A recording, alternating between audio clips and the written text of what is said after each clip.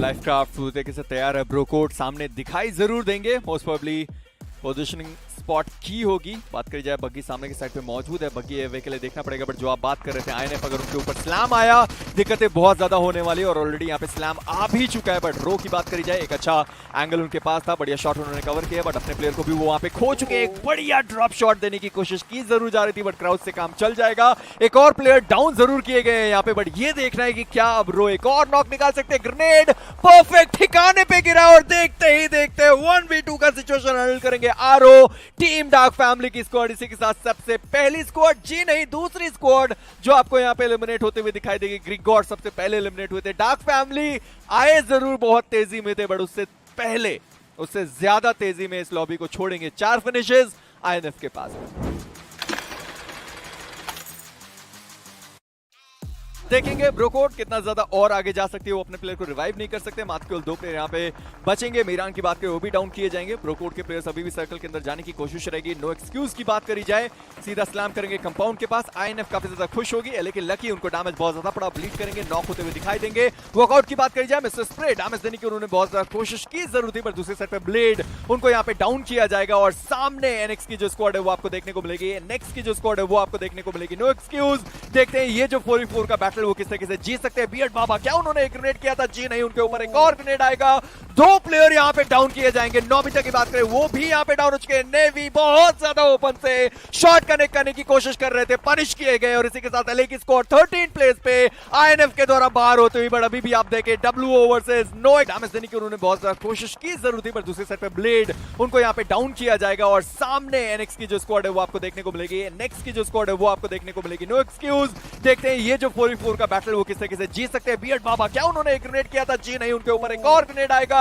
2 player यहाँ पे down किए जाएंगे। नोबिता की बात करें वो भी यहाँ पे डाउन हो चुके हैं। नेवी बहुत ज्यादा ओपन से शॉट कनेक्ट करने की कोशिश कर रहे थे, पनिश किए गए और इसी के साथ एलए की स्कोर 13 प्लेस पे आईएनएफ के द्वारा बाहर होते हुए। बट अभी भी आप देखें डब्ल्यू वर्सेस नो एक्सक्यूज की जो फाइट है वो चलेगी। 2 प्लेयर बचे हुए हैं, Brar and mister spray 2 player बचे हुए हैं। 2v2 का यहाँ पे सिचुएशन चलता हुआ। मिस्टर स्प्रे फंसे जरूर बट युवा को वहां पे एक्चुअली में रिवाइव कर दिया गया। शॉगन मौजूद रहेंगे, मोस्ट प्रोबेबली उनके जो प्लेयर नॉक है रिवाइव किया जाएगा बट शॉगन को यहाँ पे डाउन किया गया। निंजा लास्ट प्लेयर सर्वाइव करेंगे इस वक्त। नो एक्सक्यूज से एलिमिनेशन के कगार पे यहां अगर एलिमिनेट होते हैं तो मात्र केवल एक सिंगल पॉइंट उनको मिलने वाला है। नो एक्सक्यूज के अब एक आखिरी खिलाड़ी बचते हैं। टीम वॉकआउट अपना पूरा वो जो एक्सपीरियंस है वो यहां पर झोंकते हुए नजर आएंगे। आखिरी खिलाड़ी बचे तो एक बढ़िया क्राउच आएगा युवा की साइड से और इसी के साथ 4 फिनिशेस।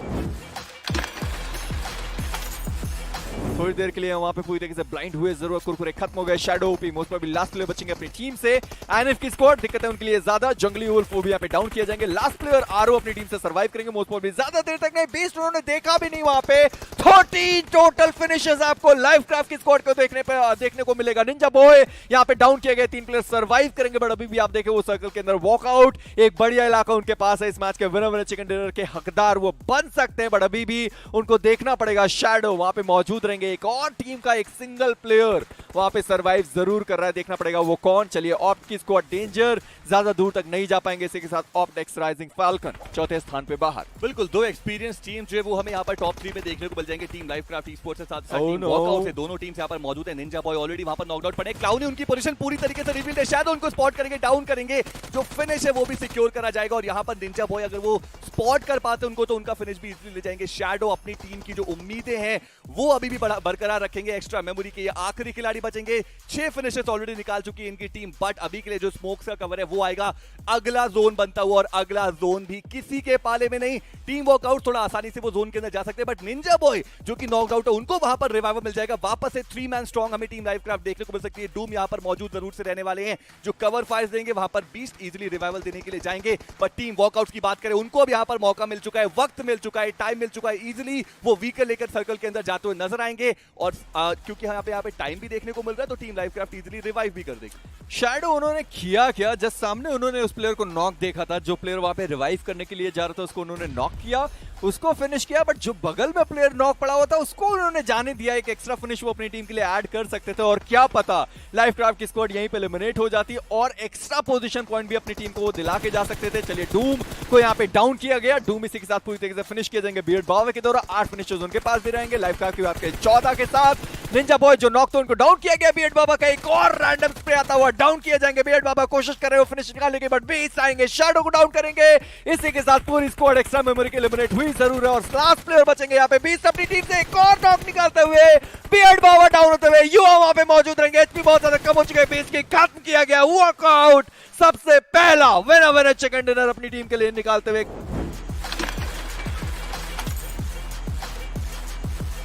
थोड़ा सा खतरा मंडराता हुआ वाईटीएस की स्क्वाड चार्ज करने को पूरी तरीके से तैयार। एक प्लेयर उन्होंने देखा था, नोबिता, उनको वहां पे स्पॉट किया गया था। जॉन विक मोस्ट प्रोबेबली उन्होंने प्लेयर को देखा, हेड दिखाई दिया भी था या फिर नहीं, बट ग्रेनेड फेंकने में थोड़ी सी कठिनाई होती हुई प्लेयर्स को। प्रोजेक्टाइल मोशन थोड़ा सा खराब। चलिए एक और ग्रेनेड अंदर जाता हुआ, बट वहां पे कोई मौजूद नहीं। टॉक्सिक रहेंगे, बट अवतार एक बार फिर से माफिया की तरह डाउन किए गए। बट उन्होंने जिनको सबसे पहले देखा था, नोबिता, उनको तो पूरी तरीके से इग्नोर कर दिया गया स्पीरो। इग्नोर तो जरूर करा है, जिसका मेरे ख्याल से खामियाजा भी उनको भुगतना पड़ेगा। और एक बेहतरीन क्रॉस फायर यहाँ पे देखने को मिलता है। कैसे एक और प्लेयर करेंगे Nobita, is just so amazing. I mean back to back यहाँ पे जो क्रॉस फायर बनाया था, पूरा उसका फायदा मिला। और वाईटीएस के पास जो नंबर्स गेम का एडवांटेज था, वो पूरी तरह से धराशायी होते नजर आ रहा है, क्योंकि अब there is only one player surviving and उनके ऊपर रिस्पांसिबिलिटी एक 1v2 करके दिखाने की। जॉन बेक, मुझे सच में नहीं समझ में आया कि जब आपने पहले ही वो प्लेयर को आपने स्पॉट करा था, नोबिता को आपने देखा था, उसके बावजूद आप ये गलती कैसे कर सकते हैं कि इतना ज्यादा ओपन में जाएं। जॉन बेक आखिरी प्लेयर बचे हैं अपनी टीम से, वहां पे रिवाइव करने की कोशिश की जा सकती है। माफिया नॉक पड़े हुए मोस्ट प्रोबेबली नोबिता की तरह वहां पे खत्म किए जाएंगे। जी बिल्कुल, बट जॉन विक रिवाइव करने की कोशिश करें। टॉक्सिक की बात करें, आगे जाएंगे। जॉन विक को डैमेज दिया, फिनिश किया, और इसी के साथ टॉक्सिक 3 फिनिशेस के साथ अपनी टीम को रखेंगे आगे। वाईटीएस की स्क्वाड सबसे पहले इस मैच से बाहर। मिस्टर स्प्रे अभी भी डाउन, उनको भी रिवाइव करने की जरूरत पड़ने वाली है। 4 प्लेयर को एक बार फिर से अपने कदमों पे खड़ा करेंगे। बट ड्यूड की बात करी जाए, बहुत ज्यादा आगे निकल के आए, बट इसी बीच नेवी की बात करें, वो डाउन किए जाएंगे। मिस्टर स्प्रे डाउन है, अभी भी उनको रिवाइव करने की जरूरत पड़ेगी। युवा MG3 वो निकाल चुके हैं। मिस्टर स्प्रे काफी ज्यादा ओपन में फंस चुके हैं, रिवाइव करना काफी ज्यादा मुश्किल हो सकता है। आईएनएफ वर्सेस वॉकआउट की जो फाइट है वो देखने को मिलेगी। शॉगन द सेनापति डाउन किए जाएंगे। युवा की बात करें, जंगली वोल्फ उनके द्वारा डाउन किए गए। नेवी के साथ खत्म। लॉस्ट एक्यूरेसी के आखिरी प्लेयर किंग बचे हुए थे, राज नहीं कर पाएंगे, खत्म हुए 14 स्थान पे। बट आप देखें 3 टीमें, 9 प्लेयर्स वॉकआउट्स, एक और विनर चिकन डिनर के काफी ज्यादा करीब। जी हाँ, बट उनके जो 2 प्लेयर नॉक है, उनको यहाँ पे रिवाइव करना पड़ेगा। बीएड बाबा यहाँ पे ऊपर में करेगा, एक बहुत ही शानदार पीक यहाँ पे करा दूर ने, और नॉक करा और खत्म करा यहाँ पे बीएड बाबा को। वॉकआउट्स चिकन से हम थोड़ा सा दूर जाते हैं, और आईएनएफ जिनके पास नंबर्स गेम एडवांटेज यहाँ पे जरूर है, 3 प्लेयर्स उनके सर्वाइव करते नजर आ जाएंगे आपको। अब वो एक चिकन की तरफ आगे बढ़ते हुए। बट वहीं अगर वॉकआउट्स की बात की जाए, अबरार अगर यहाँ पे युवा को रिवाइव कर देते हैं और फिर भी उनको आगे लेके जाते हैं, क्योंकि जोन का एडवांटेज उन्हीं के पास है। अगर यहाँ पे जोन का एडवांटेज मिलेगा, देखिए मोलेटॉफ के ऊपर बैठे हैं, बगी में बैठ के, this is actually quite good. Dude push करेंगे, पता है उनको कि युवा डाउन है। लास्ट प्लेयर अबरार बचेंगे अपनी टीम से। वहां पे स्मोक खत्म हो गया, अबरार बहुत ज्यादा ओपन में बैठे हुए थे। इन्फिनिटी आईएनएफ की स्क्वाड निकालती हुई विनर चिकन डिनर। बिल्कुल, अभी तक शुरुआत तो अच्छी हुई है। देखिए खिलाड़ी उन्होंने खोया भी जरूर से, एंड लेट्स सी क्या वो जो रिवाइवल है वो ओपोनेंट्स उनके निकाल पाएंगे। लकी को यहाँ पर रिवाइवल पाना बहुत ज्यादा मुश्किल है, बिकॉज पोजिशनिंग काफी अच्छी हमें देखने को मिलती हुई टीम नो एक्सक्यूजेस की। पिछला गेम अच्छा जरूर से गया था उनके लिए, और जरूर से चाहेंगे कि वो जो रन है वो आगे की तरफ लेकर के जाए। लेकिन अब सामने से जो पुश है वो भी आता हुआ। शोगन यहाँ पर आगे की तरफ मौजूद जरूर से। ये ग्रेनेड अगर कनेक्शन बनाएगा, मुश्किल स्थिति में पाएंगे इनके ओपोनेंट, बट शोगन यहाँ पर फर्स्ट से गए थे, बट वो ग्रेनेड का कनेक्शन भी आएगा शोगन की साइड से। वापस से जो सिचुएशन है वो इवन होती। Now it's a 2v2। King यहाँ पर आगे की तरफ आएंगे, वो जो रिवाइवल है वो जरूर से एग्जीक्यूट किया जाएगा, बट क्या टीम नो एक्सक्यूज उस रिवाइवल को इनिशिएट होने देगी, वो एक देखने वाली बात रहने वाली है। एक ग्रेनेड पुल ऑफ जरूर से किया है, फ्लेम आउट यहाँ पर मौजूद आगे की तरफ से, उनके जो फुटस्टेप्स है वो भी सुने, और ये ग्रेनेड जाएगा, कनेक्शन बनाएगा। Flame out is the only man standing. It's a 1v2 team. Last accuracy की अगर हम बात करें, बहुत ज्यादा मुश्किल स्थिति में नजर आते हुए, देखते क्या वो क्लच कर पाएंगे। जी हाँ, एक खिलाड़ी को डाउन करे। Now it's down to 1v1। Flame out मौजूद जरूर से, यहाँ पर फ्री फायर देकर के आने की कोशिश रहने वाली है। पूरी उम्मीदें इन्हीं के कंधों पर। टीम नो एक्सक्यूजेस अभी के लिए बैकफुट पर जरूर से न सकते, लेकिन ये एक बेहतर प्री फायर जरूर से था। वहां पर रिलोड करने के लिए गए टीम नो एक्सक्यूज। वेल, एक ही खिलाड़ी बचेगा, लेकिन 4 फिनिशेस उनके खाते में जाते हुए।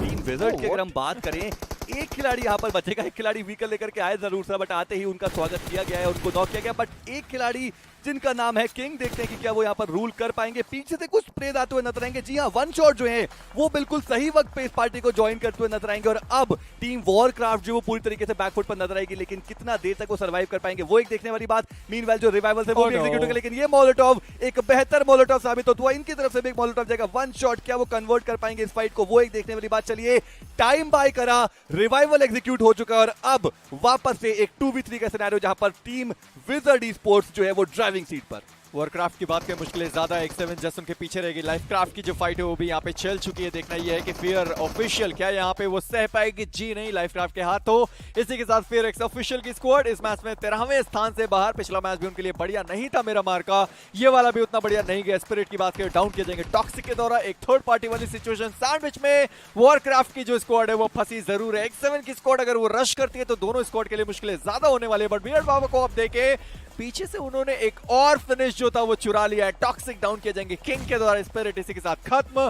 ब्रो की लास्ट प्लेयर बचेंगे अपनी टीम से। बट बियर्ड बाबा को देखें, अभी भी कोशिशें जारी कि ज्यादा वो फिनिशेस निकाल पाए। 3 फिनिशेस बियर्ड बाबा के पास आपको देखने को मिलेंगे। X7 क्या वो रश करने को तैयार नहीं। किंग यहाँ पे बचे रहेंगे, बट डैमेज बहुत ज्यादा उन्होंने लिया। बियर्ड बाबा का एक और शॉट आया होता, डाउन हो जाते, बट किस्मत अच्छी, किंग निकल जाएंगे। बट दूसरे साइड पे शैडो, व्हीकल फटी। लाइफक्राफ्ट ये 5वां फिनिश है जो उन्होंने व्हीकल फोड़ के निकाला है। बिल्कुल, यहाँ पर पूरी तरीके से आज वो मूड में नजर आ रहे हैं। कुछ बढ़िया गेम प्ले उनके साइड से देखने को मिलता है। टीम वॉरक्राफ्ट की अगर हम बात करें, मीनवाइल वो जो रिवाइवल है वो मिल जाएगा और जो अगला जोन है वो भी उनके काफी करीब देखने को मिलता हुआ। तो ये जो फाइट है team wizard and team Warcraft की, ये थोड़ा और आगे तक हमें चलती हुई नजर आ सकती है। देखते हैं यहाँ पर क्या होने वाला है। ग्रेनेड कुक तो किया, एफपीपी में स्विच भी किया, बट शायद जो इनके ओपोनेंट्स है वो संभल चुके हैं, सुधर चुके हैं और वो थोड़ा पीछे की तरफ जाएंगे। वो जो कनेक्शन है वो आएगा नहीं। किंग अभी भी यहाँ पर मौजूद, एक 2v2 में कन्वर्ट हो चुका है ये बैटल। किंग और वन शॉट सामने मौजूद है ब्रो की एंड टॉक्सिक। देखते हैं कि ये फाइट लेकर ही कौन जाएगा। बट इतनी ज्यादा देर से ये फाइट चल रही है कि इनके आसपास जितनी भी टीम है उन सबको ये इंटेल पहुंच चुका है कि आगे फाइट चल रही है। पीछे से टीम वॉकआउट जो है वो फिनिशेस निकालने की कोशिश कर रही है, हालांकि जोन के बिल्कुल एज पर है तो ज्यादा मुश्किल होगी नहीं। एक ओपनिंग नॉक यहाँ पर मिलता है एंड मेरे ख्याल से वो किंग हो सकते हैं। जी हाँ, वो एक ऑन पॉइंट ग्रेनेड जाएगा ब्रो की साइड से और अब वन शॉट बचते हैं। आखिरी खिलाड़ी पता है टीम वॉरक्राफ्ट की इस बार भी रिवाइवल जो है वो एग्जीक्यूट नहीं होने देंगे। वन शॉट कोशिश हो सकती है उनकी रिवाइव करने की। जी हाँ, वो आए हैं, स्मोक का वो बात जो था उसके थ्रू वो आएंगे, रिवाइव करने की कोशिश करेंगे। टीम वॉरक्राफ्ट यही सही मौका है पुश करने का और वो पुश करते हुए नजर भी आएंगे। वन शॉट का ये 1v2 कश निकाल पाएंगे। डैमेज जरूर से दिया, अंदर की तरफ खिलाड़ी आएंगे, वापस डाउन होने की कोशिश, खिलाड़ी को डाउन करेंगे। वन शॉट फिलहाल अभी के लिए ये क्लच लेकर के जाएंगे। 1v2 एलिमिनेशन हमें देखने को मिलता है। हो जाएंगे दिनेश के द्वारा। जी हाँ, देखिए प्लेयर्स थोड़ा सा स्प्लिट आपको देखने को मिल रहा है। मैं देखना चाहूंगा एमजी के प्लेयर्स कितनी जल्दी एक दूसरे के करीब आ पाएंगे, बिकॉज यहाँ पे एलए के प्लेयर्स दोनों वहीं पे तैनात है और अब रश की बारी आ चुकी है। नेट यहाँ पे कुक करना जाएगा दिनेश के द्वारा और सही अगर ये नेट जाता है तो एक प्लेयर को नॉक करा जा सकता है, बट वो प्लेयर थोड़ा सा वेरा उसके अंदर की तरफ जा चुके हैं। वही अगर मोनिक की बात की जाए, उनके हाथ में भी एक नेट देखने को मिलता है कि नेट्स बहुत इंपॉर्टेंट बन तो जाते हैं आपके लिए, but at this point of time मेरे ख्याल से एक नॉक का इंतजार है। नॉक अगर आएगा तो जस्ट यहाँ पे करा जाएगा, नेट कुक करके आगे जाने की कोशिश। प्लस डैमेज थोड़ा सा तो पड़ेगा जरूर, बट इतना कोई फर्क नहीं पड़ेगा। रश किस तरह से यहाँ पे एमजी करती है देखने वाली बात बन जाती है। X7 उनका भी एक प्लेयर डाउन हुआ। लकी उतना ज्यादा लकी नहीं रह पाएंगे। रोनाल्डो डाउन किए गए। ब्लेड की बात करें, लास्ट प्लेयर अपनी टीम से सर्वाइव करते हुए। देखना है कितना दूर तक अपनी टीम को लेके जा सकते हैं, बट जिस तरीके से यहाँ पे ग्रेनेड्स एंड मॉलीज का इस्तेमाल किया जा रहा है, मुझे नहीं लगता ज्यादा दूर तक जा पाएंगे। रोनाल्डो लास्ट शॉट कनेक्ट किया, ब्लेड खत्म। ओके, दिनेश थे जिनका लास्ट शॉट वहां पे लगा, खत्म हुए और इसी के साथ लॉस्ट एक्यूरेसी 12वें स्थान पे मात्र एक फिनिश के साथ इस मैच में बाहर। अगर आप कुरकुरे की बात करते हैं, वो भी गाड़ी लेके रोटेट करना चाहते हैं जरूर थे। ब्रोकी नॉक करेंगे यहाँ पे ऑटन को, बट इतना साथ होगा नहीं। X7 के प्लेयर्स अभी के लिए अपना कंपाउंड यहाँ पे बेहतरीन तरीके से डिफेंड करते हैं। कुरकुरे आगे जाएंगे, एक प्लेयर को नॉक करा गया, सीधा उनको यहाँ पे फिनिश करा गया, but he needs to be ready. Back to back यहाँ पे प्लेयर्स आने की कोशिश में बेहतरीन जगह क्लाउड के साथ करा जरूर था, बट कुरकुरे को भी खत्म करा गया टीम X7 खत्म करते हुए अपने अपोनेंट्स को। कम से कम अपने प्लेयर को वो रिवाइव करेंगे। सैन यहाँ पे रिवाइव हो जाएंगे। एक्स्ट्रा मेमोरी यहाँ पे खत्म होती हुई, बट प्लेयर विजार्ड उनके पास मौका है, उन्होंने ध्यान दिया, उनको पता है एक प्लेयर खत्म हो चुका है, एक प्लेयर वहाँ पे नॉक पड़ा हुआ था। सोहेल की बात करी जाए, वो आगे जाने की कोशिश करेंगे। अभी भी वो प्लेयर जो नॉक हुआ था, जिनको रिवाइव किया गया, उन्होंने अपने आप को हील नहीं किया। इस तरीके से तो आप अंदर बिल्कुल भी आना नहीं चाहेंगे। स्प्रेड कोशिश कर रहे हैं वहाँ पे अंदर जाने की। वन शॉट की बात करें, उन्होंने वहाँ पे सामने प्लेयर को स्पॉट किया, जो प्लेयर नॉक थे, खत्म करना उन्होंने बहुत ज्यादा सही समझा। प्लेयर विजार्ड इस तरीके से आप नहीं खेल सकते, अंदर जाने की जरूरत नहीं, आप यूटिलिटीज का इस्तेमाल करना कब चालू करेंगे? आपके पास पूरी यूटिलिटीज थी, आपने किसी से फाइट लिया नहीं है तो आपके पास यूटिलिटीज तो होंगी ही होंगी, बट बहुत ज्यादा लेट कर दिया। किंग कंधे पे बहुत बड़ा भार देखना ये है कि क्या वो सरवाइव करा पाएंगे अपनी टीम को या फिर नहीं, बट X7 उनका भी लास्ट प्लेयर इस वक्त सरवाइव करता हुआ। जी हाँ, हिंदी में एक कहावत है, मेरी जल्दी का काम शैतान का, और मेरे ख्याल से वही हुआ यहाँ पे। जिस तरह से बहुत जल्दी करी, थोड़ा सा पेशेंस अगर दिखाते, थोड़ा सा टीपीपी एडवांटेज यहाँ पे लिया जाता वो ज्यादा बेहतर रहता, बट ठीक है, की कोशिश करते, स्पॉट उन्होंने यहाँ पे शुरू करा, जिगल बैटल देखने को मिला और उनको भी खत्म करा जाएगा। एमजी स्पोर्ट्स 8वें पायदान पे यहाँ पे खत्म होते हुए, वहीं X7 ने जो ये मुकाबला जीता वो बहुत कमाल का था।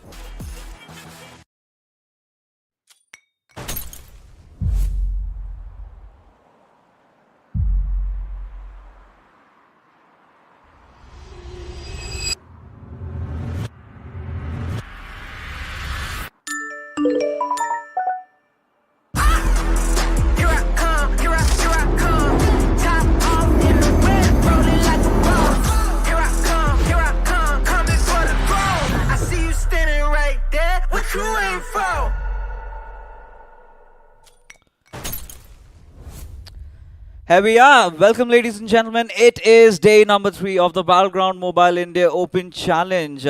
As we are in through our round 1. Again, few excited teams coming up. We have teams from Group 14 participating today. 5 matches up on the line.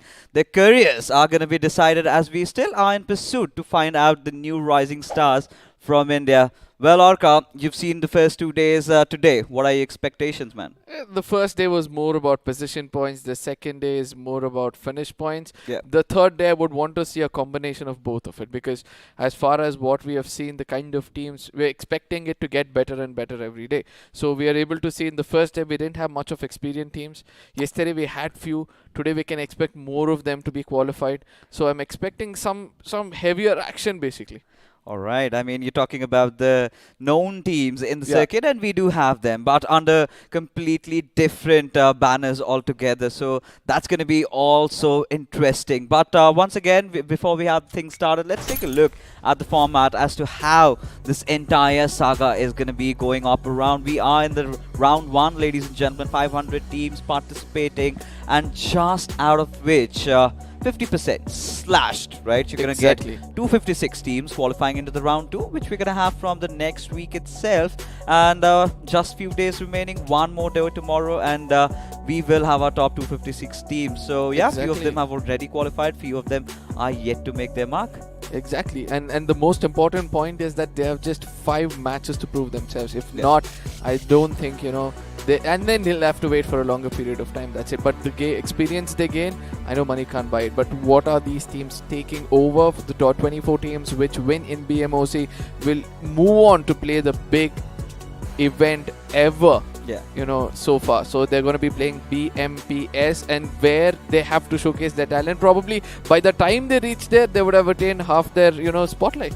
Yeah, they certainly will, because of course BMPS is the end goal for all these teams here, right? Once you get there, you get signed up with some new orgs coming in. You have a stable future right ahead for a few months if you are consistent though. But again, as we take a look at the format, of course BMPS is going to be spanned through 3 weeks, and then we're going to have the grand finals. The top 16 teams from the 24 are going to be making it there for the ultimate glory. But for what lies beyond that, well, you've got to stick on to the entire stream till the very end to know what lies after. But yeah, of course, I mean, it's been an eventful day so far, right? Of course, so excited for all these new teams coming up. We're going to talk about them in just a little bit, because so many new players are also here in the mix. And before we get things started off, a quick look at the schedule, ladies and gentlemen, that we have for you. It's quite similar. Of course, we've got 2 Erangels, 2 Miramar, 1 Sanhok in the middle to change everything here and there. I agree on this one point that, you know, the past 2 days, this point has been speculated well, and it seems like it has brought a change. That is the that's the map of Sanhok, you know. Yeah. That is a lot of players who can't perform in the first 2 maps eventually start to perform from the 3rd map, because all thanks to the map of Sanhok, and then they go on to, you know, conquer better and better. But rather, there are few players who start to, you know, like Beard Baba from yesterday. Oh. From the get-go, they made such an impression that overnight you still have the thing in your head? Oh, of course. I mean, Sanhok has always been sort of a game changer, like you just mentioned, right? Yeah. We've seen so many teams, kind of get their spot back and get themselves back inside the game in Sanhok. And for a few good examples, I think it was Greek Gods yesterday Yeah. that managed to get that chicken, and then onwards managed to, finish off with another beautiful one. So I think they're going to be pretty happy about that. But I think that being said, the voice in my head says that we do have a look at the teams right in front of us, the ones that are going to be participating, ladies and gentlemen. Teams from Group 14 are going to be here around us, and few recognizing names. Of course, we do have UDOG India again. This UDOG India is completely different, right? We did see the roster sort of had a disband, and then they had picked up the players of Oldwood Esports. We do have Sultan and his boys coming into the mix, as we also can take a look at E-Star Esports. Again, Oculus 5, another big name, making it so far into the BGIS, and here they are to prove their mettle again. Exactly. There's one more team which I'm very well known with. That's GOG Esports. Yeah. They're one of those teams coming in. They have a very different potential altogether. Sometimes when they're too composed, they can take down anybody. So I'm looking forward for GOG today to see how they perform as well. And as you said, UDOG is one of those names which which ring a bell, and it says that we can expect some action today from a team like that. Oh, of course. I mean, UDOG again, one of the teams, one of the very well-known teams inside the BGIS. We did see how far they made it up, and after that, it was quite an eventful roller coaster of a storyline for them. The team missing out and then completely forming a new roster and sign up and play through the qualifiers yet again. It's been a wholesome journey for them, no doubt. But yeah, you're talking about a few teams that you do know. There's again from Team E-Star, of course, we've got Evok, who apparently was my old teammate. So it's really interesting to see them grow. Right now, he's gone to a different org. I'm so excited to see actually how he performs. No, that's the most important thing. There are a few times for a caster where he'll have to get into a player's mind and try to analyze something. But now you know the player's mind because you played with him. Now that is going to give a very different perspective, on stage over here for us to explain more about his gameplay. And let's see whether he is evolved better or what's happening with him. But at the same time, since we know few teams, since we know that they could play similar strategies which they played before and which had been successful for them, let's see how that is going to turn out for now. And the most important thing for me, if I have to pose you a question, is going to be this, that the first day we had somebody like Junglies, the second day we had somebody like Walkouts, and in the third day, do you really think that any team out there is going to create such an impression for you?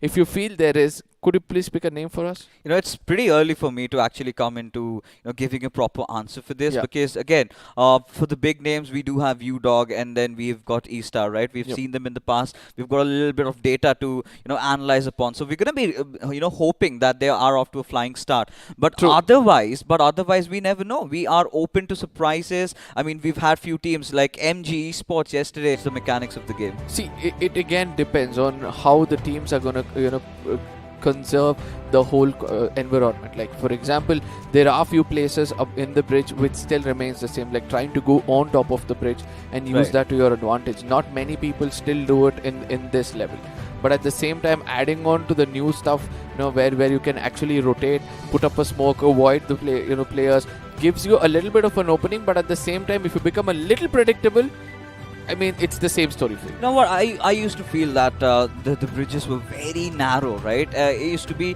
so easy to defend. The ones passing through, it used to become so difficult for them to kind of try and play it around. Now, just opening it up, just kind of broadening the entire bridge and adding those little few platforms. So, of course, now gives that little bit of an avenue for the teams that are wanting to cross over. Even if they kind of get caught in the mix, they can still have a dying chance, still have a fighting chance. So these little changes being made by the officials, made by the developers, are so welcomed, right? Even when we had Erangel 1.0, we had so many flat surfaces. We did not have a lot of ridges to play around. Now when they introduced Erangel 2.0, we had so many little ridges, little dunes, little nooks and crannies around which you could play, and that is where I believe true IGL's metal was tested, right? Because you get a really ridiculous circle, you need to know the topography of the map, otherwise you're completely messed up.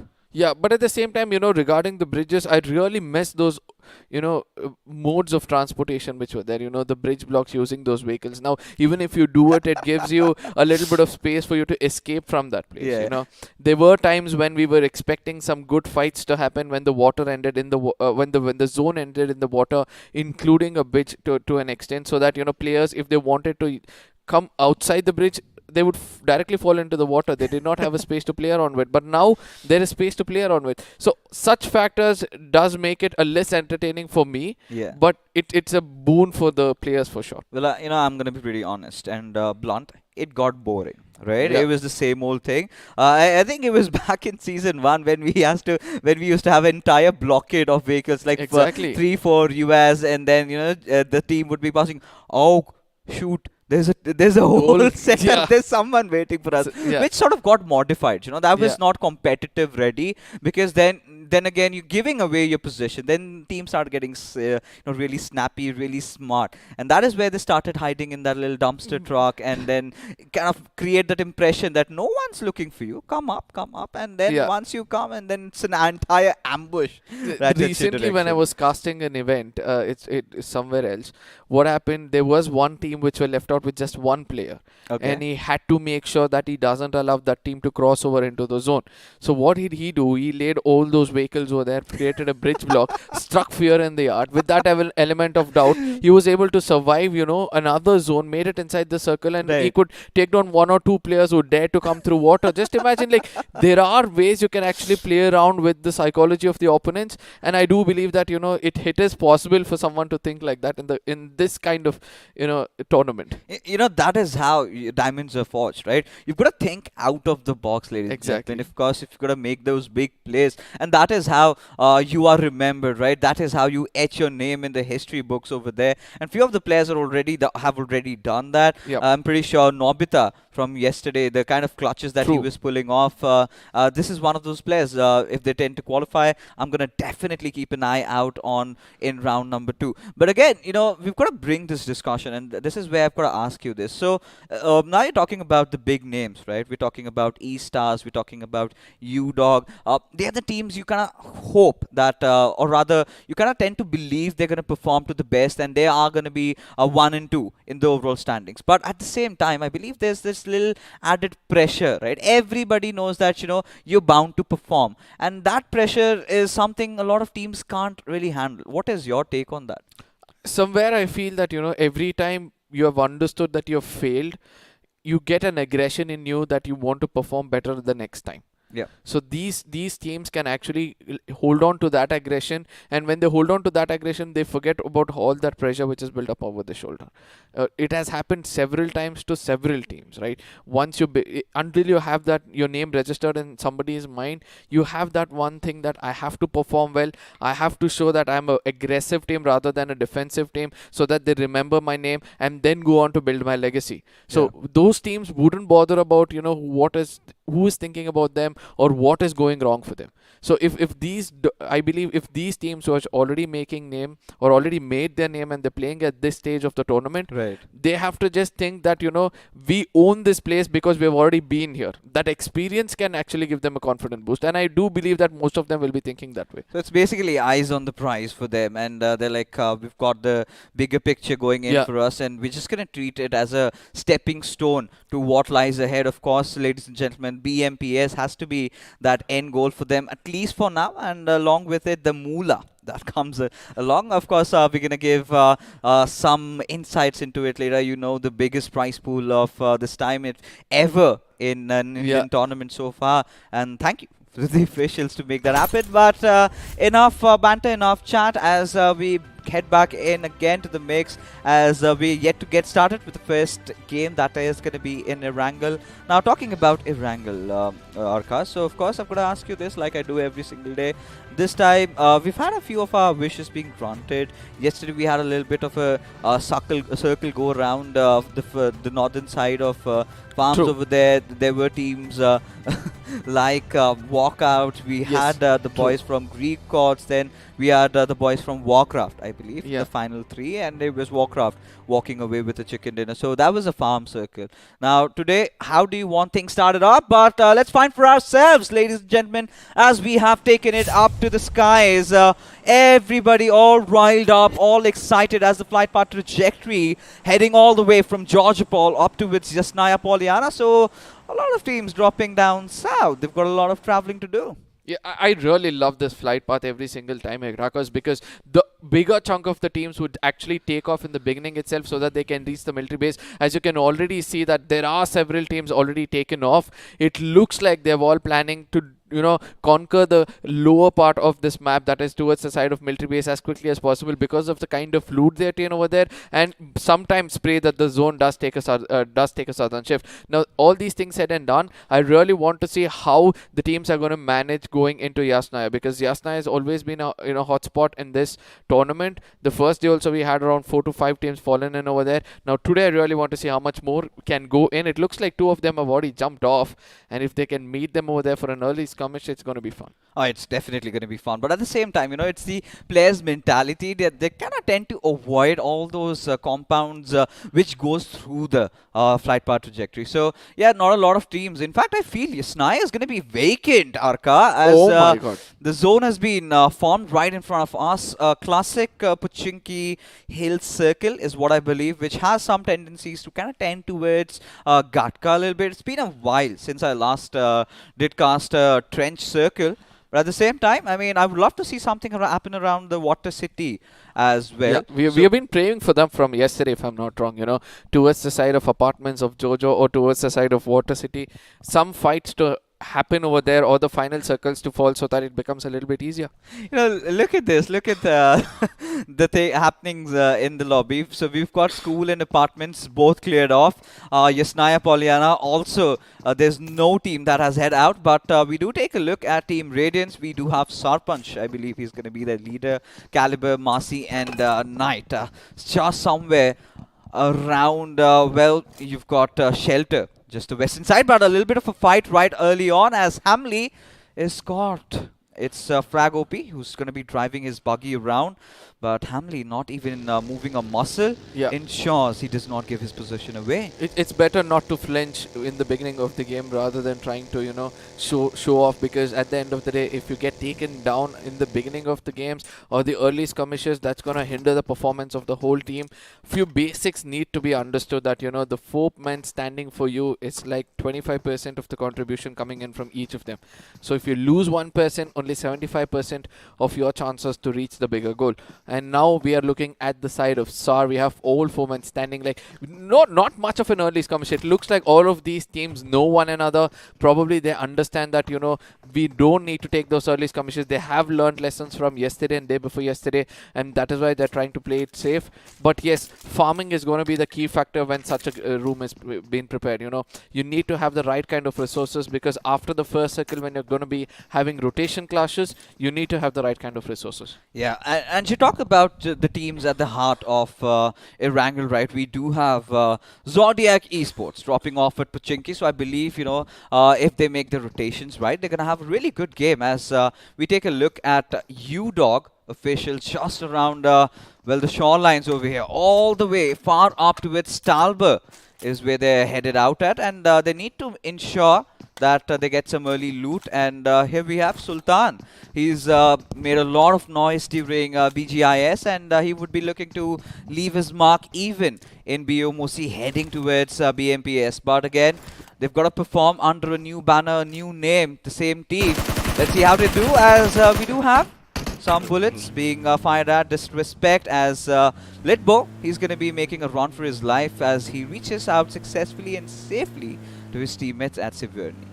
And this is one place I love the most. There are several reasons for it. One, it looks like a mini Miramar for me because of the distance between those buildings, and there is not much bushes or trees. You can get shot even from the side of shooting range. You can get shot even from the side of lower ridges of Stolber as well. So this is one place I want to see teams fight it out. But for now, I think that, oh my God, look at that INT. Hemant has already taken down a person from Glitch. He's confirmed him as well. That's going to be easy picking. and the early pickings coming in for the side of Team INT. They're going to be happy, but they have also dealt a lot of damage over here. 2 finishes already coming in for the side of INT Esports at this point of time. But the one thing which I like about them, all 4 of them are sticking together, being that, pack of wolves who take down enemies one at a time. Oh yeah, I think for Intrepid, that have to be they've got to ensure that they stick to each other. We've been constantly harping about this one thing, right? When you tend to hover around in an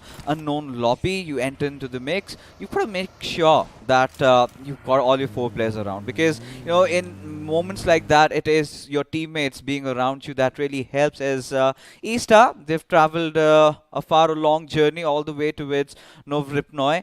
Certainly not contested though, but we can witness some early skirmish maybe while they're rotating against GOG. So that is going to be really interesting. We've got Bomber, I believe they're IGL, Zixo, another very old and known player in the community.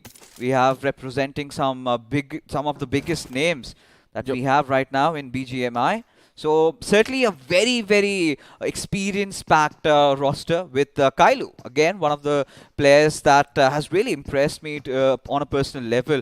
The kind of an assault power that he gets along with Evoke, they are definitely a team today to be reckoned with. I was about to say, I see him more as a supporter than an assaulter when Evoke is taking the charge, and I really love the way they play together. Now, there are several teams, but the one thing which is hitting the back of my mind is, till now, we are able to see that Milta Power and Zarkia are the 2 places which has always been abandoned in this tournament. And that is one thing which players need to realize, the further teams need to realize and try to conquer these 2 places. Because many people don't understand that these 2 places can actually give you a good amount of farming when the circle is kind of centric. And they can come in also late into the circle to take some fights against the enemies. Oh yeah, I mean, there are a lot of spaces that we've seen even in the past not getting utilized, right? I really feel in matters of that, you're heading off as far as Stalber. I'm starting to wonder, for EUDOG right now, how do they rotate, right? If while they're rotating, they do not know which other teams are right in front of them. Let's say if they have a collision against they're going to be in a little bit of a dicey situation. But even, again, I see one of the newer teams, Signify. So a really old name in the esports scene in India. And here they are to make their mark. But I really thought I'm starting to wonder if it's the same Signify that used to exist couple of years ago, because from what I have heard was they kind of had to shut down the services. Maybe it's a little bit of a resurrection, and I would love to know if that is indeed the same team. But whatever being the case, Team Crazy, quite an interesting name. I think we're really going to be hoping some crazy plays from their side. Now, this is the time where I want to see Junglies and Crazy to play fighting out with one another to check which amongst them are the craziest, to be specific. With the first circle already closing in 250 meters away from where we'll find out where the second circle is going to fall in. What are your expectations on the teams to the center of the circle? Because at this point of time, around 60% of the teams are right now outside the circle. They're making their way in. So what do you think the teams at the center of the circle to do? Right now, I think what they're doing is starting to get to good compounds and get to good positions. And this is where, of course, we're going to get to Signify in a little bit as I was taking a quick look at the map feed. It's the boys from 440 Volts that have made it to the squad houses of Pochinki. So we might have that little bit of an early kerfuffle engaging between the players of Zodiac and 440 Volts. That's going to be really interesting as Uchiha.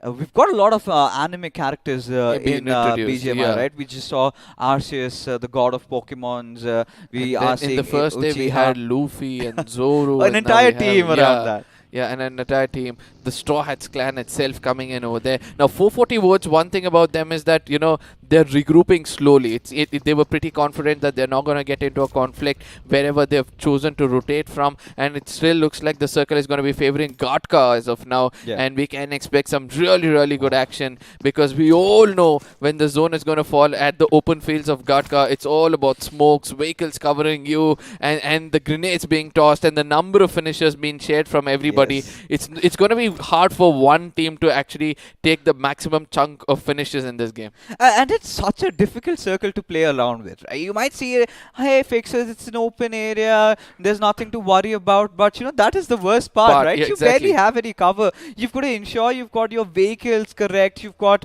all those, haystacks and hay bales to play around with, build that little cover, as we can see Intrepid. Hemant, he was off to a really good start. Now, I believe he spotted the Wizards over here. Ravenclaw Elites have made their way right from Hogwarts into the battleground over here. So we've got Pablo, quite an interesting from the cartel. Yeah. He's joined us. But Sarpanch and Sar, well, they could have met eyes, but they decided to part their own ways. Yeah, and I really want to see which is that team which is going to stay and hold their composure, like how, walkouts did in the first game itself, who did not want to get into any kind of early skirmishes, but were ready to, put any team down if they had walked into a crosshairs. I really want to, look out for what GOG is doing right now, because they have a very, very good IGL MJ, who has been leading their team in several other tournaments so far. So I really want to see how we'll be able to control the assaults of his teammates. There's one person called Bullet who's really good at it as well. So that is also one team to look out for sure. But a small chunk of people now coming closer to one another, to that Everest near the Giorgio, as well as towards the side of Puchinki. Now this is one thing to watch out for. Towards the side of Quarry, or the northern side of Quarry, nobody has been come to this till now come to this region. So let's see who's going to be that first person to reach there. Ooh, Spray, he's keeping a keen watch as for now Zodiac Esports. They're going to make sure that they're going to hold it down a little bit, not make those risky moves, do not want to give their position away. But this is rather surprising, just abandoning the buggy and getting back to the squad house, which I think they're still banking upon the fact that they're yet to witness that little curveball. But at the same time, alright, I get the entire reason why they're doing that. They want to secure that UAS and then get the buggy also in for themselves. So that is the potential reason. Yes, of course. Yeah, you but would want this that could be a trouble. little bit of a trouble, because I can see that Sarpanch is on the top of that mountain. They can actually start firing at these people, but at the same time, all of them are pretty particular on one thing, not revealing their location, no matter, even though they know that the enemy is close to them, they're not doing anything wrong to make sure that, they get to know that there's a team nearby. E-Stars on the other side at the bridges. You were speaking about it earlier, how much of these bridges are going to help them out. It looks like Bomber has already been damaged a bit. I don't know whether it was a vehicle for or the skirmish with the Crushers, with the team CRX, which were pretty much close to them. But yeah, probably it could be the zone as well, due to which, they could have got that damage. But a late rotation inside the circle as the circle takes another shift. And this time, it's going to be pretty much in a very, very open field. Yeah. If you're holding that mountains near Puchinki, you're safe. Or probably near the ferry, there's a small mountain. Or else, you're going to be in deep, deep, deep trouble. Yeah, a little bit of commotion already right in front of us. We've got Rena and Frag-OP. Got a little bit in the middle. We've got Glitch Reborn. Avi, he's got his eyes on Rena. And at the same time, he's aware that he's present over here. Any single moment, he might take a few shots at him. Does go at it though. But just a few taps. Not anything really, really out of ordinary. But again, talking about this particular circle, I would really love for the players of E-Star to go out and take that jungle control as Dark Lord. He wanted to be taking a few sprays around, but it's going to be the boys from Asla from the back lines who's going to get those knocks up. And Team Pause as Frag-OP is going to be directing himself towards Hyan's direction, wanting to save his teammate Dark Lord, but I do not think that is going to be possible in the foreseeable future. I mean, the Dark Lord's one mistake he did was he had a Rich to get back, fall and cover. Now Sar is also pretty much close to them. I think it's better we get ready for some really strong action, as Sar is also getting pretty much closer to these people. We can say that Official has already taken things matter in hand. He's trying to push in. That's going to be Amli trying to, keep the tension of the enemy so that his teammates can come in. But Frag-OP on the other side with the grenade has done a lot of damage. There comes backup. Two of them are going to rush in, eventually put an end for the team of Asla, if I'm not wrong, with just one finish in their name. They'll have to do a lot of hard work in the next map. I really loved what Saro did over here, right? Buying enough time for the teammates to sort of recuperate and then push it together. That is textbook stuff that we're getting to see over here, as 440 Volts still sort of establishing their domination. around Chinky. The warehouses that they were holding on for quite some time. It's Creed that hit upon them. Boss making that escape just at the right time. But for Creed, they've got to make some movements, right? They've so the only answer is going to be through those grenades and trying to get the damage done. Had Joker been a little ahead, I think that would have just been not just one but two knocks right in front of us. Yeah, and I also want to see how 440 is going to register this finish, because ultimately I'm able to see that they are trying to push forward against the side of CRD. They are saying that, you know, in moments now, I know that finish is going to be confirmed. It's just that Uchiha knows that he can't travel that distance, and that's why he's not going in for the peak. That was a very, very clever move coming in from the side of 440 Waltz. But at the same time, I really want to see how this Joker can get the final laugh, because on the other side, these two players are looking pretty strong. That is Captain and Boss. They are holding that position really, really well. They know that, you know, the next circle is when they have to make the move, and with this next circle forming in,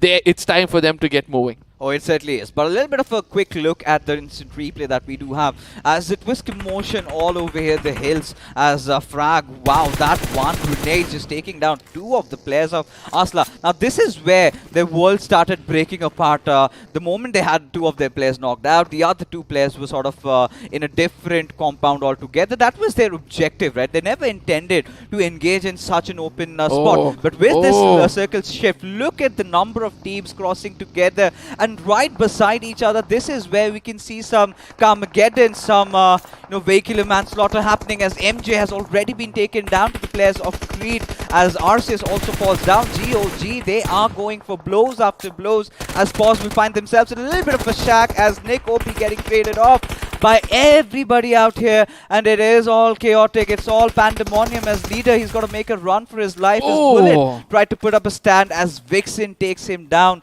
That being said, a little bit of a respite for the players of Team Crazy, as Arceus still being taken out of the picture by leader, as he has to go and get that rest back up. And at this point, I do not know if that is the right decision to make. Now, the late rotation clashes, this is what we keep speaking about. It's important for you to understand that, you know, when there's a lot of people alive, it's good for you to take an early move into the circle. Otherwise, you will be meeting somebody or the other on the corners of the circle who will try to take you down. SAR versus the side of, I do believe it is ZD, who are facing off with one another at this point of time. ZO, if I'm not wrong. They're pushing in. Rival comes in a bit more closer. He's cooking up a grenade. Probably he does realize that, you know, there is a team inside this small shack. He puts up a molly, you know, to try to avoid the entrance, I believe, but he doesn't find it over there. The first grenade to pop out is going to be the one which is going to be catching a knock, and there it is. That was a very, very good call coming in from the side of Rival to take that grenade into the face of the enemies.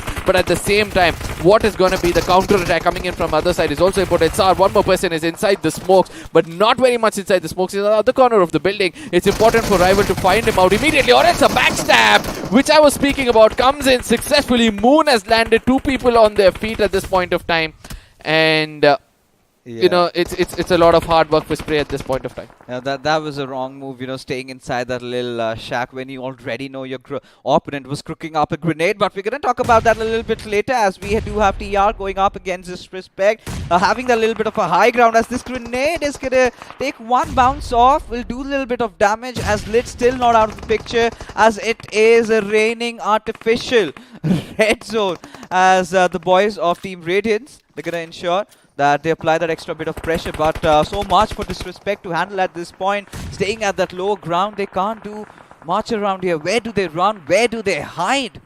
I don't know. See, once the circle is getting smaller, it's important for you to take the fight to the enemies, or else it's not going to be that easy. Now, Team Radiance on the other side, I know that they're burning most of their resources when it comes to throwable, but also we have to look at that they don't have any kind of healings. No matter what they do at this point of time, with one or two players with no healings on their side, it's important for them to fall back and depend on some farming or others as well. Now, from far away, Pause also getting damage from the side of Radex, and I really want to see whether Disrespect will be able to escape from this place from the eyes of Radiance, because Radiance seems to be very, very clear that they want to take down this team before they leave this area. Oh, they certainly want to, and that could be some good amount of finishes. Now they've got their backlines covered.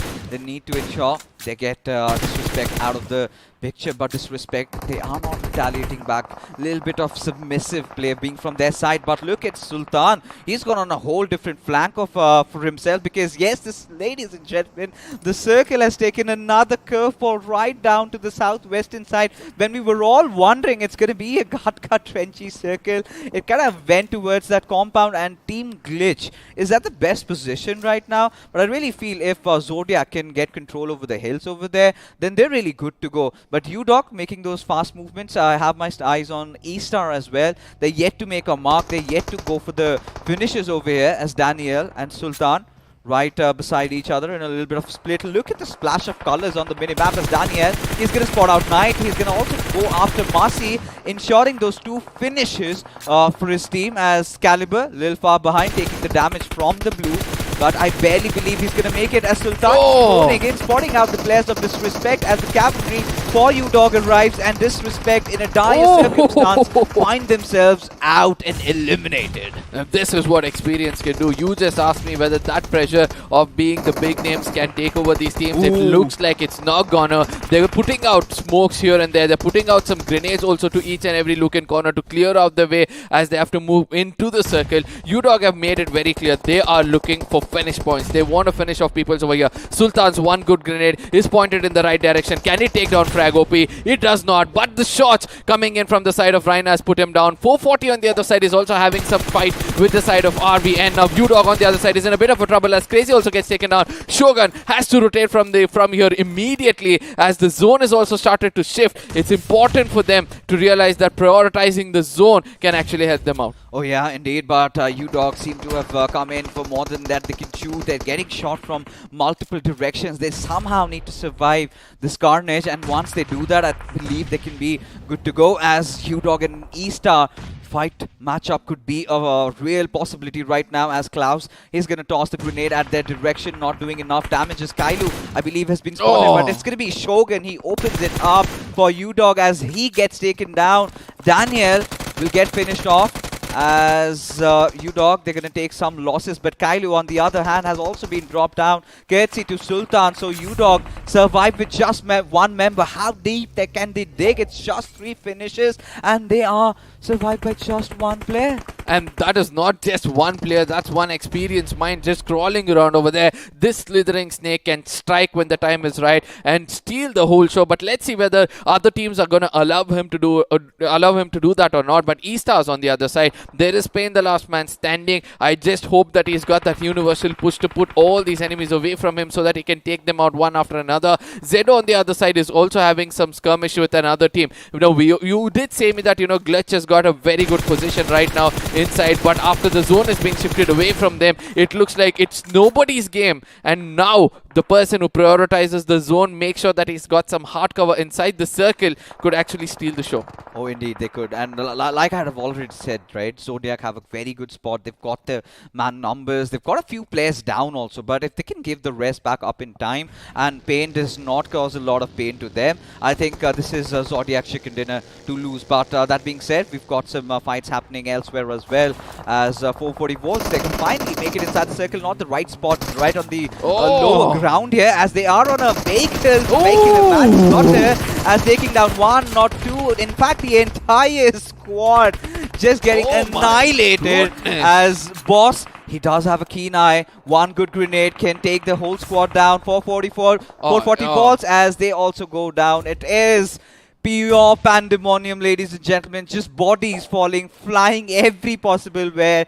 Wow, what a start to the show. Absolutely. Now, Boss on the other side, he has to be pretty careful over here, because in case he gets detected by any of those teams who have a little bit of an advantage of the high ground, they're going to dominate immediately. Now, it looks like every squad has just got 2 men standing. There's no team which has got all 4 men standing except for the side of Zodiac. Now, but one most important thing for the side of Zodiac, it's better they stay silent until the rest of the teams become a little more vulnerable so that they can come and dominate. I really like the composure coming in from their side, but UDOG Sultan is still alive and trying to get that placement points for the team. Pause having 2 players, and we all know that one other team that's going to be Team Crazy, they have a revival to, successfully complete, but Glitch knows exactly, Glitch Avi knows where exactly the side of CRR. He's going to be landing a grenade over there, probably confirming Wix in any second zone. He sees Abhi is also, slowly slithering away, but still he's able to manage a grenade over there and confirm that person as well.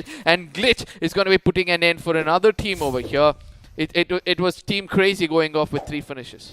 The final 4 teams remain, and UDOG Sultan really being away from the pack has that little bit of a high ground to enjoy, but not for now, as the circle has shifted right at Glitch Reborn's direction. Now this is where, if Ikrar can make some really huge plays, now this is where I would really want them to, get a little bit of that split, and at the same time making sure that, the players of Zodiac do not spot them around, because they've got the numbers, and if they can reduce them a little bit, then that could be really healthy for them. But Sultan finally deciding to make some movement inside the circle, does not have his vehicle on optimal HP. So it's kind of burning right now. He's got to make that movement quick. Now the biggest question is he going to take the walk, or is he going to sort of move around with the vehicle? But regardless, I think it's going to be a late rotation for him. Yeah, but I think it's going to be the walk, because he's trying to avoid his western side by putting a smoke line. He knows that there's a team towards his left, so he wants to rotate from the complete right and make it inside. But Boss does see that there is a smoke coming in from behind them, so they want to clear their back line. So I can expect somebody to take him down as quickly as possible, and see that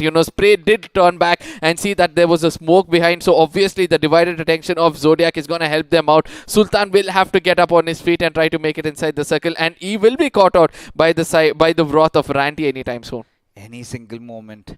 The moment he steps up, the moment he even crouches, he's going to get off guard. And it's not just that one player. It's the entire lobby. Looking at that one little smoke, there has to be someone. So now we're seeing those grenades also coming in. And for Sultan, I believe his heart is beating faster than ever as V opens it up on the players of Zodiac, as Klink finds himself knocked out. Finished right now. This is one good knock and a finish coming in for Glitch as they get one step closer to victory, as Shogun does manage to get the better out of Sultan. But I must tell, that was very good standoff, considering the fact that there were barely 10 teams when he was all by his lonesome, and he brought his team right up to the 4th place. That's what I said, an experienced mind can actually carry his team across, to the show. But all these things said and done, it was a very good fight for him. He made a mistake of putting up a smoke, he could have, that became a little bit of an issue for him. Yeah. If not, if he had camouflaged between those bushes and slowly made it inside the circle, it would have been much more easier. But it's time for us to speak about this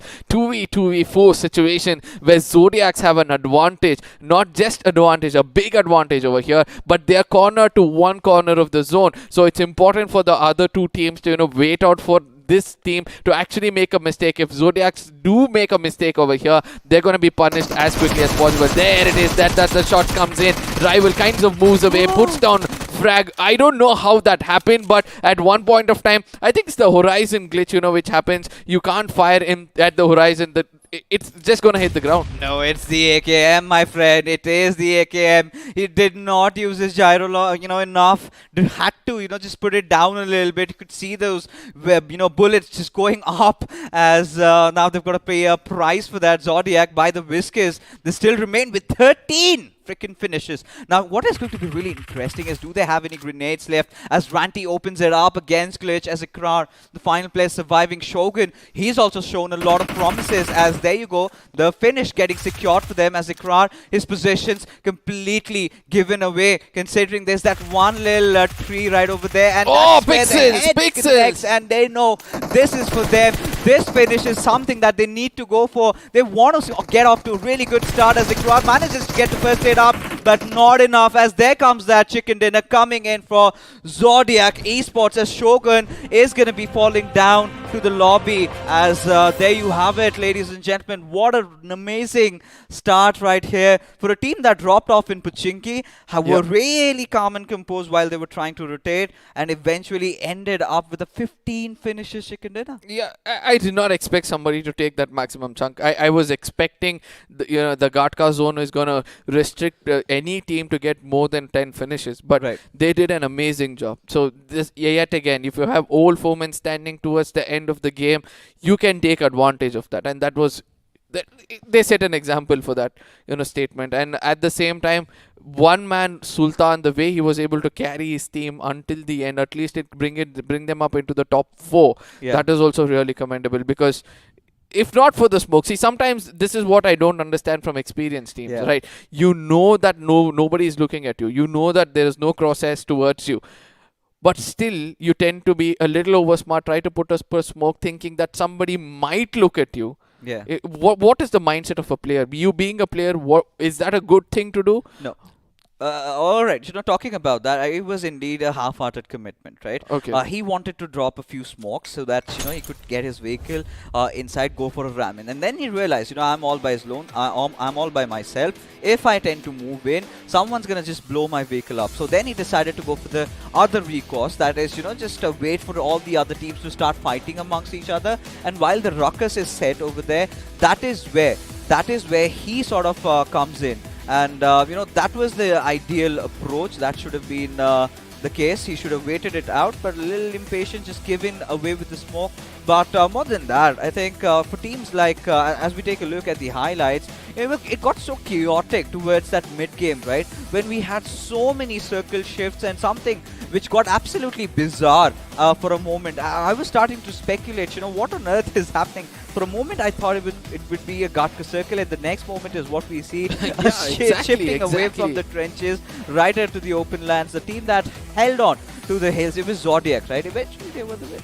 Yeah, and also Glitch also had a very, very good position in this game, They were holding one of those compounds inside the circle and they were waiting it out, but ultimately they did have to fall because they were 2 men short from the beginning itself. But UDOG on the other side, when everything was looking so clear for them, it was just that one team, Zodiac, they found the vulnerable corner or the spot against them and they took them down. So finally in the final circles, when we saw this one thing, see, this is where I really felt that, Team Boss actually had everything under control. They knocked out the side of UDOGs, not one but 2 players, but ultimately one good grenade had to stop them from there on. And this is where I've got to get this conversation to the mix, Arka, because E-Star, right? One of those teams that we were really having high expectations from. This is what pressure does to you, right? This is when you've got high hopes from a team, you tend to kind of just succumb to it. It was a kind of a rough start for them, and they would have wanted to have a better play, because now they headed off right all the far way towards Novoripnoi. They made it across the bridge. They took that longer route right from the southern side. They went up towards the west, then went up from the north. Yeah. And it was such a huge rotation, and they did not have a lot of finishes to work around with, man. It was just 3 finishes, and it was Spain this time playing instead of Evoke, so I'm sure Evoke's going to be sitting it out maybe for a couple of games. But regardless, he did whatever was possible. Now, he was stationed right behind the players of Zodiac and could not do much, as E-Star did not really have a similar start. Something that was the case yesterday, if you can consider Walkouts and Lifecraft being 2 of the well-known teams, but it was Walkouts that was having such an amazing day. But it's still early phases to kind of 10.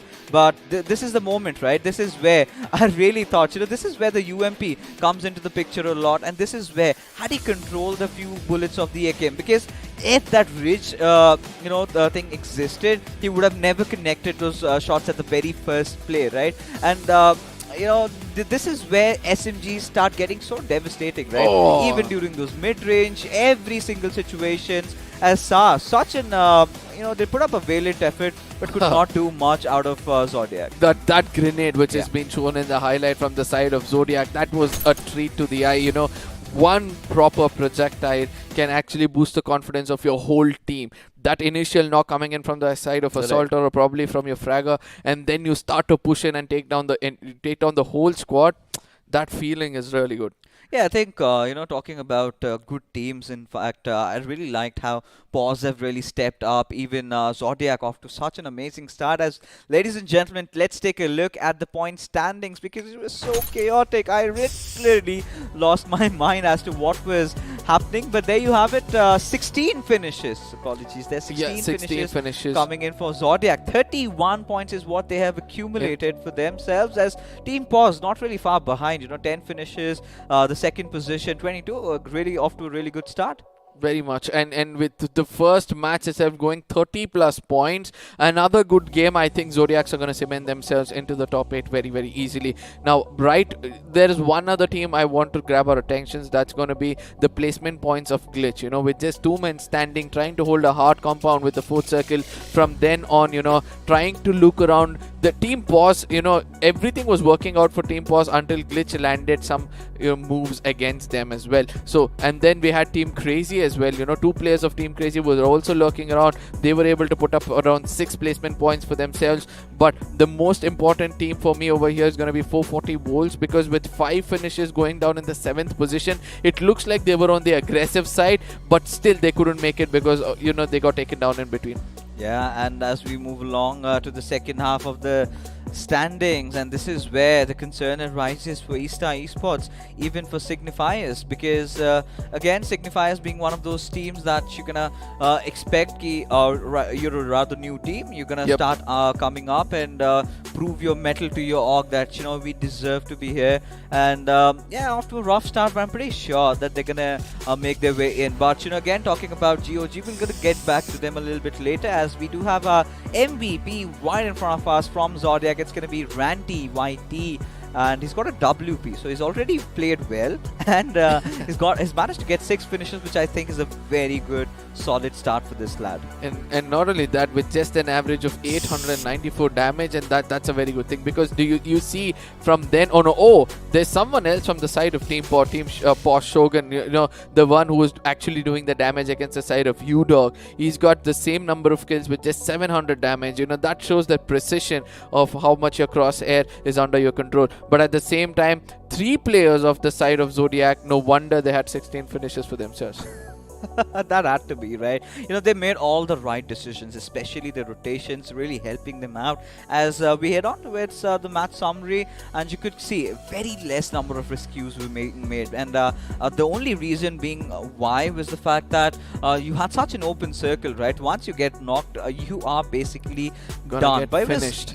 But it was, are we getting the longest distance finishes? However, I really thought that we're going to see some Carmageddon, some, some vehicle trampling over, but that was not the case over here. But one really good thing was the grenade knocks, right? The grenade finishes that we had 7 finishes. Wow. But 59 knocks and 58 finishes shows that, you know, if you're getting knocked in this tournament, you're gonna be finished immediately. The chances of you getting rest is almost nil, because obviously when so many teams are there in the smaller circle, no early skirmishes are taking place. In the 5th circle, you have more than 10 teams. You get knocked, you're visible to everybody's crosses, and somebody is going to be stealing you. So it's important for any team to actually look out for this point. Make sure that, you know, if even they're going to get knocked, they have to have some kind of cover so that the teammates can come and rescue them. Yeah, but you know, the only issue in this particular lobby was the fact that these circle shifts were so difficult to adjust, and they were so quick, right? I've not seen this kind of a shift in a really long time. Yeah, and exactly, the circles that we've seen so far always had a few, you know, ridges to play around, few compound. There were none in this one. You know, it was right out in the open, few trees just for them air cover, and those little hilly slopes that we had where Sultan was at the tippity top, but he was all by his lonesome. He could not do much. And that is not just that. You know, the biggest change, the biggest crunch factor that we witnessed was while that circle shifted down towards the southeastern side, that is where so many teams started swarming in together, and it was such a fish market commotion being created, everybody just firing at each other, and we could barely process what was happening. And so many of them lost their lives, and that was the case even with the likes of Eastar. Yeah, and the most important point for me is going to be the 4th circle forming in, and all the teams are trying to make it inside, and the rotation clashes. No, we have been seeing very, very less rotation clashes in the first 2 days. You know, it was like more of like go and dominate the place where one team is holding. Over here, it's the rotation clashes in between. You spoke about Eastar, we were speaking about GOG as well. You know, there was one person, I think it was the IGL, if I'm not wrong, or probably it was someone from his team, probably Killer. IGL just behind. Yeah, he was the one man alone, and 3 of the players were confidently going in. Now, this is the time where teams need to realize that they need to count the numbers on the screen. You know, the number of teams alive. It's important for you to pick up your place even before they do. And or else I don't think so it's going to be easy. you know, and the worst part was GOG never intended to take that fight, right? Yeah. It was all about them transitioning to a better part inside the circle, and suddenly the crazy gamers are like, "Hey, we're here inside the little shack. Come after us." Yeah. And that is how the entire fight sort of ensued. And you know, it was good for IGL to kind of stay behind the pack a little bit, provide that cover fire. But it was all they could do, right? Yeah. It is just not that one fight that they were engaged in. It was shots coming in from every possible direction, which sort of became a huge detrimental factor for them to move on ahead. So, you know, in circles like this, I really urge the players that, you know, either you rotate pretty early on, get a good spot inside the circle, or wait for all the fights to happen, and that is where you sort of make that move. That is where I was coming to ask you next. You know, when you see a rotation, or when you see the circle is shifting to an open field, do you prioritize the zone first, or do you think that, you know, let the other teams fight, even if we have to go for a heal battle for a brief period of time, let us stay outside, let the number of teams fight out with one another, and then we go in? You know, there are multiple ways where you can approach such a circle like that. You can have one sacrificial lamb, you know, one of your support players just on the back lines, and ask the other players to move ahead. He's going to ensure that, you know, you get to the desired location. Now, a lot of teams, lot of aggressive teams sort of make that kind of a move. Now, the ones who kind of prioritize getting positions, they're going to wait for all these fights to happen, all the commotion to get created. But, you know, it's going to even transition into the map of Miramar. As ladies and gentlemen, we do have our matchup ready for you guys. Again, a quick look at all these teams here, as I'm going to be taking a short little break over here, as Salty is going to be coming here. Oh my god, Salty. This day is turning out to be something very unique, because, you know, we still have experienced teams here. We have a lot of new teams also coming up, but yet the game is, you know, the kind of action we expected from day 1, day 2, we're able to see it in day 3 with experienced teams. You know, there are some teams which are making silly mistakes like GOG did in the previous time. What do you have to say about the teams which are already making a big statement, just like Zodiac in the previous game, securing 16 finishes for themselves? Oh, dude, good luck to them, because I came late. I had a date to attend to, and suddenly I arrived to the studio and I'm like, yeah, dude, next up it's Miramar. Yeah, exactly. Now, the next map of Miramar is actually gonna, you know, question everybody's potential over here, because in the first game we saw there was not much of a long range battle. It was more of a mid range or a close range battle, because everybody wanted to come late into the circle. Yeah. But in the map of Miramar, everybody's crosshairs is going to be questioned, everybody's recoil control is going to be questioned, because they have to make sure that they hit the target as quickly as possible. And we also saw that if you get knocked out, you're going to be finished as, I don't know how to say, it was not quick, with a blink of an eye probably. Absolutely, I guess that is basically the motive of the whole tournament, BMOC. It's an open challenge. You get knocked out, you fall onto the ground, you don't survive. This is what the challenge is all about. But, you know, speaking of Miramar as a map itself, like, the general transition or the general trend that we have seen throughout this tournament, we have seen a lot of open circles. We have seen a lot of shoreline circles as well. We have seen circles go haywire. We have seen Los Leones circles as well. So we have seen every single battle sort of happen. Urban warfare. We have seen shoreline warfares as well. This one, I'm really excited, because just like you mentioned, there are some experienced teams. They know how to kind of rotate and kind of work their way through it. Yep. I'm sort of expecting the new teams to kind of bring a different light. Let's see some different form of gameplay. You always talk about the mid-range and the long-range battle that happen. Possibly, let's just have a look at a team who is just taking their vehicle, ramming into a building and just intruding them with their lead. I don't know how much of that is going to help, because we have seen the meta of this tournament not being that aggressive. There were only few teams who were able to successfully do that. One being the side of Jungli. They lived by their name, you know, they went rammed in, they went in, they took out players. Yesterday we did not have any team like that, rather than the side of team walkouts. When they decided this is where we're going to rotate, and they found enemies trying to come a little closer to them, they were ready to, you know, assault them as well. So, but today I'm able to see that none of these teams are actually wanting to do it. Probably after the first game we can expect something like that, because when you put up a 30-pointer in the first game itself, it gives you a little bit of independence to do what you just told. Little bit? I think those teams are set, dude. Like, you remember the math that we did, right? I mean, I'm not someone who crunches numbers. I'm not a mathematician myself, but I think with the amount of experience that these players have, once they get that 30 bomb right on the first game, your 50% of the job is done. Because you remember, 10 into 5 is what we are looking at right now. 10-point average across the 5 maps. You get 50 point and you're all set for top 8. If you get those 50 points, out of which you get the 30 points in the first map itself, just remains 20. Just play the way you want. Just explore the maps. Maybe become Dora the Experiment. Become Dora the Explorer, bro.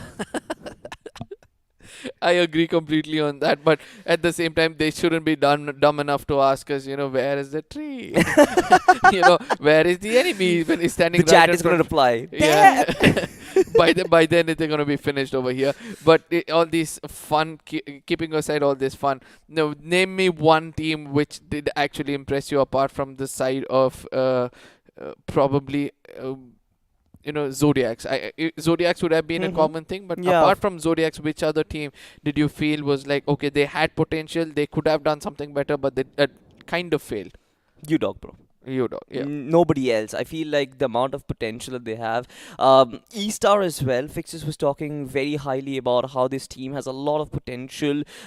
Real valiant people from the community form this lineup. So I'm really looking forward to see those teams and how they perform and how they kind of convert their experience into actual performances on board and putting some numbers on the scorecard for themselves. But yeah, these are the two lineups which I've been looking forward to the time we got the team list, and I'm going to be looking forward to these teams. Of course, as a cast, I'm supposed to sit on the fence and not really speculate. Yeah, right. Not really have any favorites, but yeah, these are the two teams I'm really looking forward to see. Is what sort of gameplay do they bring forward? Yeah, just with experience, just because they experience, a lot of expectations have been put on them. But for me, if there was one other team which played really well, was the side of Glitch, and it was the side of Glitch, to be specific, because they had control of the zone most of the time. They prioritized zone from the beginning. They were holding positions inside the circle, and every time the circle shifted, they were the first team to take a rotation, make it inside the circle, lay on the grass if required, or hold the hardest compound inside the circle so that they can assault. I think they held back a lot because they just had 2 men standing. The other 2 had gone on earlier. But right now, ladies and gentlemen, we'll be looking at the beautiful views of the desert, the deadly desert of Miramar.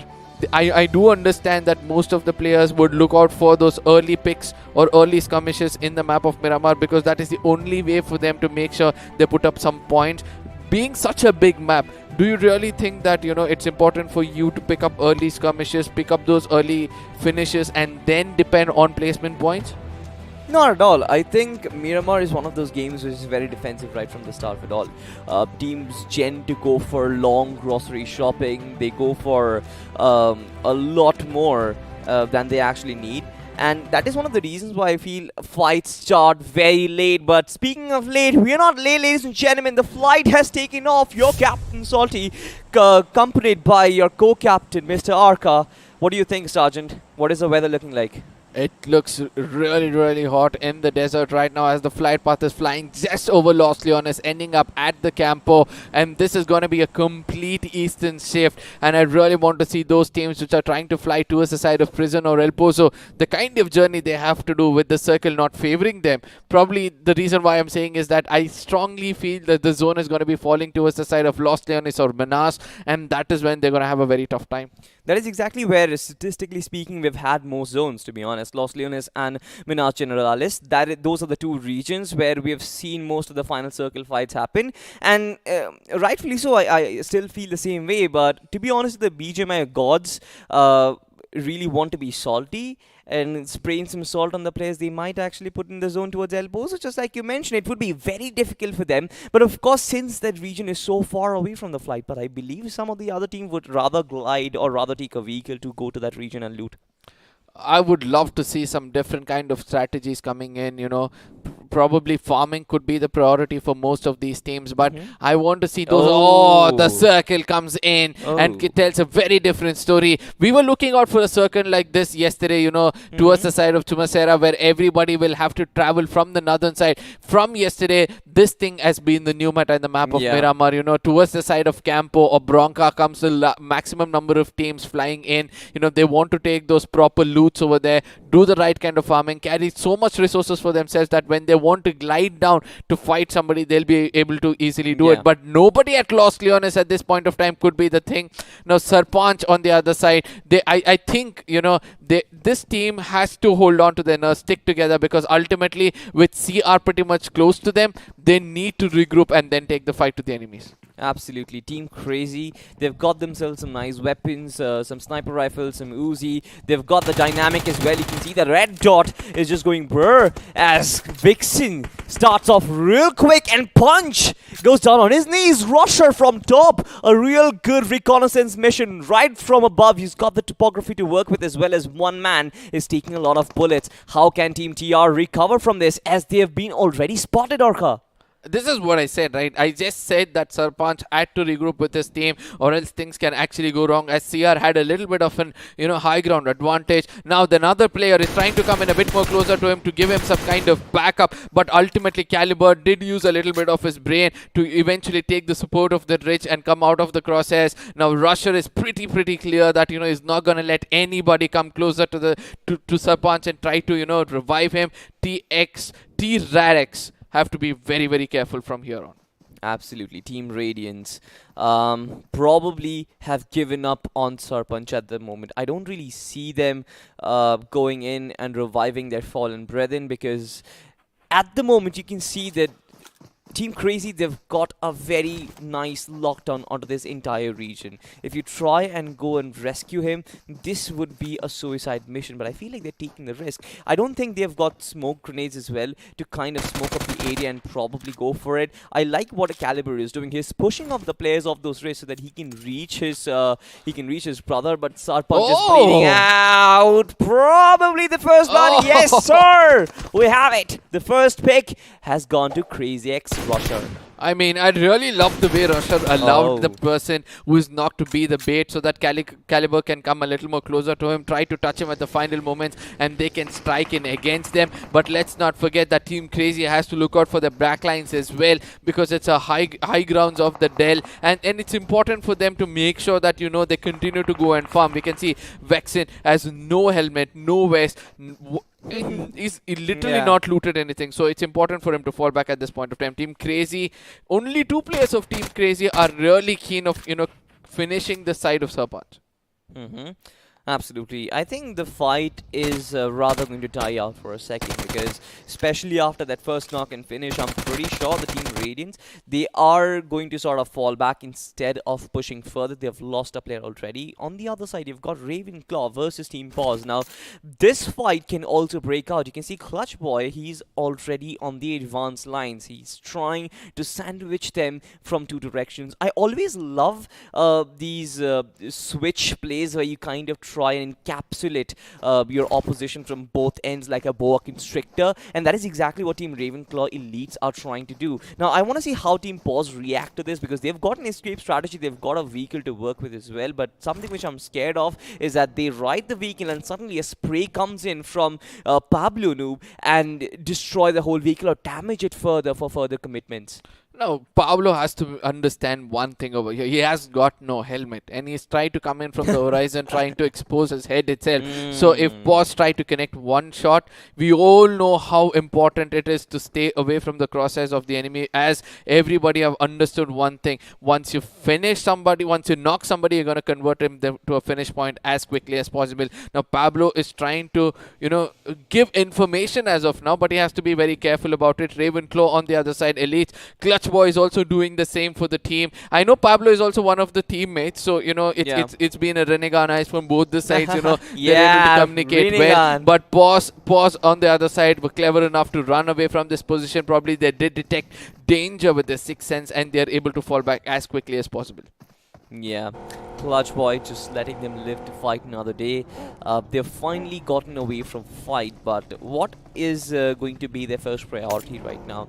You can see this is rather the slow phase of Miramar. This is exactly what I was talking about. Teams take it very slow. You've got so much ground to cover. You've got so much room to move about. It kind of gives you more freedom than the other maps. It kind of gives you more freedom than what an Erangel or a Sanhok would. Sanhok definitely, right from the start of it all, you've got battles every single area. But Miramar, you can sort of take it slow, get yourself some breathing room, get yourself some drinks, chill out, watch some Netflix maybe, and then enter the circle and probably decide to take a fight later on if you want to.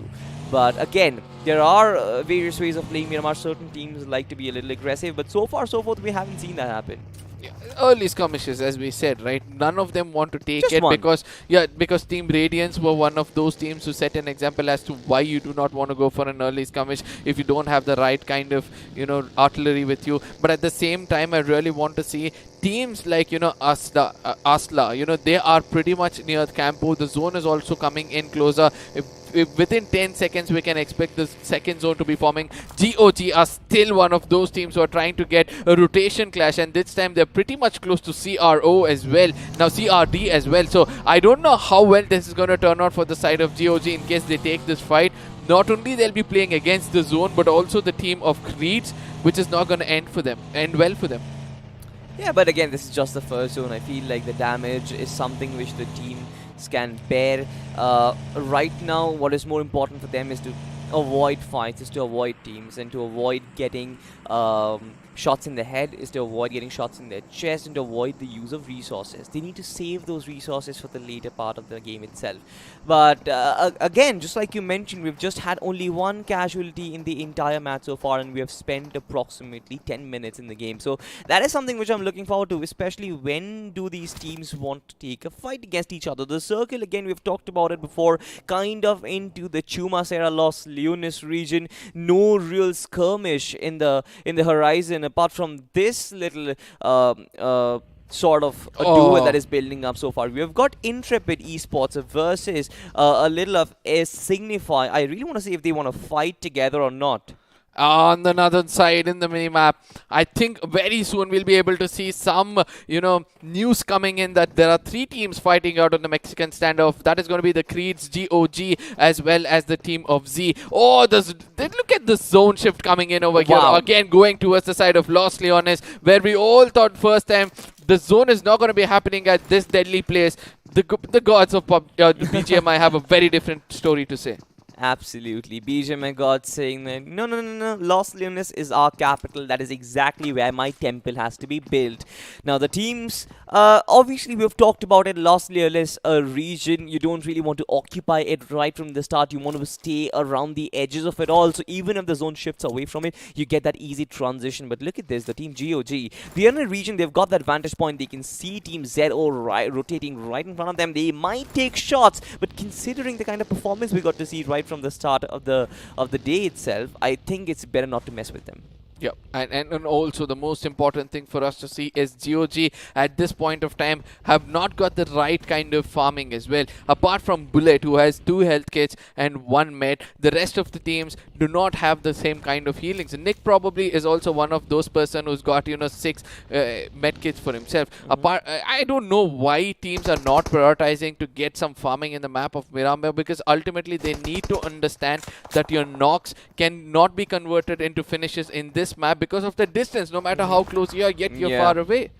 Exactly, and that is where resources come into play, and I agree 100% of what you say. You've got Team Signify, who are again trying to get themselves some hard cover. No real skirmish as of yet, but just like you mentioned, teams were definitely rotating right from the northern end of the circle itself, and there might be certain interests building up between them as well, certain love interests, unlike me.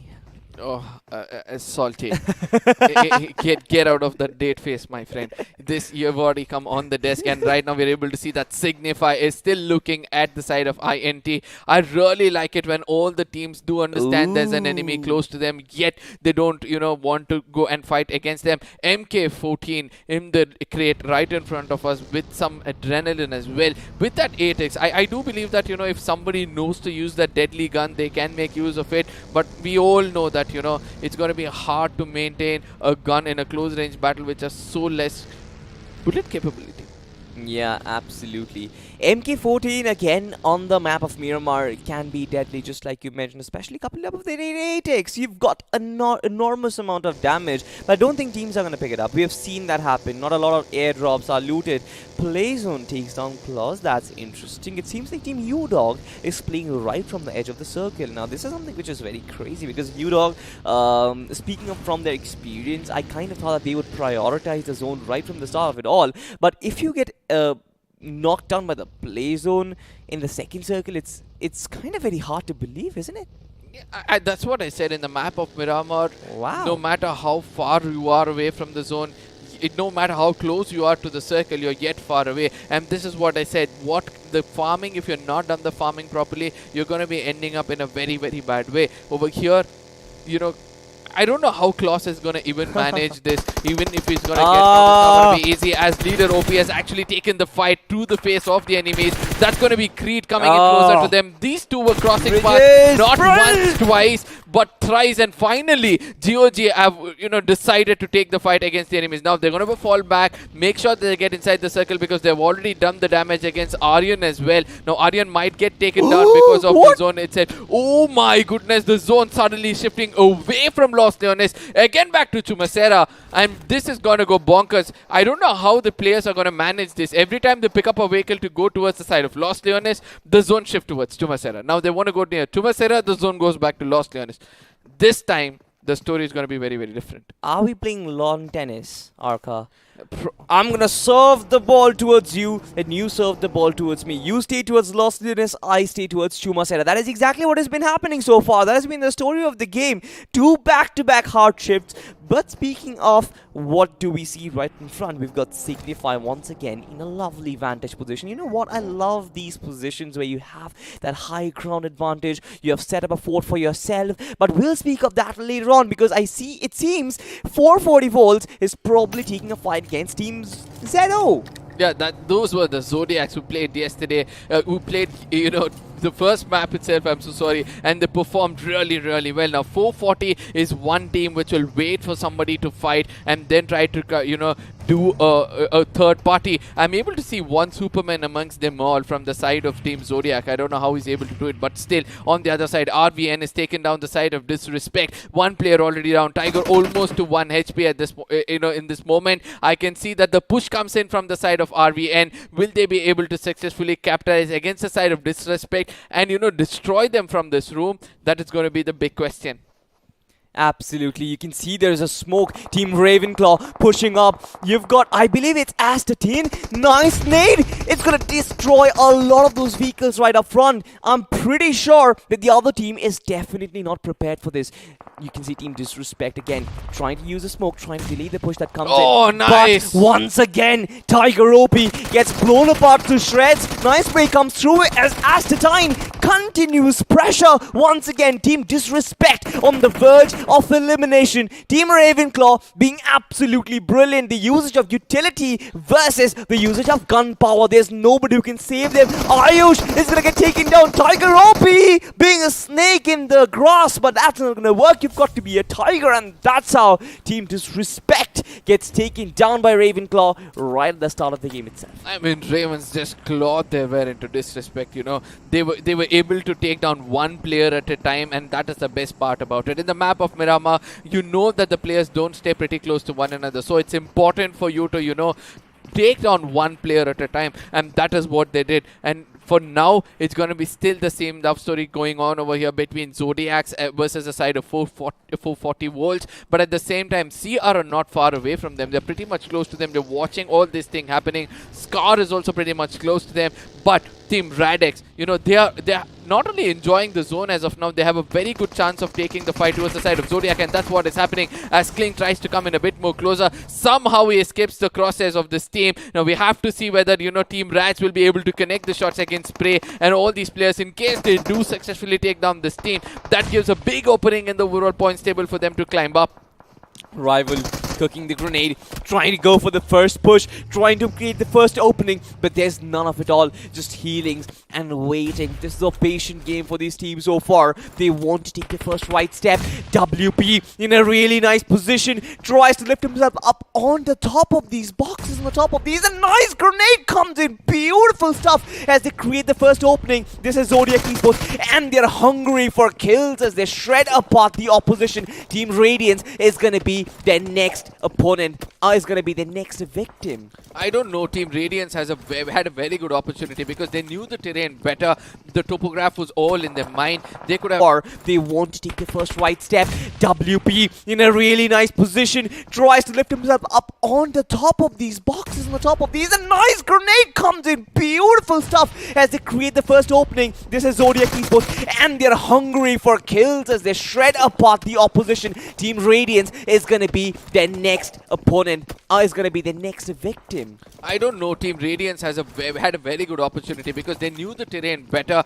The topograph was all in their mind. They could have actually taken this fight to the team which was coming closer to them. But at the same time, Team Zodiac on the other side, they thought out of the box, due to which, they're now at the verge of reviving one of their players. And if they become a little late at this point of time, I know Team Radiance is going to pick that up and, go in for some finishes. Team Rats have also lost 2 players. Ranty on the other side has come a bit more closer. A grenade has been tossed towards them, but not far enough to, connect to the players. But at the same time, far away, we can see that it's going to be the Ravenclaw still not stopping. Now they've got glitch in their crosshairs, and they're going to destroy them completely.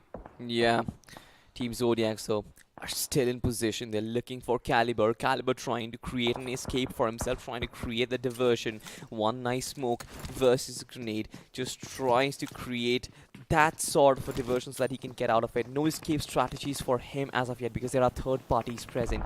WP, he has the look of blood for him. He is hunting for blood so far. Elsewhere, we've got another fight going on. SARS Godhigh gets taken down. You've got Team INT who are pushing forward for it. They are pushing forward for certain finishes. They've got all their 4 men up. They've got all their players ready. They've got all their guns locked and loaded, and they're just waiting for that perfect opportunity.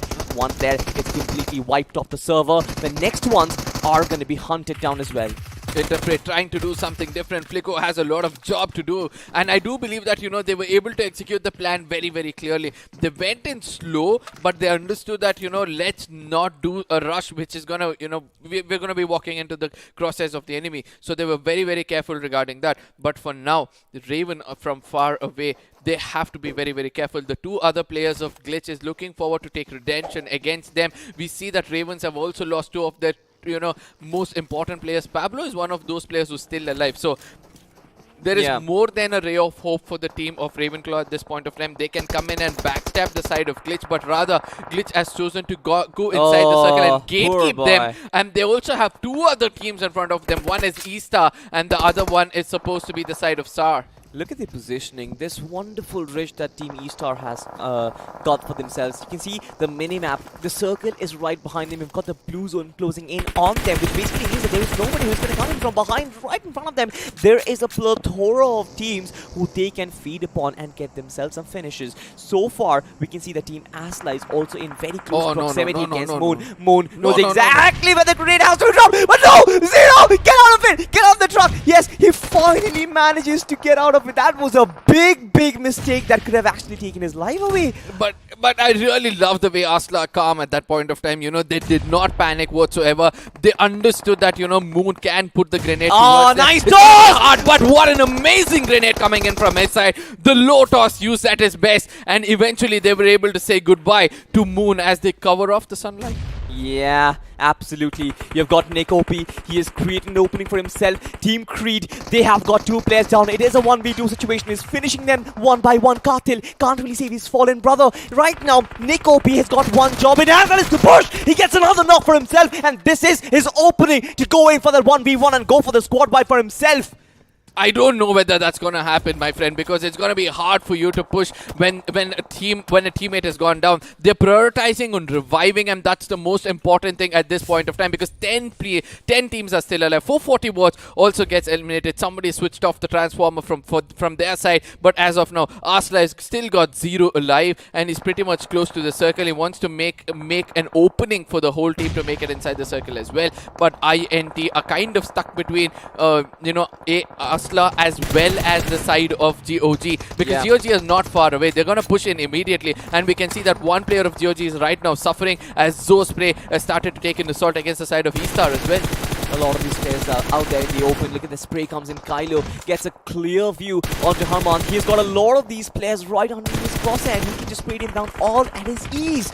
There is nothing that players can do against E-Star, because their rotation has been spot on right from the 5th circle, right from the 3rd circle. In fact, again, you've got Pain trying to lob in those grenades. Almost a perfect one. I'm not really sure how much damage it's going to deal, but I'm pretty sure that one thing is for certain. You cannot move E-Star away from this position. They've got the terrain under control. Team INT, though, look at their positioning. They're kind of caught between a rock and a hard place. They don't really have all that much room to move about. Instead, you've got 4 players for E-Star who are completely controlling different directions. They're using the smokes to progress. They're using the smokes to press forward, and that is exactly what you want. You want to press forward, but also control the territory that you have under your control. It's going to be hard for you to do that in the map of Miramar, because basically you can expect the grenade to be flying in from any dunes which is in front of them. But as of now, we are able to see that Zodiac is put an end for another team, and that's going to be the side of Team Pause, who have just registered 3 finish for themselves. INT on the other side, they know that the zone is right behind their butt, so they need to make it inside the circle as quickly as possible. Glock is the one man standing. He has to revive 2 of the other players. Now E-Stars, in case they go for a random spray and do see some blood being, spilled out, they're going to be concentrating completely over there. GOG on the other side with MJ and Nick pretty much close to the side of UDOG. Oh, no, look at that SGV as comes. EE became a blessing in disguise for the side of GOG at this point of time. UDOG are not concentrating on this one shack where 2 players of GOG are pretty much still alive. Crazy gets taken down. Daniel is already down, so UDOG need to be very careful with the 2-man squad they have. Klaus has also got a lot of damage as well. Now, this is the time where GOG can rush in and, take advantage of the whole situation. Nick is still holding his nerve with MJ, the IGL and the Assaulter. They do not want to push in right now. Absolutely. E-Star, though, once again struggling. The zone has completely shifted away from them. Another hard shift, Arca, and this is what is causing problems for most of these players so far. You've got Warlock, you've got Glock. They are pushing in forward. Team INT, they got the room, they got the time to actually resurrect all these players back up on their feet, and that is exactly what they're taking advantage of. Team Signify struggling. Shots from the back lines as you've got Team Arsla once again breathing another sigh of relief. They've got some space for themselves. Grenade locked in. Not really sure what happened over there as perspective got switched up. Pain takes down playing Team Zodiac's kind of struggling out in the open. Pain got that spray, got that crosshair locked in. Missed a few shots, but that's okay because he's getting another attempt at it all. Arsla gets taken down completely. Zigzaw falls on his knees. You can see the fight happening. E-Star are falling down. I mean, at this point of time, I can see GOG is performing exceptionally well. They're trying to take fights all look in corners. Probably they do have the control of the zone itself. INT have a long way in, but Sultan on the other side shows who's the king of the kings with that grenade. Landed it right into the shack where Nick and his teammate were present. Now Nick is on his knees. It's important for Bullet or Leader to actually rush in and make sure that they give the right kind of backup and clear off Sultan, or else that's going to be the end for one of their teammates. Absolutely. But to be honest, I don't think that's a wise move, because you see the distance that has been created. Now, it's very, very weird to see the team GOG did not really go for the move. You mentioned there was a situation where they could have gone for the push, but we're going to focus on the fight that we have in hand. Team E-Star, they've still got Pain. I'm not really sure if they've got Pain in their fate or Pain can actually uplift their situation right now. Only one player survives, but completely out in the open. Thankfully, from the top ridge, he has got some sort of cover. When you've got such steep a cliff, it's very difficult to take you down. But on the other side, you've got Creed, who can just have an easy lock-in spray on him. So this is a very weird situation that has gotten created so far. You've got 3 regions, one on top of the cliff, one the empty road, and the region on the other side of the road itself. 3 different levels of topography to be played in this final circle. 5 games, 11 players. Another spray comes in once again. Team on the top lane, they've got the better out of themselves. They can easily see the location location of the other teams and they can spray them down. This is a good advantage. This is the advantage for Signify, but look at the zone again. Yeah, that is what I said. They have 20 seconds to do it. Take the location of all the enemies so that they can rush in peacefully. It looks like they have not done it as easily as they thought, but they came in and cleared off one other team, and that's going to be E-Stars. But on the other side, Team Crazy has connected more shots, and I do believe this game is as Signify written all over itself, but it's important for them to make sure that they don't lose players as they move forward. God, Rusher on the other side, put one player down, probably puts another one down. Rusher is trying to do 1v4 over here. I don't know whether that's going to be happening. There was a vehicle which came in, flipped right in front of them. I don't know whether it was the damage coming in from the side of Team Crazy or the vehicle which, gave that assault, but they have one player on the top of that ridge who can actually give the right kind of backup, who's not able to do so, as CR has to watch out for GOGs. GOG Bullet also gets taken down, and he gets finished off as the last man standing. 4 finishes with 4th position. Look at this Signify. This one man on the top, as I was speaking about, does clear off everybody else. Now he's got a very good opportunity. He's going to fall and die. He's going to fall and die rather when he had everything under control, and throws away that winner chicken dinner into somebody else's basket when it was right in his pocket. Bruh, I have no clue what just absolutely happened. I mean, really? Did we just witness an action like that? I did not expect that last 1v2 though. The vehicle rush coming in, vehicle flipping over, 2 players being taken down, Signify having the opportunity, but Team Crazy with 9 finishes, they've got a chicken dinner for ages. I said you, right? Team Crazy, one man was standing over there behind that stone, and he held on to his nerve. He knew that the team had done all the finishes which is required for them, and he was like, no, I'm not gonna flinch. I'm gonna welcome anybody with the lead they've got. UDog on the other side, even they had a very good chance. The last man standing for the side of UDog, Sultan, King of Kings, has proved to us that, if he's the last man standing, he can take the team at least into the top 3 very, very easily. Dude, yeah, man. Team Crazy, 9 finish points and 15 placement points. Take them to 24. Now, Team Crazy, they had a rather good performance in the first game. Couple that up with UDog and Signify.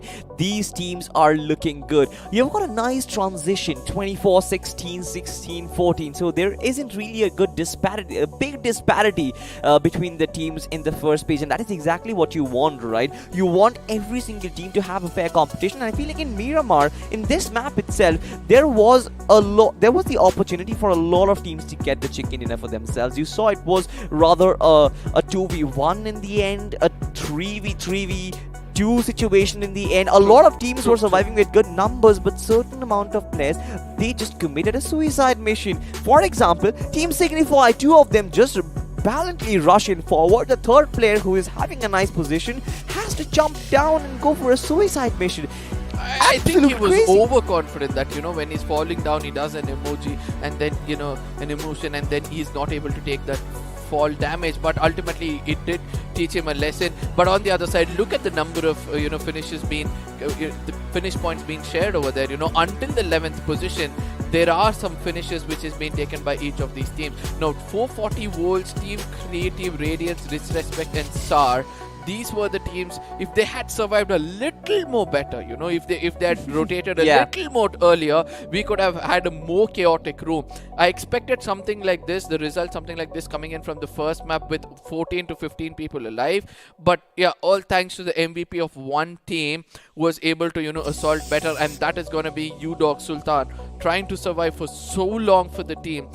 Brought his team to the 2nd position, 4 finishes with a damage of 650. Let's see who else is accompanying him in the most valuable players. Yeah, you've got Pain, and I love this guy. I mean, for E-Star, to be honest, the entirety of the team, the way they moved throughout the transition of the circles, I feel like E-Star were most equipped to get the chicken dinner for themselves. I'm kind of heartbroken the fact that the circle shifted so far away from them that they had no chance of retaining the advantage that they got in the earlier versions of the circle itself. But credits where it's due. Sultan from UDog, you've got Rusher as well as Arceus OP. You've got Astatine as well, who was playing being absolute phenomenal. The amount of pressure that he was applying on the other teams right from the front lines with his assaults as well as SMGs, that was brilliant. We'll have a look at the match summary so that we get to see every single bit of statistics that is there. And look at one number, the healings, 10,366. I don't think this can get bigger, you know. Every day I look at the healings on Miramar and expect it to get smaller. It just becomes bigger and bigger. Dude, you know what?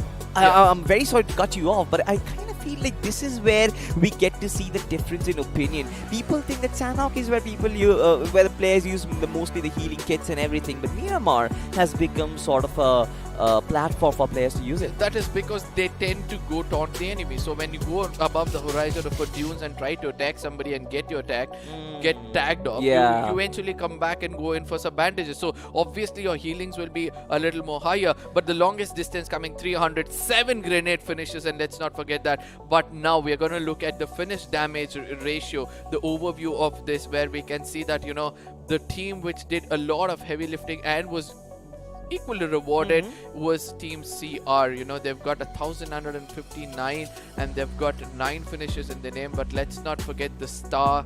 Team Star was doing an amazing job as well. 1,724 damage for 8 finishes. But yeah, there were other teams which were doing much of heavy lifting. I don't think so this graph is going to look this equal anytime soon in this tournament. Absolutely, but again, there is a disparity. You can see Signify with 1,800 almost approximate damage, but only for 6 kills. So Team Signify, again, we were talking about them, and they were in a position where they can deal a lot of damage, and that is exactly why their damage graph is just so huge. It's literally a Burj Khalifa right in front of me, but the kill, again, it does happen. It does happen. You know, when you're trying to take a fight towards the enemy, every single you find somebody in the beginning of the game or whenever possible, you will lose some, you know, resources. In return, you'll only get damage and not finish points. So for now, let's look at the spotlight squad performance coming in. There is one team which has been performing exceptionally well in this game, and that's got to be Team Crazy. You know, 1,959 damage. In the previous game, they couldn't perform that well with 600 damage. All they could secure was 3 finishes. But in this game, they've done a decent job. But the most important thing for us to see is that how much of a difference this is going to make for them in the overall points table, because a lot of teams have attained 10 plus points, and especially the teams which were in the bottom in the first game have slowly hit the mids. Yeah, but ladies and gentlemen, we have the squad face-off in front of our screen so far, and this is where I feel like we need to give credit to the production house as well to kind of give us so many different stats, so many different graphics, and we get to see the right amount of context that you want to see before the next game. You understand, you go right in depth into the game, you connect with the teams as well, which teams are performing better. And speaking of teams, we've got Team Crazy versus Signify so far. You see, compare the finishes, you've got 9, you've got 6. This is only for the match of Miramar, by the way, ladies and gentlemen. Damage 1959, you've got 1879. Almost similar, but a difference of 3 points just on the basis of the finishes that they've got for themselves. And that is one of the reasons why we always talk about being very efficient with your damages. Dealing damage obviously kind of boosts morale, but getting the finishes for yourself is extremely, extremely important. Yeah, and also the headshots, you know, that does count a lot. That shows the accuracy of the team. You know, they were able to land 3 headshots, Team Crazy, and also the assist comes up to 6. So they were clever enough to, you know, finish off players as soon as they got knocked, and that's why they've attained that numbers. And I can expect these two fights, these two bulls to, you know, lock horns every now and then as the day goes by, and see how things are going to turn off. I'm looking for a player face-off, you know, where we can see 2 different players who played significantly well for their respective teams. What could be the stats for them? And as we speak about it, it's Pain versus Sultan which took place over there.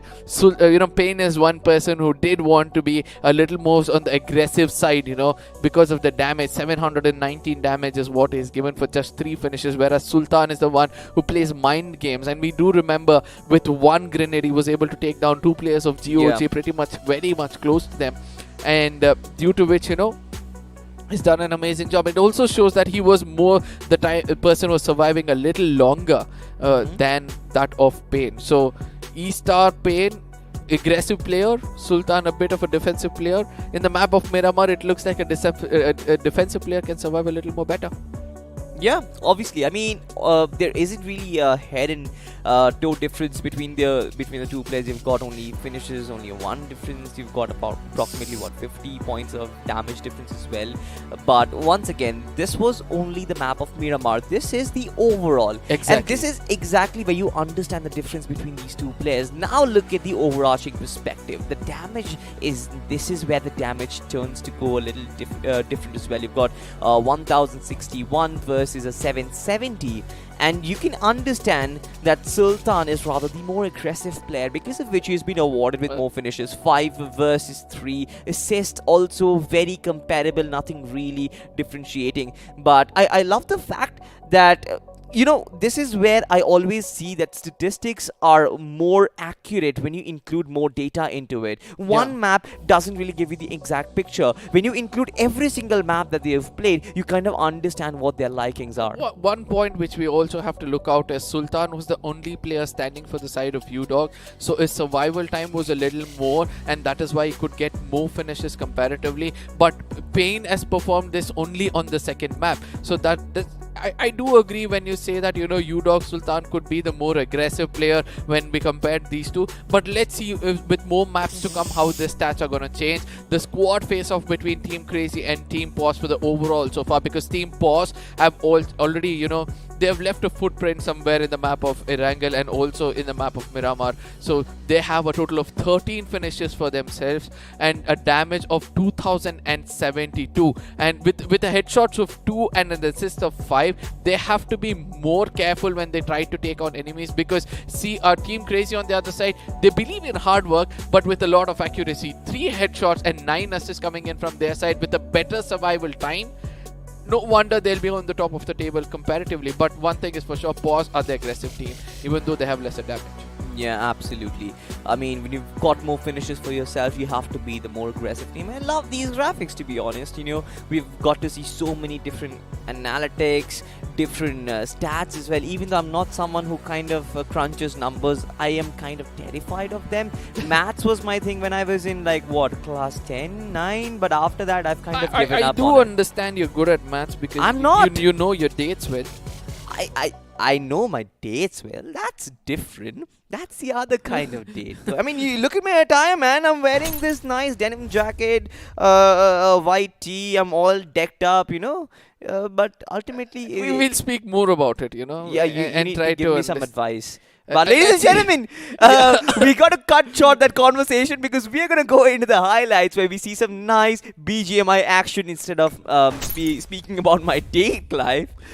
Yeah, All right. And this is where, we have to understand how the game of Miramar went rather than how was the day of my friend. So looking at the screens at this point of time, Ravenclaw was one team which started off really, really well. They were on the aggressive side. Look at that.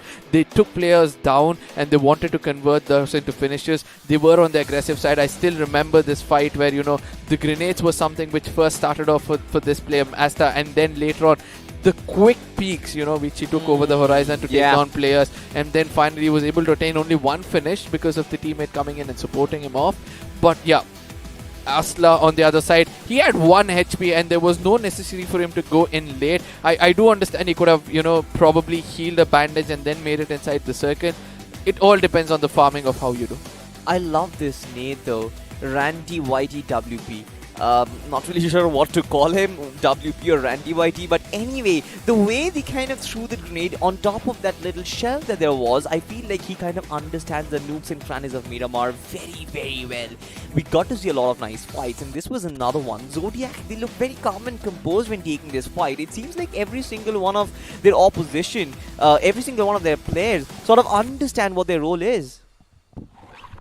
Sometimes I'd like to call such team magical minds, they exactly know what to do at what point of time. So that is how it's going to turn out to be. But for now, E-Stars... This one, my favorite. Zero with that grenade coming in. He exactly knows. So when you're on the other side of the compound and you're jiggling around, you're giving footsteps to your enemy, he exactly knows where to toss that grenade. And this was the point where I thought that, GOG could actually capitalize. Nick did put players down. 2 players were already gone out, but still the kills were stolen from far away. They could have just gone in, secured that finish for themselves, but it was hard for them. That's the risk factor that we're talking about.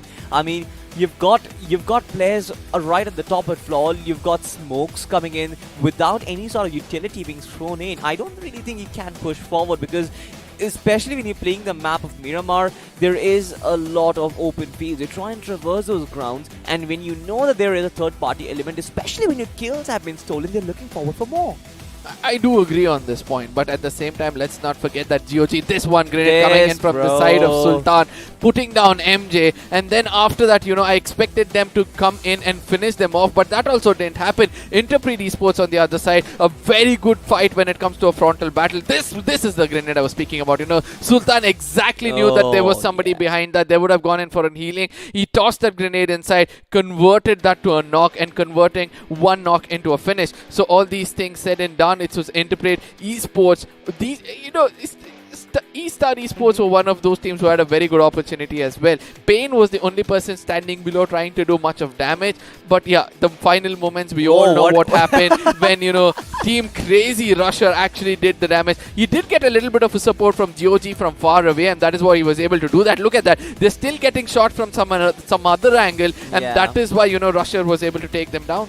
Yeah, absolutely. GOG leader OP as well as a Rusher. They both tag team to take down Signify. Now, I do understand that the push was completely unnecessary. They could have just held their ground. And that is exactly what Belisk, if I pronounce his name right, tried to do. But look at this. I mean, he already knew that he was basically falling to his death. And there's nothing that they can basically do about it.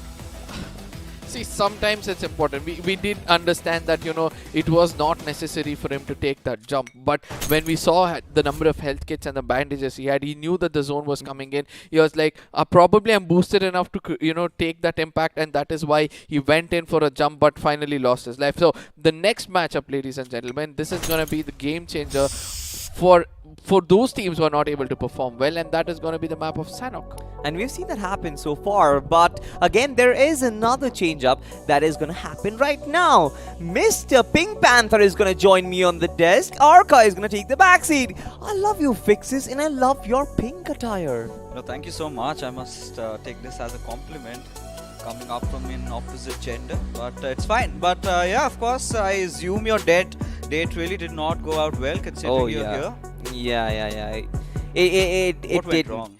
I absolutely have no idea, dude. I went in with such nice attire and I don't know, she just sprinkled some salt on me and went. Sometimes it's just not the attire. Maybe you said something to her. I might have.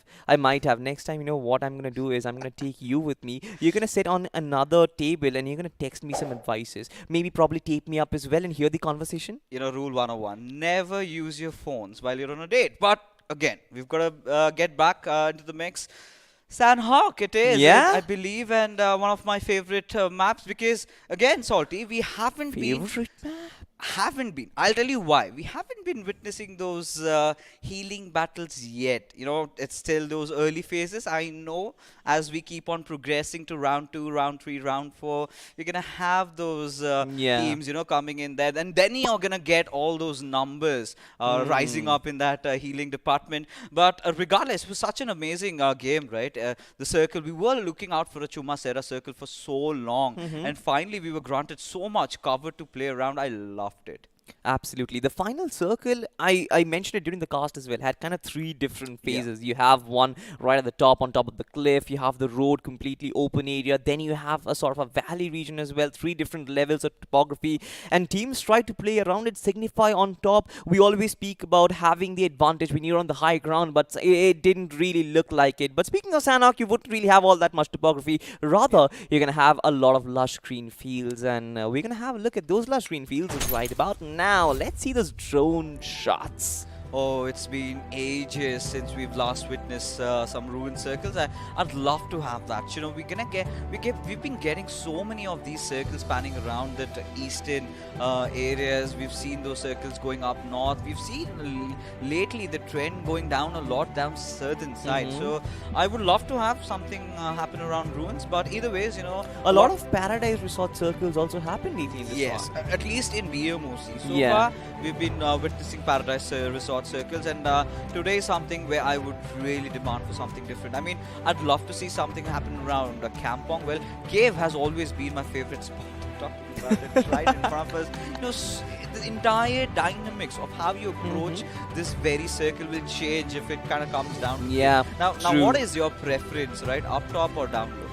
Dude, I'm gonna be very salty here. I love the intersection point of the 3 islands that we have. I love it. Teams on 3 different islands just shooting each other, trying to swim as well and do some different stuff. I love it.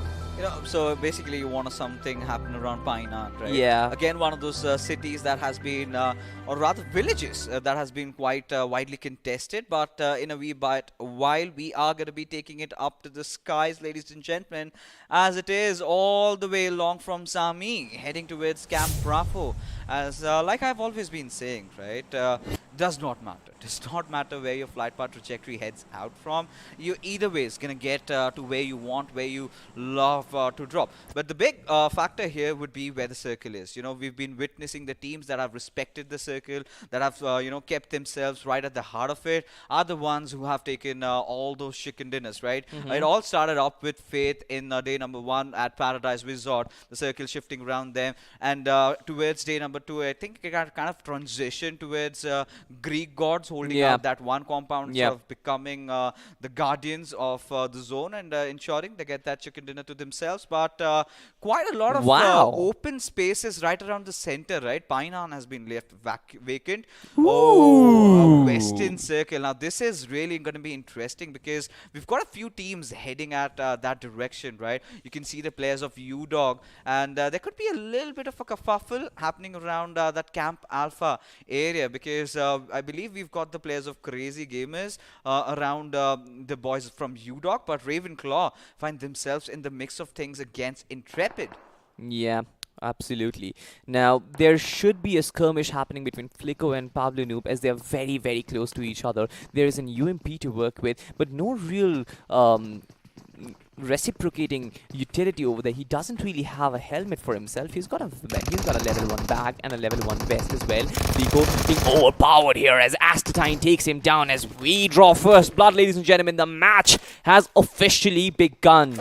Yes, indeed. And this is what we've been privy to, right? This is what we've been wanting in the map of Sanhok, and action right from the very get-go as Ravenclaw. Well, we've got to see, starting off with a single finish to their name, but it could possibly change. Now the players of Intrepid, a little bit in a dicey situation, as a lot comes down to Hemant, right? If you Yeah. remember that first game of Erangel, he was the one who sort of opened up the things and managed to get 2 finishes to his name, but we haven't seen a lot out of them from there on. As now, considering, you have got to bring back the conversation down to where the circle is, right? It's sort of dicey, right? It could be anywhere. It could go down towards the eastern side. It could go towards the western side. But, having that ruins area, the shrine area control on the top of the hills in the Western Island, it's going to be so important for the teams to do that. And Yeah. I believe if Crazy Gamers get a good piece of that pie, I think they're good to go. Exactly. Now, the circle for now has almost about a 40% water coverage.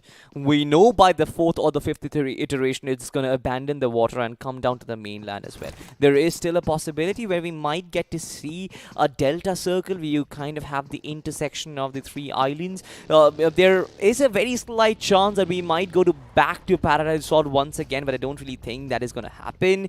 But yeah, sure, a lot along the lines of Harthen or maybe alongside the bridge is something which we might get to see. But so forth, we have seen a lot of disciplined teams in this server so far. You look at the first 3 games, you understand that there hasn't really been any sort of early skirmish apart from these nukes, few early kill that we get to see. But apart from that, I don't really find any teams engaging in battles. Yeah, indeed. But, it's going to all pan down when we get to see that second shift. Now, taking a look at what's in front of us, Team Creeds, they're making long movements up. And I think they've got the players of 440 volts. And Katil, he's going to be waiting, to do something in broad daylight over here. Get a few finishes as Creeds have arrived upon the players of 440 volts, and now you can see them swarming around inside the compounds. They know that they're in a dire situation. Manny, is he out of ammunition? Oh, I think it was just reload, but either ways, now Team Creeds, they're just trying to engulf Team 440 volts like an amoeba. But they're going to take these movements really slow. As Tanjiro, we've got to see how sliced up his blade can be as signifiers and TR, they're contesting for the shrine, the exact position that I was talking about, and it's going to be really interesting to see who comes out on top as Masi has been spotted out. Sharpen's right on his left as Harpen should be getting this trade off, but no shots were not exchanged as Seski is the one who opens things up from a different angle altogether, being oblivious about his position as signifiers are going to be charging in with TR caught in the fray right off guard. Nice flank! Down as Knight, his position absolutely compromised. Prones in though, but won't survive Beautiful, long. beautiful. As TR, one after the other, they're starting to lose out on numbers. Signify and Seski. What a sexy gameplay it is, and what a sexy name he's got Oh, yeah. for himself. But the flank, oh my god, they were completely unaware of the doom that was about to come to them. But Team Radiance, what can they do at this point? I feel like the ban finish. Yeah, Masi would be feeling that. You know, I the love- boink, bonk, Yeah, they're like, dong. it's so soothing, right? Either you pan them or you fist them. Either ways. Now, SAR, they're on the receiving end of things. Now, going up against Disrespect, already losing out on one of those players. So, teams want to really engage on bringing the heat right from the very start. Now, SAR haven't really gotten off to such a good start. We could expect some better plays from them. But look at Varane, right? He barely has anything. Just one energy drink to work out with. And even for Christ's sake, look at him. He's got no armor till now. Poor guy, poor guy. But we've got Clink so far trying to get away from this mammoth team that is right in front of him. 3 players trying to engage him in battle. Clink needs to heal himself up. Thankfully, he's got resources and hospitality awaiting for him as well. Now, Team Intrepid, what are they going to do? Are they going to try and maybe exert that manpower that they've got onto the one player that there is? Nice nade. WP takes a little bit of the damage as one player gets knocked out. Intrepid are really vulnerable at this point. Oh, I really thought that Ranty is going to go after the other player over here. That is Clock right now. He's going to just charge in. Ranty ensuring that he has himself up to full HP, gets that energy booster up. As Clink, he's going to be starting to cook up that grenade as Warlock has already been taken out of the fray. As Clock is the last player surviving, hiding inside. Numbers! How much of a standoff can he put off? And none is going to be the answer as Zodiac again, such confidence being exuded out of their bodies over here. Yet another squad wiped with 3 finishes. They are looking so strong, man. Systematic destruction is what I would associate Zodiac with. They know how to make the first move. Getting those grenades right is probably quintessential for every single move that they're making. They finish that one player, exert that man advantage, and now you've got man superiority. As they push in, there is nothing that the other team can do. Intrepid tried different variations. They tried to kind of gatekeep the entrance, but nah, it just didn't happen. Oh, yeah. Now, as we take a look at the players of Sa, it's going to be interesting. Godeye, he's got that level 3 vest to work around with. And the But pillow as well. Yeah, but still, you know, losing out on one of those members is going to be hurting them a little bit. It's going to bother them as Joker to reveal himself from that window, taking that TPP as Team Radiance survived with just that one player caliber. Everything comes down onto him, and it's pretty early to get wiped out, right? Yeah. 14th position without any finishes. And that's where it all falls. But no, he wants to take the fight right at the faces of the opponents as 440 volts. They're going to start going after him. I believe they're aware. It's just that one little lonely player just lurking around, trying to create some disturbance. You know, once you're wounded, you're trying to threaten your opponents off so that, you know, they can steer away from your direction. But here comes the push as Caliber. He's going to hold on to his dear life. All he can do is get a little greedy as the push coming in. Has that QBZ to work around with as he goes in for another spray. Nothing really connects as he gets taken down to Tanjiro, whose blade just sliced him off as Team Radiance are out of the game. I love the fact that poor Caliber, even though he was like the lone survivor, he still tried to lob in grenades and tried to pose a challenge to 440 volts. And they're like, oh, you want to challenge us? We are electricity. We are going to shock you with 440 volts or probably even higher. That is what they did. Brought in reinforcements and took no risks whatsoever. Okay then, we have someone who is enjoying summers. Team Easter on a boat. I love this boat already. This is such a cute boat. Yeah, cosmetics, man. And I love what the officials, the developers do. But right now, I've got to say, I'm starting to ponder if this is the right decision to even make, taking such a longer route. And Easter is one of the teams, considering how they've been playing. They can also have that little bit of a healing battle going on for themselves. Longer route, they're barely even visible in the map as to where they are.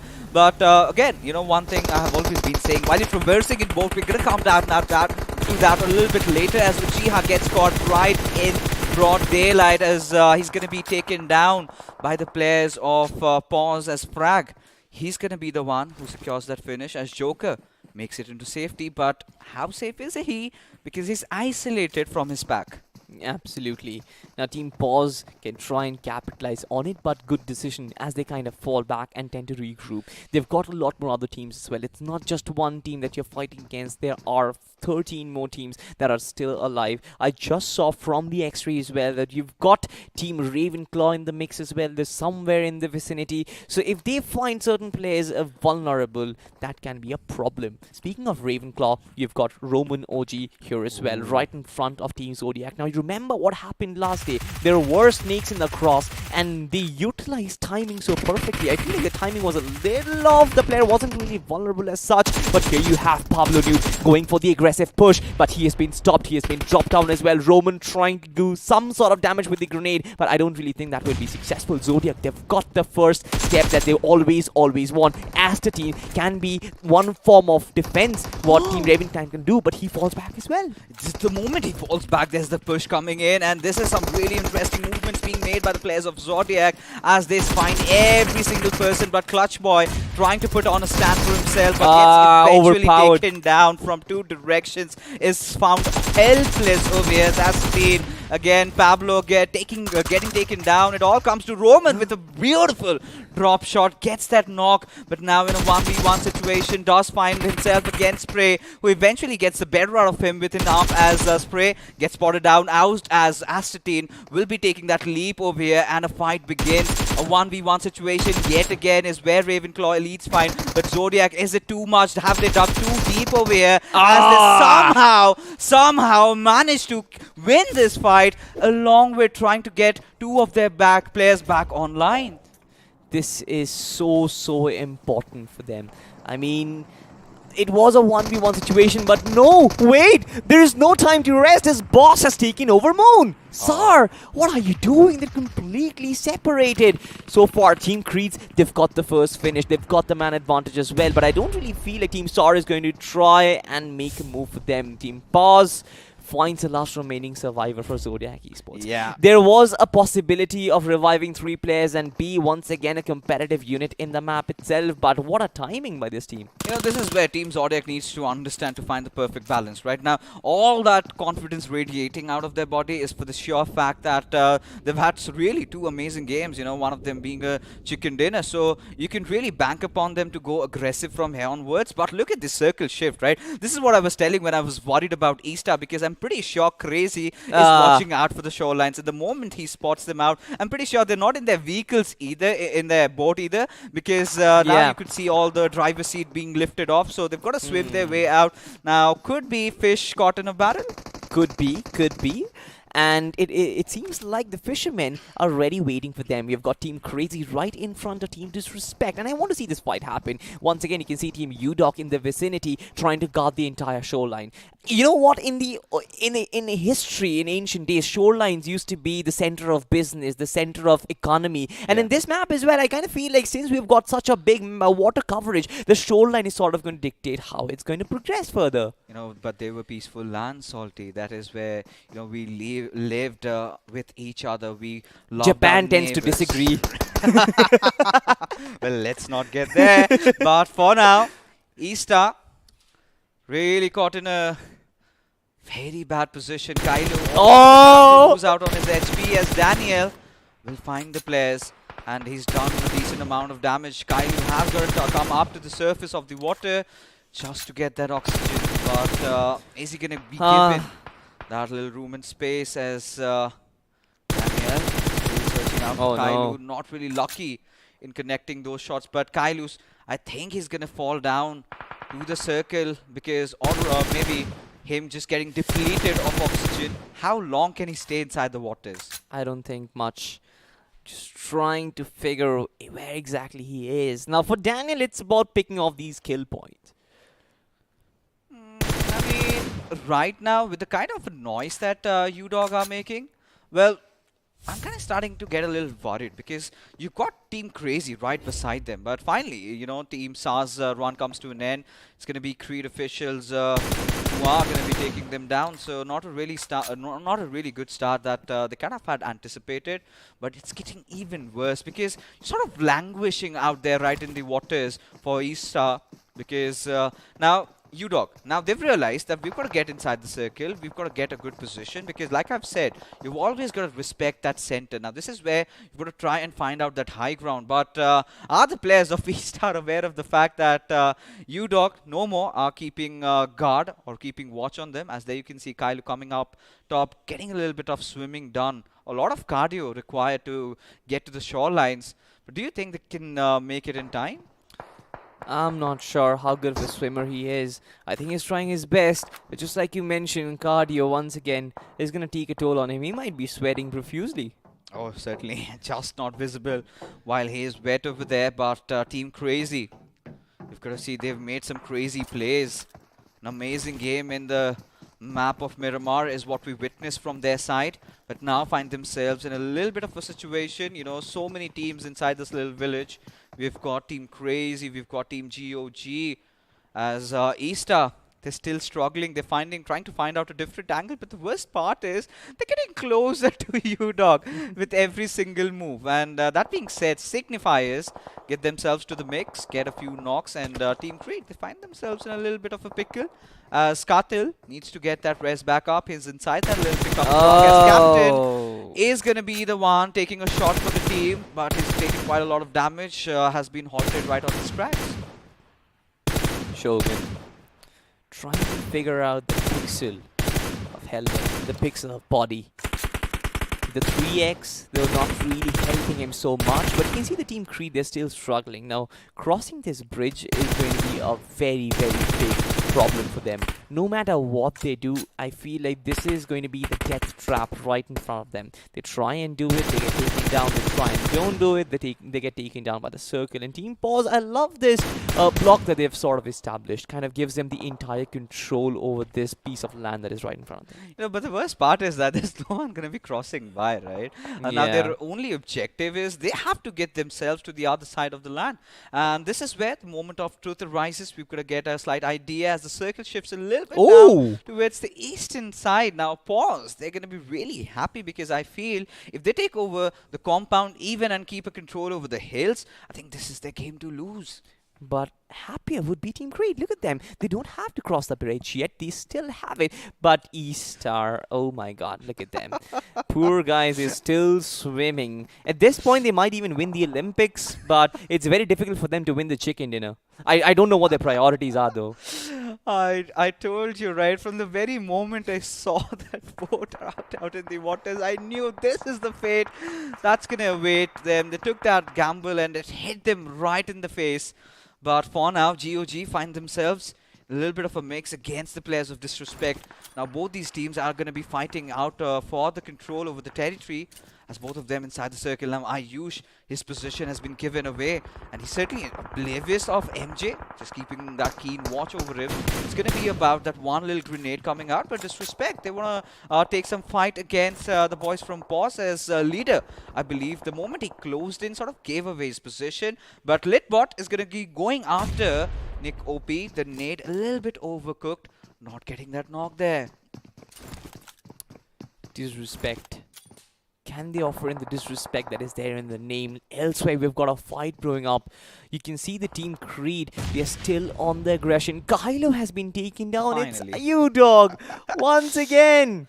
They took all that pain and toll, you know, they did all that cardio, did not have enough stamina left the moment they arrived on the shorelines. But hold on, as leader lobs a beautiful grenade up and takes down a Jinkia, as Lidbot not at the best of HP, as its commotion created everywhere. Now the big question is, are the players of GOG valiant enough to commit? And that is exactly what they're doing with MJ and they are the player kind of trying to close in with Bullet. Now they have a slight idea as to where Lidbot is, and leader, if he has got one more grenade, he can get some damage done. But it is going to be Lidbot who is going to be knocking himself out.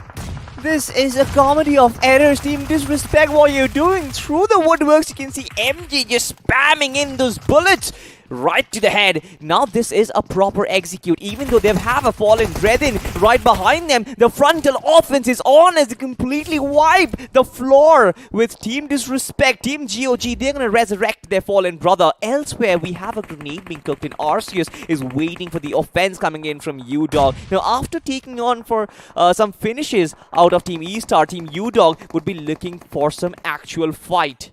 They don't want to fight fishes. They certainly don't, and I believe the Fishes have taken the other course. They've gotten a little towards that eastern side over there, but Arceus is not going to give up. Going after Sultan, finally has a slight idea of where he is. Right out in the open, goes for a spray, but the cover fire coming in from Daniel. He knew exactly when he's going to come out in the open, as Vixen, well, has got to drop all those smokes off. They need to get Arceus up, but with the circle closing in the next 25 seconds, can the boys from Crazy do it?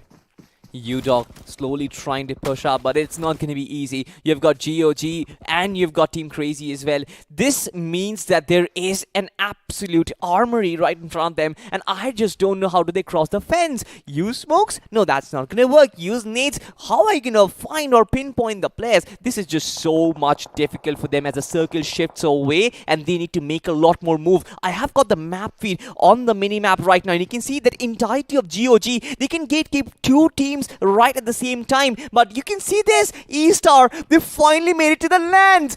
Congratulations, E-Star, you win gold in the Olympics, but chicken dinner is yet to be crowned. Because those gold medals are going to come down to nothing in the battlegrounds. It's all about survival. It's all about making it till the end. As Bomber wants some sweet revenge, has spotted Klaus out right in the open, gets that beautiful knock secured, as Daniel will have to provide the cover fire yet again, which he does. What a play, as Daniel is stepping it up as we move on to yet another fight. It's Arceus kind of trying to push it onto its Seski, but then instantly refuses to do so, does not make those moves. As CR, they're going to be getting those wipes out of signifiers as the circle is going to start closing in with just 2 first hits. When is Hesky going to make the move? Rather, going for that healing battle. But CR, they're hungry. They know that he's going to come out in the open. Someone has got to keep a watch on the backlines here. Pretty ambitious with 1 first hit kit to go. Signifiers, what are they planning? Okay, so kits have been dropped. This is good stuff. But UDog, have a look at them. They've got a compound that they can completely control, but GOG still in the center of the circle, or rather controlling the only compound that is inside the circle. They can control the entirety of the fight. Elsewhere, you've got UDog once again trying to gatekeep E-Star. For E-Star, it's just pain and pain. Not pain the player, but pain as in, Real pain. Yeah. Right? I get it. But, you know, for now, UDog Sultan, he's going to hold off to his fort, trying to get down the players of E-Star. That's a huge fight going out. As elsewhere, Paws have their work cut out, as Asla from the backline, Shan YT trying to get that rest back on Cyan with the circle closing in. They've got to make a run. They've got to make a dash. But for now, Frag is going to be watching every single movement from the backline. Right in the open.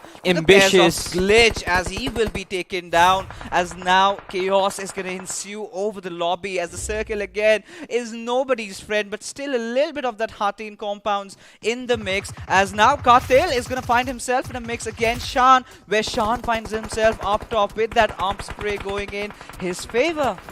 Yeah, but he found himself in the open. E-Star get some finishes for them.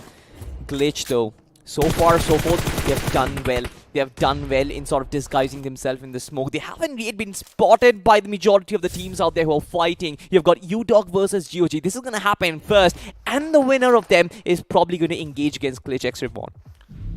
Ooh, Avi, he's got to make some hard choice, right? He's got to cut out on his losses. As MJ taking slight damage, GOG, this is a game that they've been waiting for. 7 finishes already for the boys, and making those quick early rotations have really helped them out to get as far as possible. As UDOG, again, another consistent game. I find themselves already in the top 8, and they could go kaboom any single moment. As the players of V-Star, they've got to make it inside the circle. They still can, though, with not a lot of people keeping a keen watch at their direction.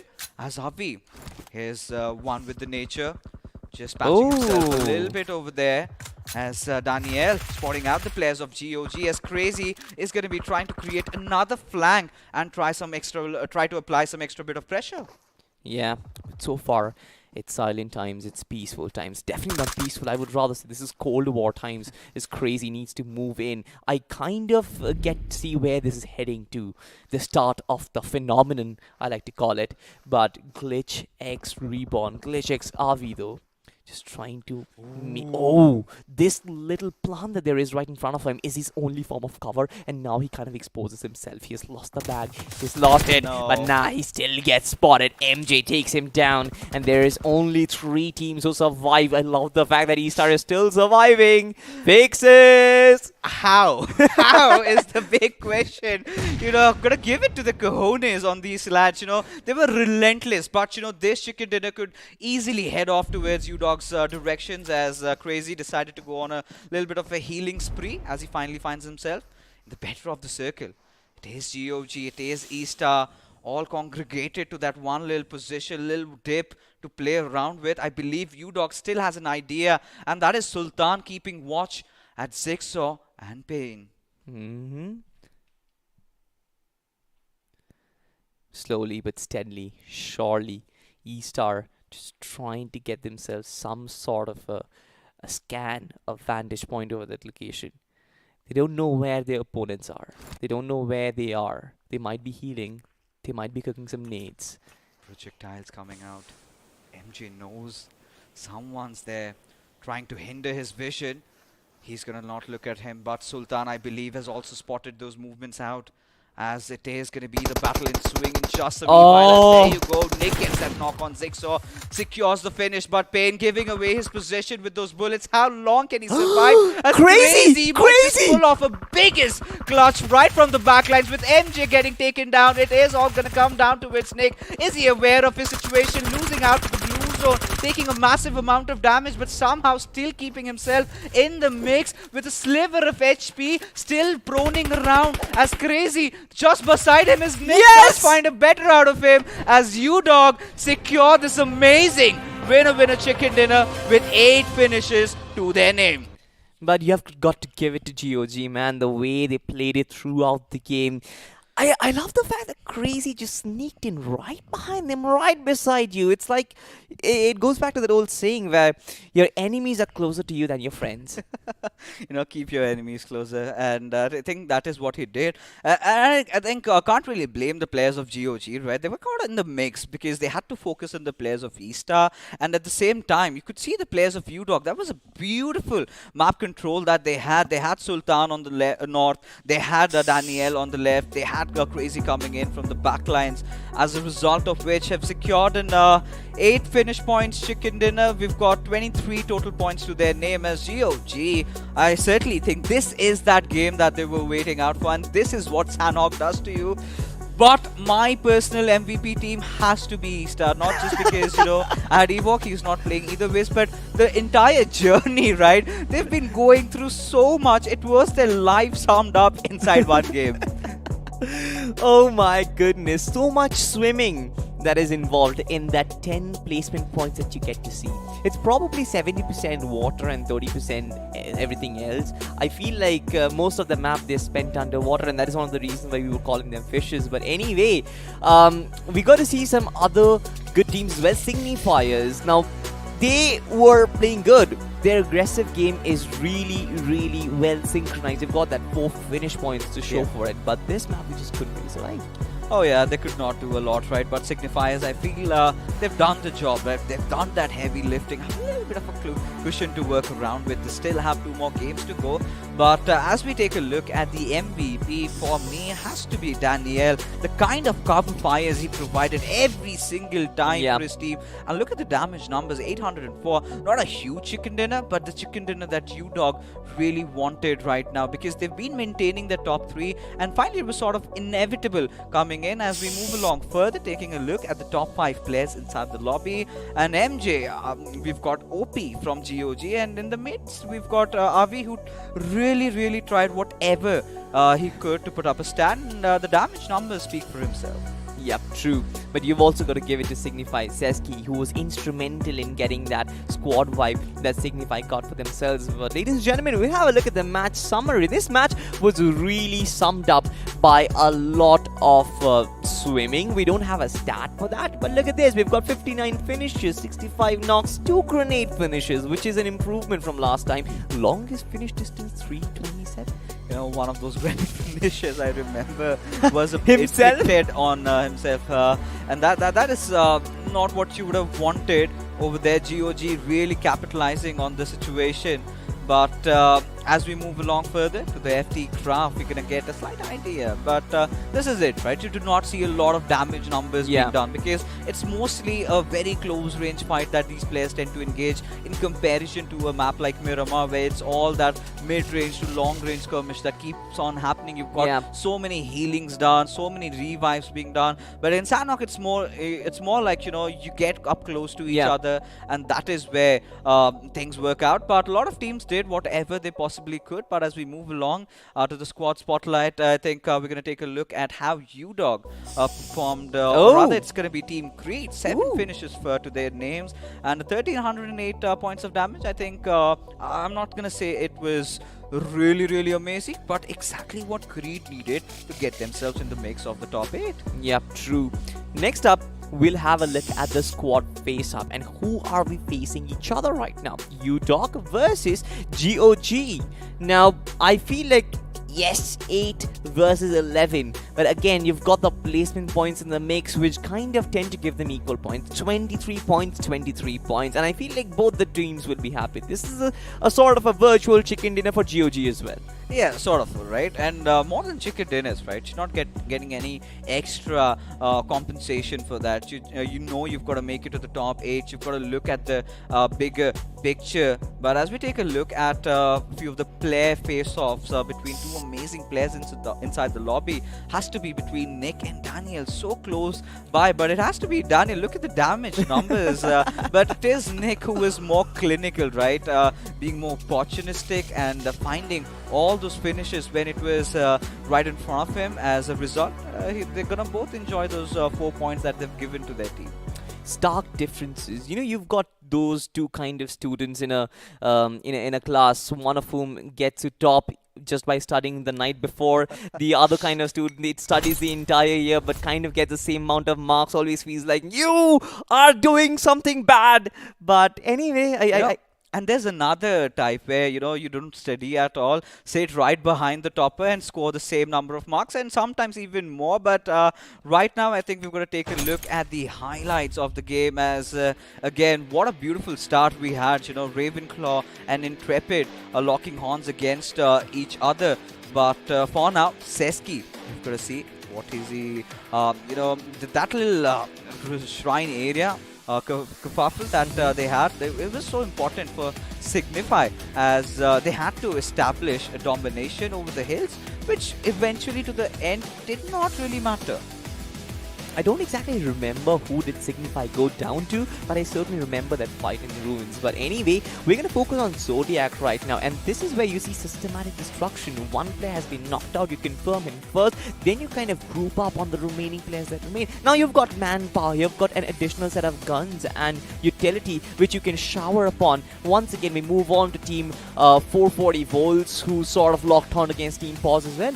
Oh yeah, and you know, talking about 440 volts, they were caught right out in the open. But this is one of those fights that we absolutely loved, right? Zodiac somehow finding themselves through taking down the players of Ravenclaw, but could not really, count out on their losses because right after that, they got taken down in an instant. But look at these reflexes coming out from these new teams, right? The hunger is quite visible, but the AMP doing all the job over there. As Zodiac, they're going to be feeling really happy about themselves. They did all that heavy lifting as the game keeps on progressing. We still have one more Erangel, one more Miramar to go, and I'm pretty sure they've made it to the top 8.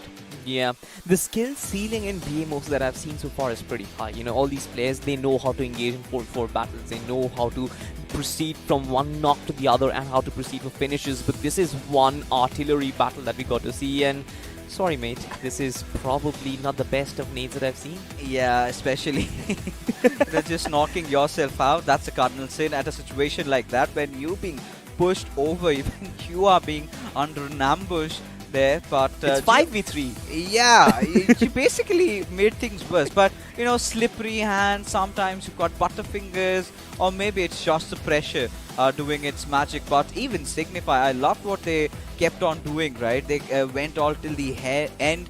But yeah, the star for the evening, at least in this particular match, has to be Easter. I've got to give credits to Bomber. You know, the decision making from his side, well, was not so good right in the very start, opting for a, botation, as they kind of call it. But again, that was a gamble that he took, did not pay off. Somehow, still got his team down to the top 3. So that is something that we really need to appreciate.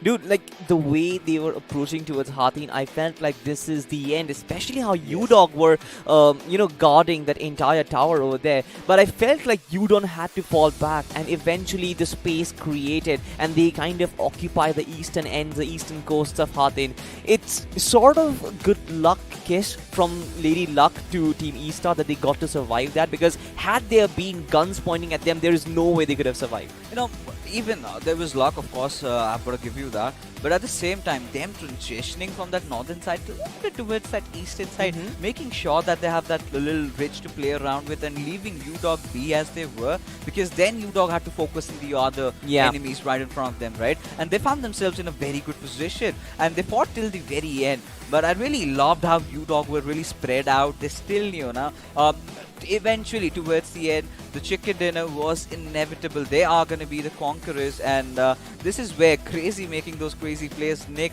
OP did whatever he could just before getting wiped out. He ensured that he got the better out of Easter, had managed to secure those 2 extra position points for his team, and as a result of it, UDog so comfortably getting that chicken dinner. Not a huge finish one, but still something that has propelled themselves up maybe to the top spot. Yeah. Because considering how they've been playing over the past course of games, if I find themselves to be going all guns blazing in the map of Miramar. Might be, but there is happy news, of course. Unlike the first 2 days, I feel like today there has been a lot more teams who are competing for the top 8 spots. We haven't seen one-sided domination. We haven't seen utter destruction from a few teams. There are teams who can pose a very nice threat, and this is where I feel like, yes, young guns are all sort of coming up alongside experienced teams. These are experienced teams, U-Dogs and all, especially E-Star as well. They are very experienced, but against the likes of GOG, against the likes of other teams who are playing really well, I feel like this is where the skill gap, the skill disparity is not that much. You know, so many teams are here. I think so far, the underdog lobby that we kind of like to call is the best today in comparison to the first 2 days, because it's so many names that is going on in my mind. You've got GOG, Crazy Gamers, Signifiers, everyone putting themselves into the mix. Zodiac out of nowhere just coming out. You know, even if they had a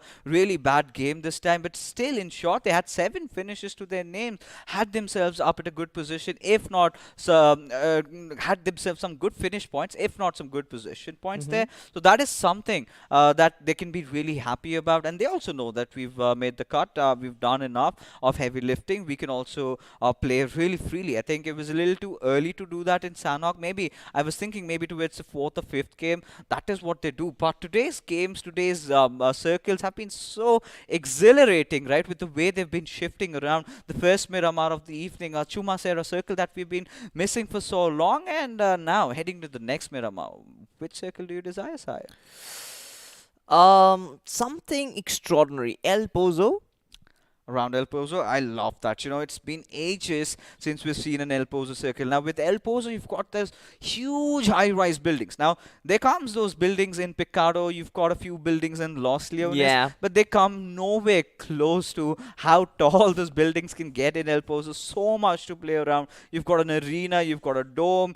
You've got those tall buildings. You've got those hills. A perfect mix. It's basically a whole map in a nutshell in that little city over there. So I would love to see an El Pozo circle, but at the same time, you know, you would want the circle to go a little bit towards the north, maybe towards Oasis, because that is something that came after we had Miramar 2.0, the ruins area also opening up. So that is something that I have absolutely loved. But that being said, ladies and gentlemen, I think it's time, you know, with all those action ensuing upon us, we're going to take a quick short little break. You're going to get back right after this.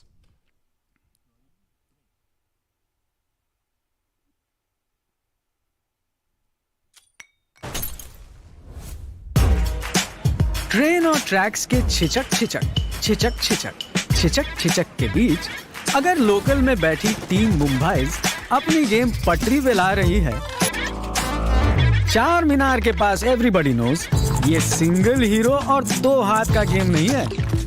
Erangel और मिरामार से भी बड़ा एक map है जहां हर कोई अपना rank push कर रहा है। Battlegrounds mobile India rank push कर रहा है यहाँ। आप हो कहाँ? Download now. It's not about being like everyone else.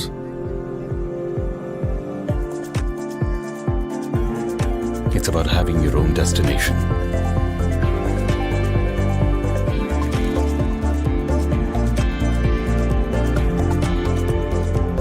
It's not about how you fit in. It's about the skin you choose to fit in.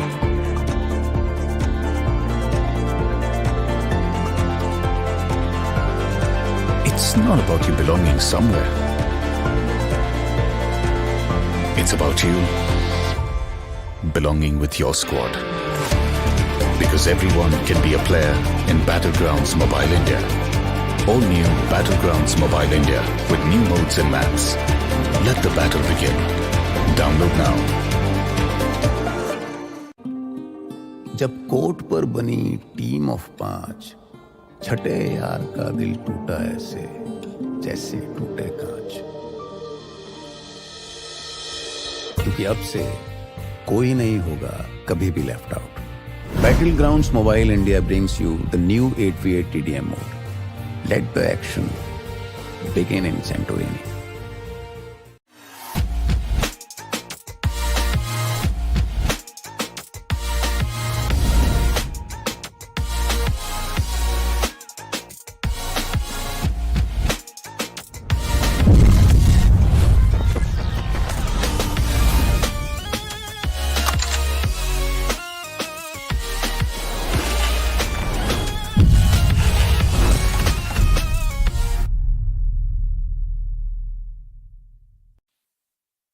What's your biggest weakness?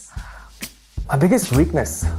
If I had to pick one, I'd say that My biggest weakness is that I'm a real giver, you know. I give more than I should. are you going to keep all the loot for yourself, huh? We don't need glory hunters on the team. I'm firing on all cylinders, 100% of the time. Gives others a huge complex. Arey bhai, Can't find any guns here. I'll be toast if I have to carry on with this frying pan. I'm too calm and composed for my own good. Nothing can rattle me. I'm in constant zen mode. Beast mode, guys! Come on, let's go! I scout कर रहे हैं यार. Hello, respond! I just can't push people against their will, you know. Even if it's for their own good. Seeing people uncomfortable just doesn't sit right with me. अबे तुम red zone के बाहर नहीं निकल सकते, कंफर्ट जोन के बाहर कैसे निकलोगे? चिकन डिनर के सपने भूल जाओ, तुम्हारी किस्मत में भूखा मरना लिखा है. Pick the game, drop the act. All new Battlegrounds Mobile India with new modes and maps. Download now. This car won't drive itself, right? Where to go, when to stop, read the map. अब ये सब तो in-game leader ही कर सकता है. And danger rarely announces itself. इसलिए आगे बढ़ने के लिए एक स्काउट भी जरूरी है।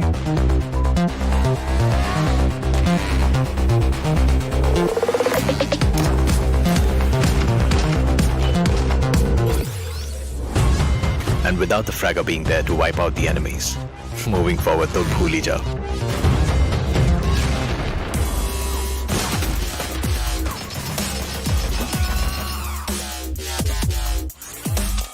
और फाइनली गाड़ी आगे बढ़ाने के लिए सिर्फ पहिए नहीं, जैक भी जरूरी है। कोई भी मैप हो और कोई भी रास्ता, जैक ऑफ ऑल ट्रेड्स के बिना टीम नहीं बनती। Without you as the support ये गेम नहीं चलती। Your friends are waiting for you on the battlegrounds. फिर से अपने यारों के साथ चिकन डिनर करोगे, साथ मिलके रैंक पुश करोगे। Battlegrounds mobile India, download now. Well, we're back again to the mix as we're finally done with our 3 games, with 2 more yet to go to decide the fate of all these players. A lot of rising superstars in the making we're getting to see, and you've been talking a lot about GOG, that you know them, and tell me more about this team. They were like, you know, 4 different horses with 4 different kinds of energies running in 4 looking corners, you know. All right. One among them was Bullet, you know. You did see him even in the previous match that he was the only man outside the hard cover trying to, you know, do things. But before we speak more about them, just a small reminder for the viewers.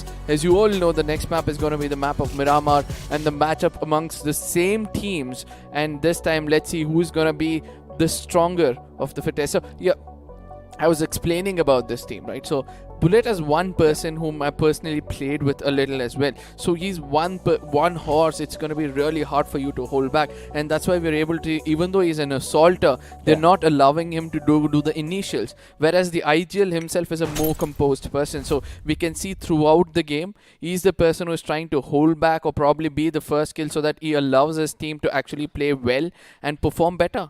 So I think, like you wanted to say, you know, cutting it short, everyone has their own character, right? Everyone has their own flavor that they put inside the broth that they're trying to build up, and this is such a beautiful thing, right? That is how a perfect team is built up. Now, you cannot build a team around 4 assaulters or, you know, 4 flankers or 4, you know, cover fire givers. So you've got to make sure you've got that perfect balance, and that is something that GOG has done. But as we take a look at the beauty of this particular map, and you've got to tell, Miramar has always been one of my favorite competitive maps, more than Erangels, because that is where, you know, our team's fullest potential is sort of getting taken out, right? You can ooze out everything. It's all in a mix, right? You can take those close range encounters, you can take those long range fights.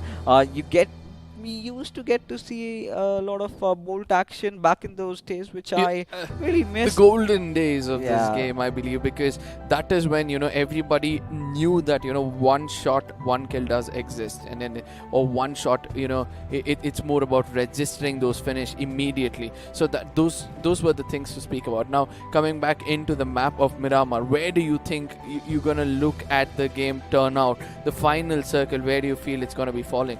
You know, I really had this discussion with Salty, right?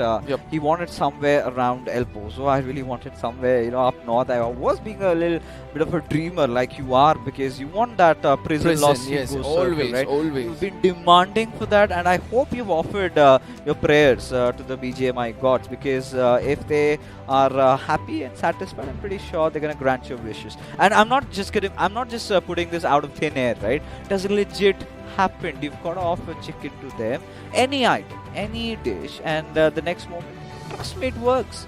I tend to, you know, provide them with more than chicken in case the zone do fall in over there. But for now, ladies and gentlemen, we are going to be stepping into the 4th map of the day. This is going to be more like a decider map for most of those teams who have not performed so far. And now, oh my goodness, whenever the flight path comes into this corner, I have nothing more to say but keep my fingers crossed so that, you know, all my wishes come true.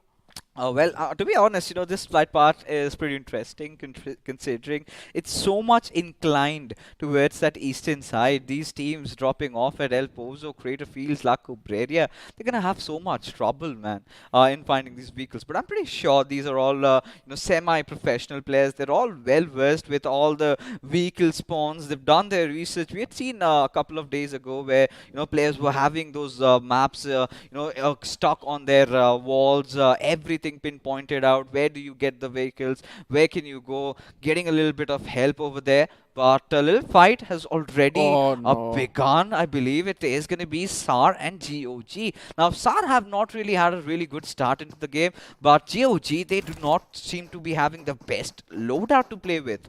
As of now, see, initial clashes, you need to understand this. It's more about your farming, but also looking out on your back lines. You shouldn't be showing your back to the enemies and then getting taken down. Now, GOG Bullet OP over here. As I said, this is one player who has to control his emotions, who has to control his energy and try to concentrate it on one enemy at a time. He tends to be a little overconfident. I know that IGL has been doing really well in controlling his energy, so let's see how the game is going to turn out now. But on the other side, the team of SAR, they seem to be a little more composed, Even though they're farmed well, they're slowly pushing in towards the side of GOG. Even though Bullet is the person who is trying to grab attention of the complete squad, now the other players can converge in. Look at the minimap. They're converging in from all four directions. And if they come in and converge and take down the side of SAR, I think Bullet would have done the good job of, lurking them towards the center. It's a Tom and Jerry situation with Bullet making a run for his life, but in the right direction because MG can provide that cover fire. But for how long can he escape his fate? Because now this is where Leader has also come into the mix. Now this is where GOG can engulf them like an amoeba as the player of SAR pushing in together. But at the same time, Bullet knows he's got that vector to play around with. He's spotted out the body and he goes in for the spray. Not the right decision to make with when you have an SMG and limited amount. It is a vector for Christ's sake, as a result of which Bullet is going to be dropping down and no excuses this time for him. He messed up. Agreed. Completely agreed that he messed up. I just hope that the communication was given that I have been chased down. I need some kind of a backup immediately, or else things cannot go the right way. But still, GOG have other plans, I believe. MJ is also falling back. Leader is falling back. Nick is falling back. I don't understand what's going on in their mind, but I just hope that, they're pretty composed and they do know what they're doing right now. This is half-hearted commitment again, right? Yeah. I really felt that if Bullet was stuck in such a hard place, this is where his teammates should have really come in and given him help, because I really thought that they're just gonna try and sandwich them around from every possible direction. Yeah, that and was they the just same press thing. in on them. Yeah, converge on them. Yeah, there was a knock. There was no trades being taken off. Just the moment Bullet got knocked out, every teammate was like, chuck it, I'm just gonna head away. That's not how you play this game sometimes, You need to understand the importance of each and every teammate you're holding. Now, the circle shifting towards the side of El Pozo, it looks like somebody is being blessed, and that is going to be my friend Salty. He wanted this, or you wanted this, right? El Pozo. No. Salty wanted this. And Salty wanted this, and you said that, this mini Miramar inside the place of El Pozo. Let's see whether the final zone is going to fall in there, and how things are going to turn against teams who don't know this terrain.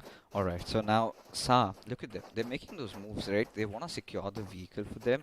At the same time, the two smokes, they want to be 100% sure that they're in they kind of are confusing their opponents, right? Which smoke are they? Really find themselves out as Ravenclaw. Keep a keen watch on where Pablo is heading out, and it could be really bad for him. Pablo is the one who gets the knock, but the other trade's not there, as Dark Lord is going to meet his makers as he gets taken down. Ravenclaw off to a really good start. And have you observed this one split gameplay coming in from the side of Ravenclaw when it comes to the side of Impala? They know it really, really well. They have one person always on the top keeping a bird eye view. They have another player from the other corner just in case something goes wrong for a cover fire, and two other players pretty much close to them giving the right kind of support. So if you have to take down Ravenclaw in this part of the map, especially in Impala, you have to make sure that you cut off the eyes of at least one player and then try to take the fight to the enemies. And I just hope that, you know, somebody does it. See, this is the best part about the game. Every time you strategize and you want to be successful about it, you can only be until the other eyes try to, you know, learn this move of yours. Oh yeah, of course. But you know, talking about this particular team pause, I think the first two games they had such a nice start, right? They were getting a lot of finishes to their names.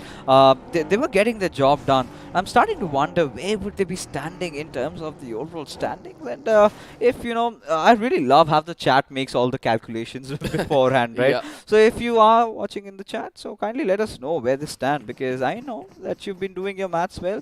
We certainly weren't good at maths. We were just good at talking, and that's why we are here.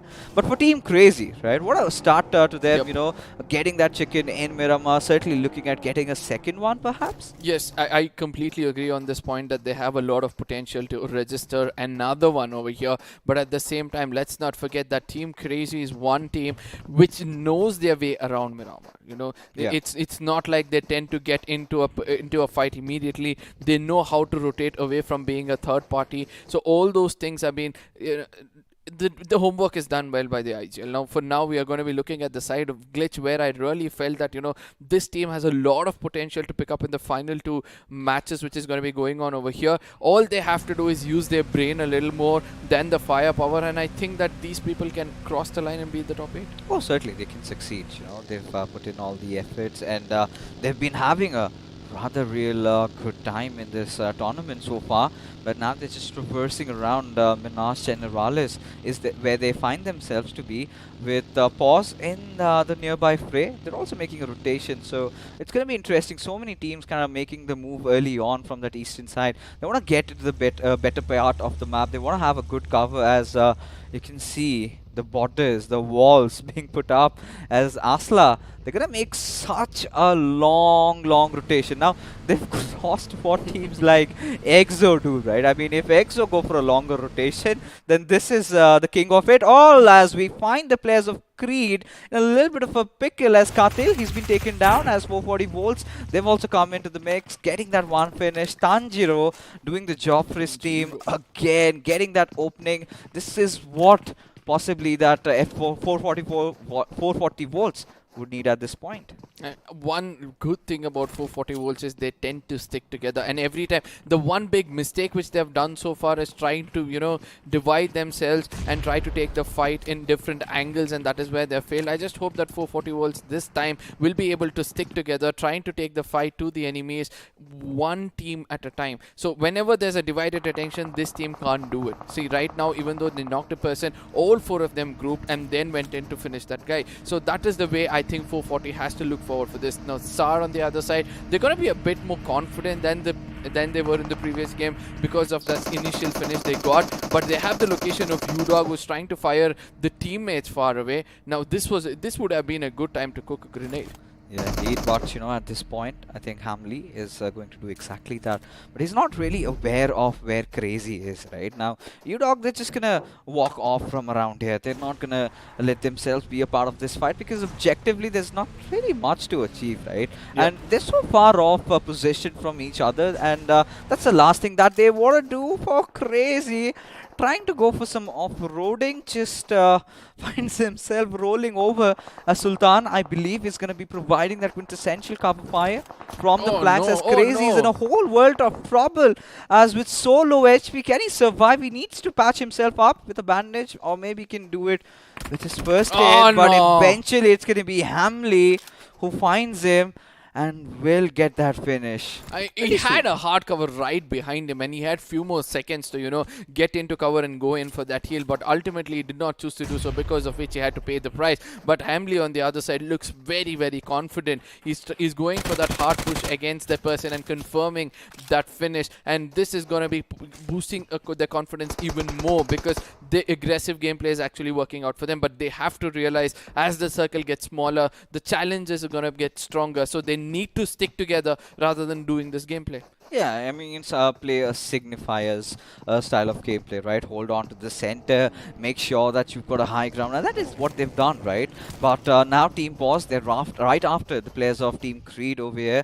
Captain trying to make a move, and Ryan, he's trying to provide cover fire. He's trying to make sure that his captain stays alive as he spots out all those grenades being cooked up. Battle against Frag OP, who just comes in. I really thought he's going to go in for a prone play out there, but not going down, and instead, Pause will get themselves another finish to their name with Frag OP, barely with a sliver of HP, but nothing to really worry about. Oh my god, Sar on the other side is also getting tagged off. I mean, yeah, I think it's far away, you know, there are teams looking out for them, and this is one shack you would not want to be in, but at the same time, Sar exploded. I don't know whether they exploded their own vehicle or what was happening. It looks like they're in a very bad state as of now, but Paw on the other side, I really love the way they took down Cap. Cap was really not composed, you know. He was jiggling inside that small place, and due to which, you know, he had to lose the fight. But for now, 440 watts is getting a bit more closer towards the side of Paw. I think they know what things are happening. Sultan from far away is again doing the damage against the side of Sar. So let's see whether they'll be able to, you know, completely erase Sar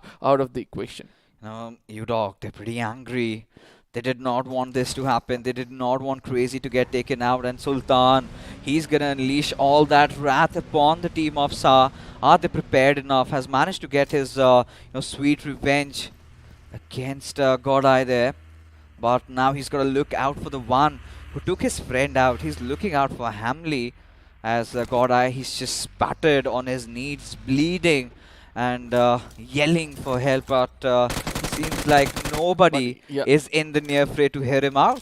I mean, is this the new meta in Miramar that you're not going to go and give a backup or probably revive your teammate because he didn't listen to the IGL or something like that? This is the first time we are seeing players getting abandoned from their teammates, and this is the best spot to be frank. You know, when you're the highest mountain peak, you just control this area, and if the circle falls over here, you're gonna be blessed. It's gonna look like that winner chicken dinner with this delivered right to your address. You know, for signifiers, if the circle favors them only, if I was just getting there, now the circle has gone away, right? And for the players of Sa, I really figured out the only problem was the fact was Hamley did not have a vehicle to his name, right? He's still walking. Look at the top right, right? And that's the worst that could happen to you in Miramar. So helpless. You know, this is where you could be screeching, screaming for help in these deserts.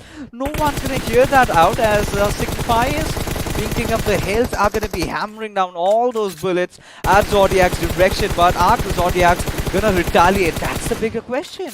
I don't think so. It's going to be easy for them to retaliate at this point of time. I do understand the Signify is just burning their resources for no reason. You know, they can take down, you know, vehicles, but how well can they take down their enemies and get those finish points? Now, this seems to be going down, trying to attack these players immediately because they will be on their foot for sure, but there's a long way up ahead. Remember, in the map of Miramar, no matter how close you are, you're still far, far away. Yeah, I think right now, you know, the players of Signifiers do understand that they've got to respect the circle. They've got to get a better position. Another hilly cover, perhaps. That is what the retention is, because right now I completely agree with what you said. They are taking a lot of lead out. You know, I'm going to start to wonder if they have enough ammunition to sustain themselves to the final games, because they made quite some early rotations. But this is where we do have the players of Crazy, right? The best team so far in the map of Miramar had gone on bonkers out as Arceus. A little bit of a mischief in his mind after some shenanigans. Unintended though, maybe. When you have such a big vehicle, you will have to wonder, where do I park this so that I don't get detected? Not supposed to off-road with the Brado. Yeah, and very much not supposed to off-road. If you're rich enough to take it around and you don't mind some bumps here and there. But for now, Eastars has a very clear picture of where Asla are, and I think that, you know, they will be aiming to put at least one or two players down as they move forward from here. But at the same time, Asla has a very, very good zone for themselves. Zo Spray on the other side gets taken down on his knees. Now let's see whether he gets confirmed. Oh, Kailu just spotting one of those players out over there. Takes a few shots, but gives his position away. But Easta, again, one of those teams that will be a little happy, but Kylo needs to watch his 6, right? The moment he kind of steps away, he kind of looks into the other direction, can become victim or can turn prey to the boys from Signifiers, as Zodiac for the first time find themselves stuck between a rock and a hard place. Oh, nice! Open with Flick Code inflicting all that damage, but it's gonna be Hemant who gets the knock secured. I mean, I don't know how Intrepid Flicko is trying to, you know, take those players down in those small pixels, especially with a gun like M24. I really want to understand his mind right now, but on the other side, can you see what's happening? Yes. That as Asla is getting taken down, Glitch is also taking down the side of Team CR. Crazy also have to do something better over here, because if not, things can go absolutely. Ranty comes in for some help after losing a player. It's been really late, you know, these teammates are coming in for revival, but ultimately we can see that, you know, at least one team is depending on some revivals of their teammates. But the worst part is that the vehicles have been blown up, and this is gonna get even worse than this, right? How do Zodiac get themselves out of the situation? In the meanwhile, ladies and gentlemen, the Circle has taken an eastern shift right out the very open, and Zodiac, had they had all 4 of their players alive, could have been in a very good contention. But 440 volts, my apologies, there, find themselves in a really good, interesting situation as Heyman is going to be spraying around with a Scarl, another very popular weapon in the map of Miramar. Yeah, very much. And I really like it when somebody goes in single with the Scar, which is pretty much hard for you, but still when you do it, it performs much better. But for now, I really want to see how this team is going to come out of the situation. It looks like Intrepid have decided to take this team down no matter what happens, but far away we can see the disrespect is in close proximity with somebody. Probably they found GOG coming closer to them, so they want to, you know, earn some respect from them, and that's why they're trying to pour some lead on them. Nick OP on the other side has to do something different. Oh, poor Shogun on the other side, a man who is well known for doing a lot of, or dishing a lot of damage over here, has his eyes set on the side of MJ. MJ being the IGL needs to heal up full his potential, has to save Nick at this point of time. Through those pixels, somehow he was able to, you know, reach him out, but this cook grenade can actually do the damage against them. Yeah, just 2 teams hunkering down on Team GOG as they find themselves in a whole world of trouble as the numbers keep on dwindling, but Pause not really over-exceeding because they know it's Team Disrespect in the nearby fray as Leader is taking damage from absolutely everywhere. Will find himself inside that little mini boss over there, but not gonna help him as he gets taken down. It all comes down to MJ, and he's got nowhere to run and nowhere to hide, gazing into the death and despair that awaits at him as Ayush is just gonna try pushing in, finds himself in lava as he needs to drop and roll, but instead a huge standoff being put up as Shogun from nowhere, he's gonna be applying pressure. In the meanwhile, MJ finally gets spotted out with that Molotov. Does get one of those finishes though, goes a little salty, but this is where Team Pause, they're just gonna chime in, get the final pair of Disrespect, and with that, Disrespect are out of the picture. I mean, Pause just laid the... They left a mark properly, you know, with 7 finishes taken away with 1 single fight and a lot of resources to loot after that. Now, Arsla versus the side of Raven. I really want to see whether Arsla will be able to, you know, crawl out the side of Raven from inside this, you know, building, because the Ravens are very well known for, you know, trying to lurk the enemy out of where they stay and then try to take them out. But the Mollies are doing the job for the side of Asla. Now, if they become a little overconfident, try to go in at this point of time, I hope that, you know, they don't do such a mistake that they go and step on their own lava at this point of time. It's going to be a 2v4 situation, but somewhere I feel they can pull it out. I certainly think so, but you know, at the same time, Asla have see, to there it is. make sure that they survive, but I think have been taking quite a lot of damage as E-Star find themselves in a really interesting spot as Kylo right out in the open does manage to get that throw knocked down, but Karan also chiming in. Kylo, how long can he survive as Karan gets back into cover as E-Star somehow by the Whisker still inside the game, but Ikrar is gonna make a push for it, but he's getting shot from elsewhere as he gets knocked out. Who is the one person who's gonna get that knock? As I have my eyes, it is indeed Kylo. He is doing it all.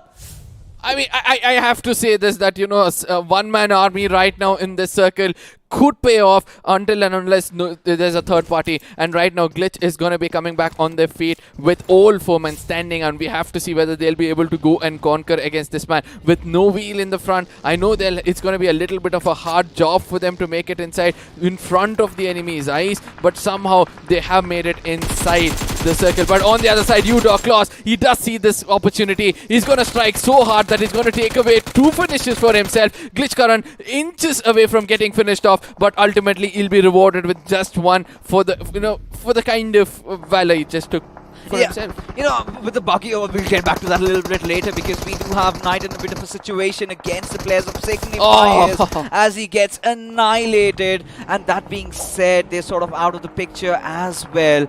And right now, again, for Team Radiance, it's such a bad time going on, as 440 Bolts will find themselves in a little bit of a dicey situation, with Ranty getting not just 1 but 2 knocks. But Flicko has his eyes on the players of Signifiers. Seski just beside his minivan gets spotted out, and he knows where the shots are coming from, but he's not in a position to really battle it out, as I really love the position that Intrepid are holding on. That map control is going to help them secure this chicken dinner. Yeah, they're 4 men. They're spread out. Everything Intrepid is doing is absolutely right, but they have to watch out for other teams as well, just in case somebody rushes into this mountain. Then it's going to be really hard for them. The finish point of the Seski is going to be confirmed anytime soon, but it's better he converts his attention to some other direction where he's getting shot from, and that is going to be from the side of Paw. They have a very good chance to actually come into the circle right away, because even though they have a man disadvantage, this is the only time they can fight Interpret with a divided attention. Now I don't know whether they're going to do that. If they're not, we all know what's going to happen to Paws. Oh, we certainly do. But, Paws have been impressive so far, the way they've been playing. And Sultan finally out of all his meds, just has a few bandages, not going to really help him survive for long, though, hoping to get his team to at least a 5th position, maybe get a few knocks and finish. But that does not happen either, as the circle shifting towards Paws, and this is what they've been praying for. But are they at the best position inside the circle? As we take a look at an instant replay where Ravenclaw, what a standoff from Pablo over there when the push was coming in. Then he takes that jump out and gets the whole squad finished out. And wow, what an amazing play. And this is what I said. They had the capability of doing a 2v4, and it looks like they've successfully done it. And when you place your bets on somebody and they fulfill that, it looks like you win a jackpot. Yeah, it's a happy feeling. But a little bit of help also did come up from Intrepid from the right side, taking out the last player of Asla. But now, with the circle shifting, Intrepid still, they have that little bit of a hilly advantage to their name. But Signifiers, they are under constant action. They've been under constant trouble over here, as Flicko is just going to be spraying it around. Seski right out in the open, whipping a lot of bullets out there, as well, he's going to try and destroy the vehicle, but Rena comes in out of nowhere, gets the better out of him, as Alistair will try to get another pick out of Intrepid, as now the numbers are suddenly starting to dwindle for them. Absolutely. Now, I really want to take my attention towards this side of team I don't know. Sometimes it's going to be so hard for me towards the side of Team Zodiac, because they have been surviving with the 2-man squad. They have done a lot of jobs so far. Ranty is the only person who's trying to hold it as much as possible for his team, as he knows that he has a little bit of a zone control as well. Now Flicko on the other side gets revived. He's up on his feet. Glock is like, you don't know how to do this. Let me finish the job this side. You just take care of the other side. With Glock, with that M4 doing the damage and getting one knock for himself, he knows this will be the right time for him to push, because they would have calculated the number of people alive on the opposites, and that's why they would be pushing in, finding another angle so that they can take them down. Now all these things said and done, this is where the loot. Well, look, it's rival right beside him. And now if Intrepid are not careful, they might be taken down, as another knock is going to follow suit, as not yet. Oh, instead it's Seski who does the job for his team, but Intrepid somehow getting that trade-off. This is the perfect opportunity which Zodiac Esports are going to look at capitalizing with those grenade barrages coming right at the faces of Intrepid. No, this is not the right place to get the rest done. Instead, he's still going to take the gamble. I mean, I feel somewhere I have to disagree with you on that. I think this is the right place and the only place they have to go in for a revival. Now they've done the job, put up some smokes, avoid the vision, let the other two teams fight when you have an opportunity to strike when the iron is hot. Now all these things said and done, we have rival far away. He's going to be looking at these smokes, trying to find some pixels where he can land the shots. Paw on the other side are far away. They know they have the zone control. They have the zone nearest to them, so they can slowly make it inside. But one thing is for sure, Paw have to make sure that, they control the recoil really well, or else things cannot go their way. Intrepid certainly are really lucky. I believe Rival did run out of grenades or molotovs, because had that been the case, otherwise I was looking at not just one but 2 or 3 players, entire squad getting taken out. But for now, Team Boss, well, they're making their way inside the circle. You've got Shogun from the left. You've got Rena and his teammate pushing in from the right. They've got that little bit of a ridge to also play around with the strongest contenders of getting this chicken dinner. It all comes down to the fact that if Intrepid make it to the frontal ridge over there, make it behind those boxes and deal with Rival, they're good to go. They also might have a chance at the chicken dinner.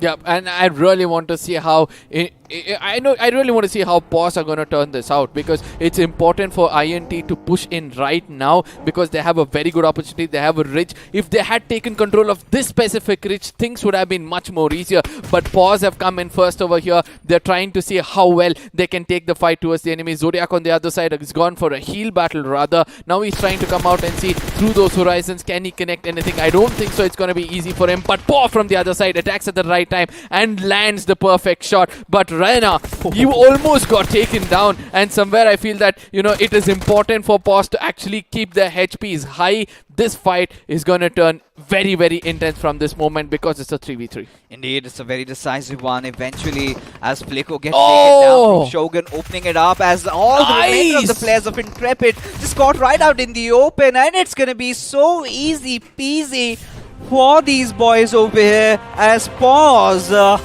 finally get a chicken dinner to their name, and it is coming with 16 freaking finishes. Shogun has gone all crazy, all bonkers, getting 8 to his own name. He knew that, once in the map of Miramar, that your crosshair is working fine. You're able to control that gun perfectly. That kind of confident boost nobody can give you. No motivational speaker can give you. So ultimately, when he knew that everything was falling in place and he has man advantage, he was like, I dare to go forward from here on, so that I have nothing to lose, because my team is going to be pretty much strong. Look at that, 16 finishes with 15 placement points, 1 match, 30 points, and they're back in the game. Oh yes, and this is completely changing the tables, right? When we thought that, yes, Sanhok is where we saw it all. This is where Team Paws come up with a surprise and get themselves also into the mix of the top 8. I think they've had been playing really good, so they're going to be entering the top 3 in terms of the overall standings. But what a game for Intrepid Esports, right? They've been trying to hammer so much. They've been getting those early finishes, but it was the conviction that they were sort of lacking. But towards the very end, they've managed to secure that second position to themselves, and they're going to be happy for now. But the teams that really aren't are going to be teams like Sa, Creeds, Radiance, and even E-Star Esports. No matter, they managed to get a top 3 in Sanhok, but considering the fact so many teams have stepped up, is it enough? No, this final map, according to me, is going to be a decider for a lot of teams, including Creeds, GOG, Disrespect, Team Crazy, and everybody. But MVP, the man you were talking about, Boss Shogun has got 8 finishes in his name. I think this is the highest we have got for an MVP so far. So 924 damage, 1 headshot, 3 assists with a total survival time of 25. So he was there until the end. We know that very well. Yeah. And he has done the job for the team. So one man doing 50% of the job for the team eases the responsibility of the others for sure. Oh, it certainly does. And it was just not him. Even Frag really stepped up for his team, as we can take a look at the top 5 players accumulating 5 for himself. As for Zodiac, it has been Ranty. I believe those grenades coming out of him, that had to be it. Zodiac making it to the top 3 despite the fact that they lost out on quite a lot of players pretty early on towards those final circle. As we move on to the match summary, and this is where you can see there's a lot of healings done, but not a lot of rescues this time. However, 10 grenade finishes. That is what catches my eyes. Yeah, absolutely. Now, yesterday and day before yesterday, when we saw the games happen, that's the first and the second day, the grenade finishers were not more than 2 or 3. And all of a sudden today, most of these people have learned their projectile well, so they're able to place it perfectly. Now, the longest distance finish is not what we expected, because we have already seen a 300 marker crossed. But Healing's 8,000 yet again, I'm not shocked. Yeah, and this happens in Miramar, right? But I've been loving how the circle has been shifting, and Salty must be proud that we finally got to see something happen around that El Pozo area, right? I'm pretty sure the date that he went to, he did offer a lot of chicken to the BGMI gods, and as a result, I mean, it would have been a failed date, but the gods certainly have bestowed him with the circle that he wanted. As we take a look at the OFT overview, as 2,000 points plus of damage for Pause coming into the mix, as we've got to take a look at a squad spotlight. Which team is it going to be? It's going to be Pause officials, who have been annihilating the lobby, especially in the map of Miramar. Now you can see an overall statistics of how their day has been going far. So it's 32 finishes to their names, and just 16 accumulated in one game.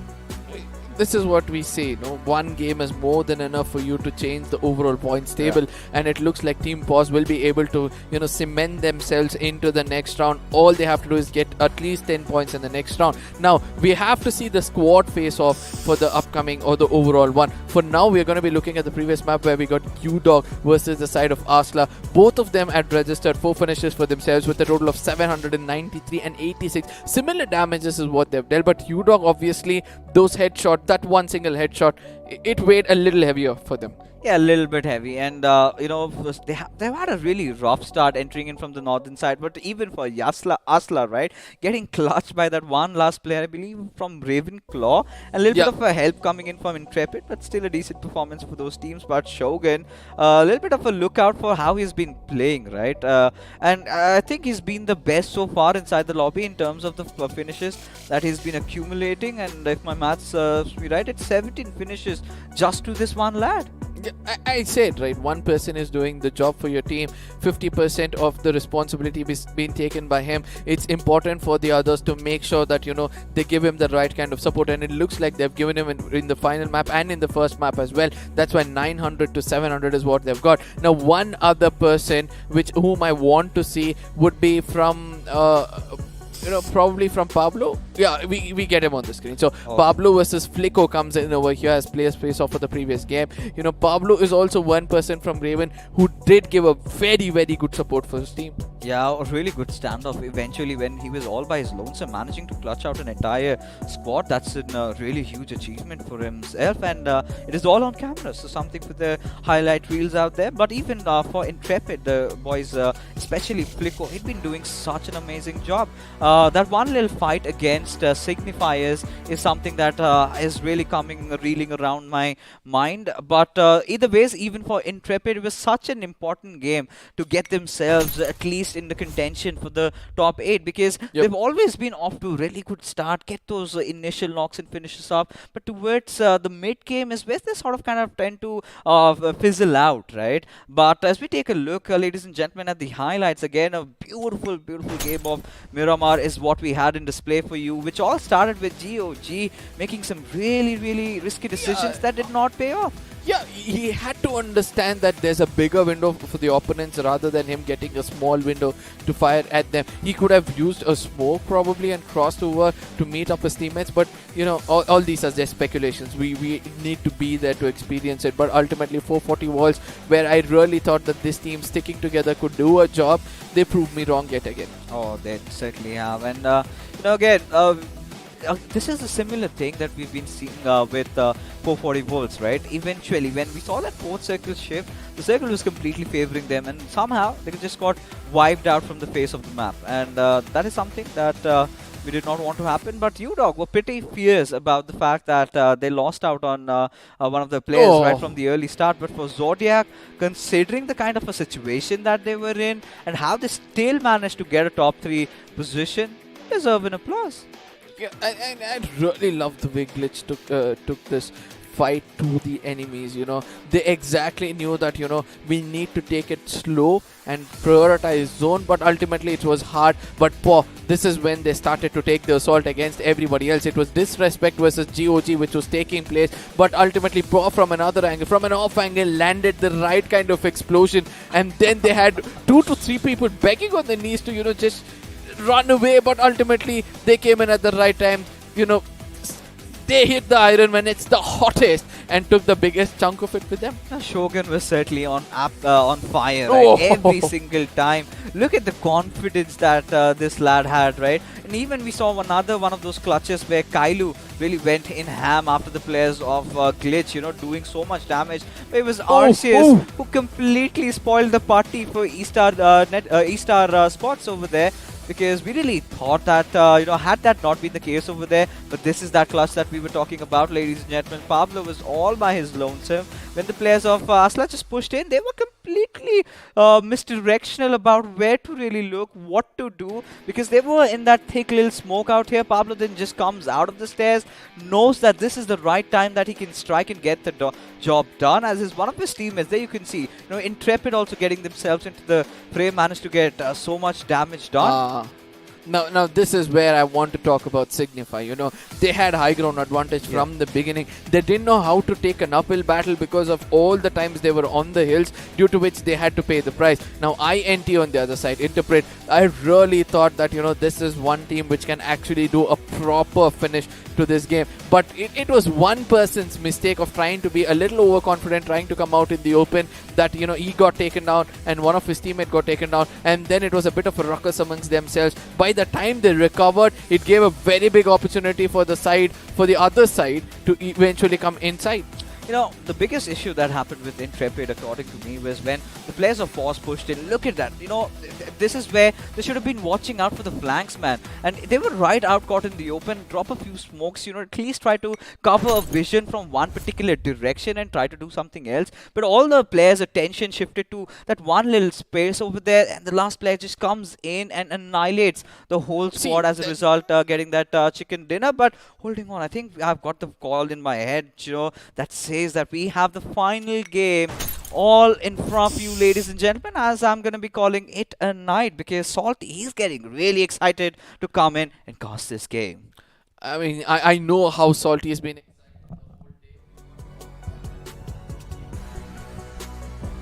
Go forward. Yeah, so it is it's the same teams, you know, over here coming back for the final game. That's not something new, but yeah, Salty coming back on the desk. One question for you, my friend: do you really think the teams from this group are going to be going head on when it comes to the overall points table, because each and every team have performed well in their respective maps? Yeah, sure, man. I mean, there's been a lot of teams who have had their good times. They've had good games for themselves, and we have seen like every single team, when they start getting themselves their finishes and their chicken dinners, they are making a name for themselves in the points table. So honestly, you know, I have no idea who are going to be the top 8 teams, considering that we have seen that level of competition today, unlike the first 2 days. Yeah, I'm loving it, actually. You know, it makes us do the math in my mind. It makes us, you know, speculate so many things. It makes us say that let's pick up a favorite over here and see whether they can make it around. And let's remember that we're going to be cutting down the number of teams by half, from 512 to 250 change, you know. It's going to be disheartening for a lot of people, but they're going to be at least happy that, yeah, we were there in that tournament. We had come on YouTube and we were trying to showcase ourselves. But that boost, as well as this experience which they're gaining, you know. Always remember, you can buy anything in this world, but not experience. Oh, dude, sometimes experiences are bad as well, just like my dates. But again, if we return back to BGM, I think... Why do you sound like a Johnny Bravo all the time, my friend? Dude, I'm still going through the bruises. But anyway, let's return back to BGMI and let's talk about the teams, you know.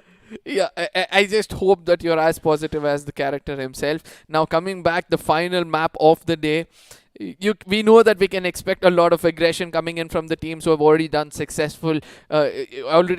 successful chase from the first map itself. What do you have to say for the teams on the bottom? Do you feel that they have to restrict themselves and play safe, be composed, or do you feel that better go for finish points because you're strong enough? Dude, at this point, I'm a very optimistic person, and for me, every single match counts. When you have a final opportunity, when you have a last chance, there's no way you have to restrain yourself. Just go all out. Just let everything, every bit of energy that you have, and channelize it in your fingers so that you can get the best out of it. Even if you're not qualifying, even if you're not making it to the top 8, you would know that you've done something that is absolutely crazy and you've left the tournament with a mark, and that is exactly what most of the teams who are at the bottom would be looking forward to. But for our audience, we always have these beautiful drone shots. Now, I must say, Arka, you are a sort of an artsy with the camera yourself, and I think you would appreciate how well the drone pilot is operating, moving through windows and showing us the different angles and the beautiful slow motion that it actually captures. Which is the funny part of this all. Whenever you see it so slow, for others it might look beautiful. For me, it looks a little horror, because very soon there's going to be bloodshot in every look and corner of this map. Oh yeah. and then we'll be like, oh, this portrait was looking good, and suddenly a splash of blood will be on it, and it's like, yeah, we like this place. It might not even exist. Boom, a grenade coming in, kaboom. Yeah, exactly. So coming back, let's see how things are going to turn out over here. Which, before the flight path comes in, if I have to ask you, which is that one place you want the zone to end so that it can be a little more challenging for all these players?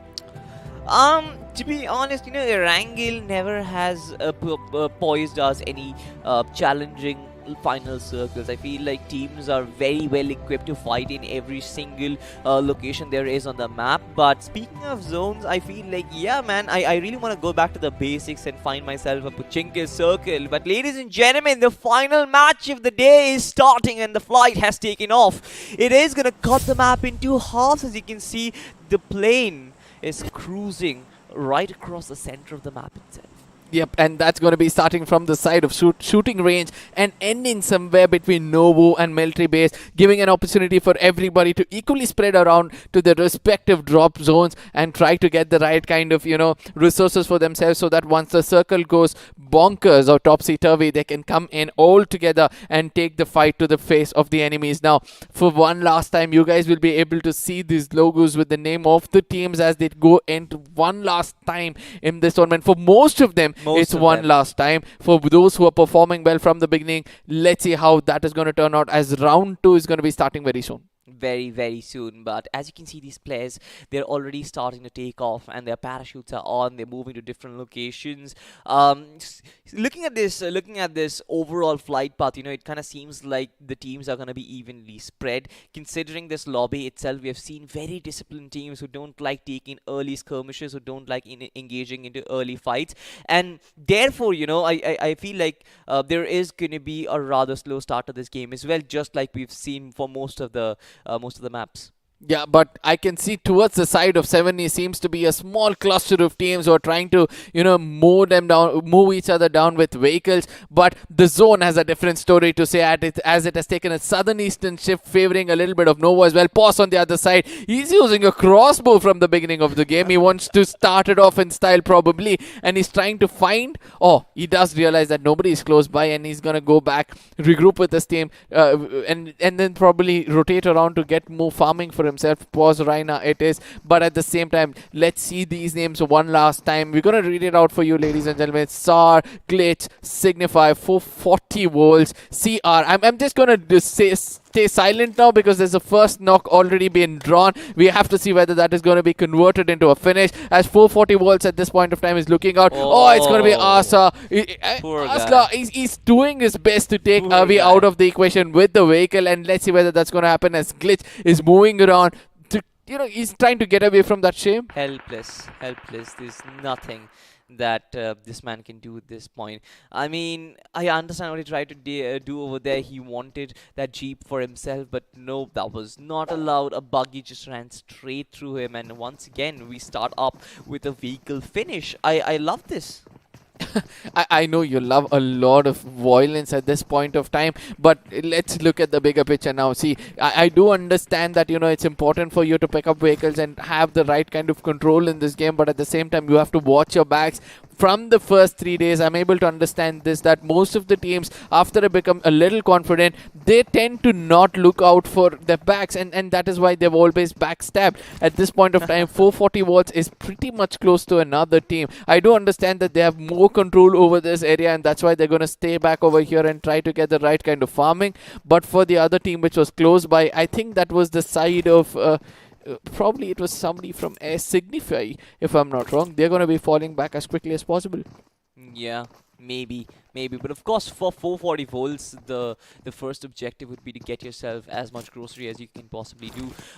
We know the circle is sort of towards military, Novo. It covers a little of Milta power as well. It's more like a traditional Erangel circle that we got to see, and most of the teams who have dropped towards Georgia Pole or any of those northern islands or locations, they have to kind of enter the main zone. Now, surprisingly enough, nobody once again has dropped to Yasnaya, which we got to see in the first day. Being a hot drop location, so a lot of these teams would be missing out on a chunk of those groceries, but I feel like they would be fine. So far so forth, no action, and it doesn't even surprise me considering how well oiled most of these teams are, how well they know each other, which is sort of been the case throughout the day. They just don't engage in early skirmishes. Even if they kind of observe a team close by, they would rather fall back, disengage, and keep themselves safe. Now, 3 teams already on the other side of the island, and that's the most important thing for us. If 2 of them try to go to the roadways, we know that GOG is waiting to welcome the side of E-Stars in one corner.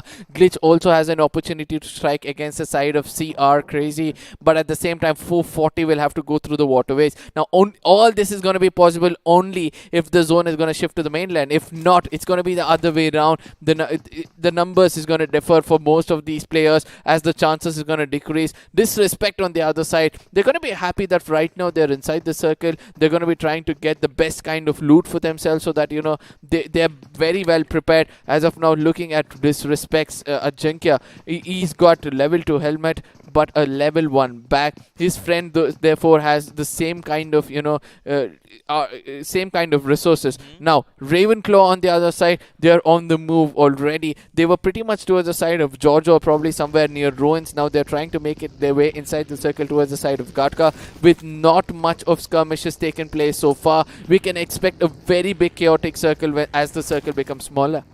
Yeah, and it's peaceful times, you know, Orca. It's definitely cherish those peaceful times. Yeah, absolutely. Just live them to your fullest. Every one of those 63 players who are still alive, they'd be living paramount at this point, because what awaits us is absolute destruction. Now, we've seen how these circles end up. Most of the time, they would rather end up in the mainland rather than in the southern islands, and I feel like most of these teams would rather queue up towards the farm and the Milta area, but it kind of depends on what sort of gameplay do they want to play. Do they want to risk it and go towards the southern island, maybe make military base their fortress, or they try and fight most of the teams who are coming in from the edges, from outside the circle as well. It kind of depends on what sort of mentality these teams have right at the start of the game so far, but we've seen these, like we've seen most of the experienced team would rather fight in the final circles, and that is exactly what we're looking for. Get yourself the vehicles, get yourself most of the cover done. I don't think I would see any bridge coverage so far. Bridge blocks, we discussed it before the show as well. The bridge blocks used to be a thing when season 1 was around. Yeah, the initial days of BGMI itself, but no, not today. I feel like professional gameplay is more towards capturing the surrounding areas, just like you see Creed, capturing this compound on top of the hill or the cliff, whatever you want to call it. They're just traversing around, they're just moving around freely. There's still freedom here. But look at what E-Stars are doing. They have somebody on their backs for sure, and also a team right in front of them, and that's going to be 440 coming to strike them from behind. Now this is a very, very good opportunity for either of these teams to secure some early finish points for themselves, and if that is the case, then things can get much, much better for them when it comes to the overall points table. Now, to the other corner of the map, towards the side of Milta Power, nobody is there, even though the zone is favoring that place. Towards the side of Lipovka is a team which can actually come in and take control of Milta, but at the same time, SYGs are also coming closer to the side of POS, who are holding that location at Lipovka. Dude, today has been a day of mammoth circle shifts. We've seen some of the craziest hard shifts that we've possibly seen in the entire tournament so far. Especially the maps of Miramar. Miramar is just going absolute bonkers. And if something like that happens in the final game, I feel like it would be a proper ending, a very holistic ending.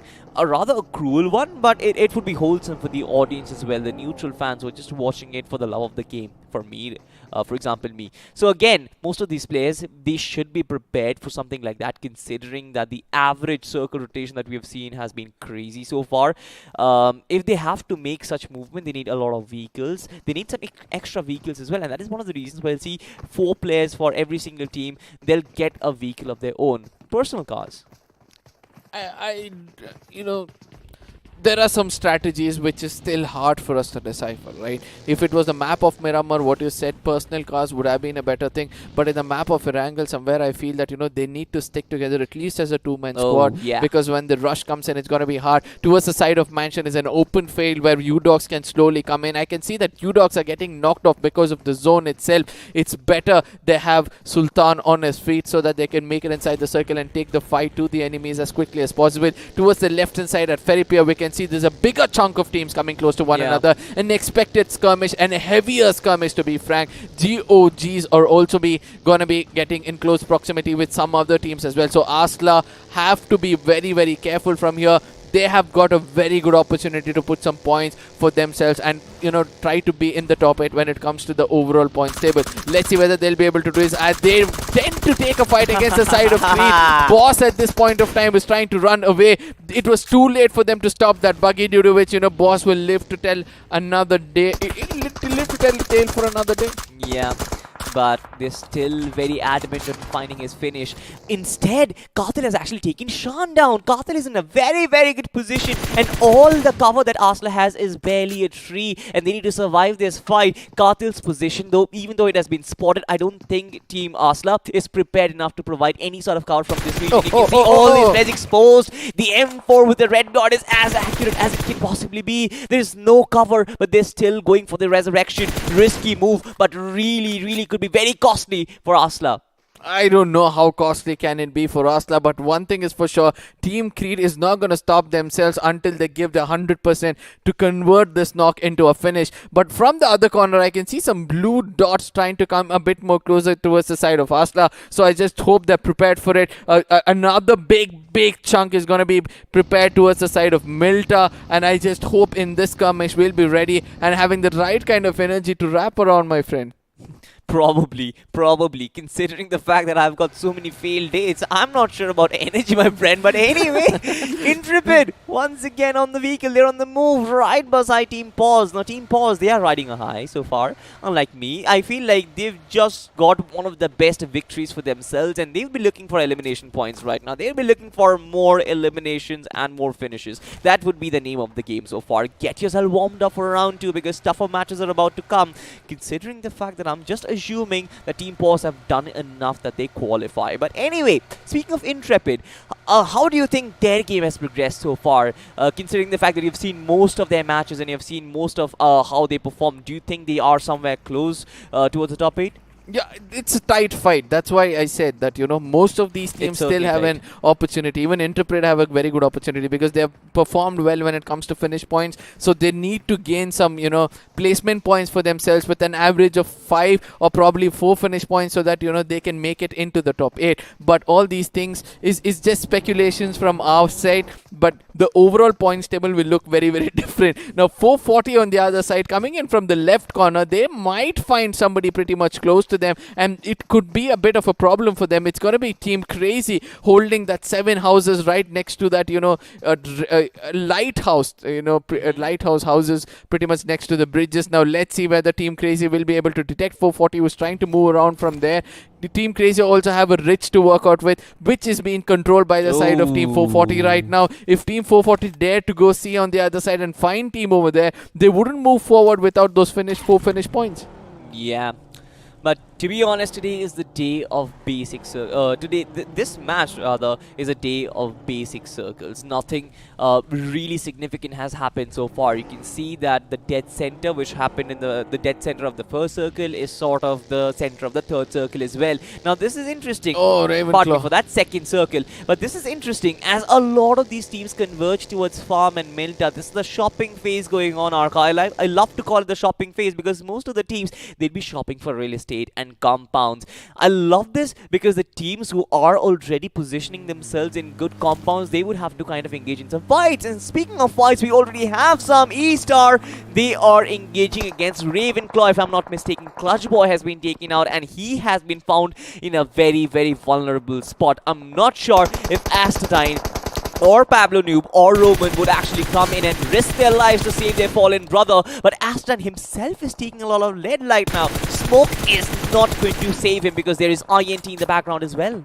Yeah, and INT in the backgrounds would want to steal these finish points for themselves because they are also looking strong, as we were speaking before. E-Star on the other side, they do understand where the player can be, so they're going for some random sprays to register at least a knock against that one person. But let's see how that is going to turn out, as Boomer is going to be cooking up a grenade to finish that person on his knees. Now Ravenclaw on the other side, they need to be a little more careful at this point of time because they're not becoming a patty in the sandwich, but rather a sausage in a hot dog.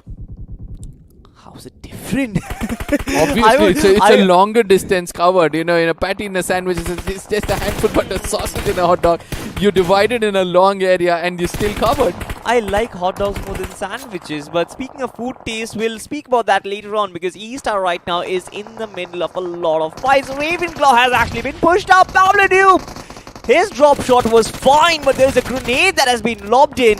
He would want the finish point for himself as further back engage. Roman OG, beautiful movement, agile as he finishes 2 players down all by himself. Team Disrespect, they've got to step up and live up to their name. Otherwise, they would be on the receiving ends of some disrespect.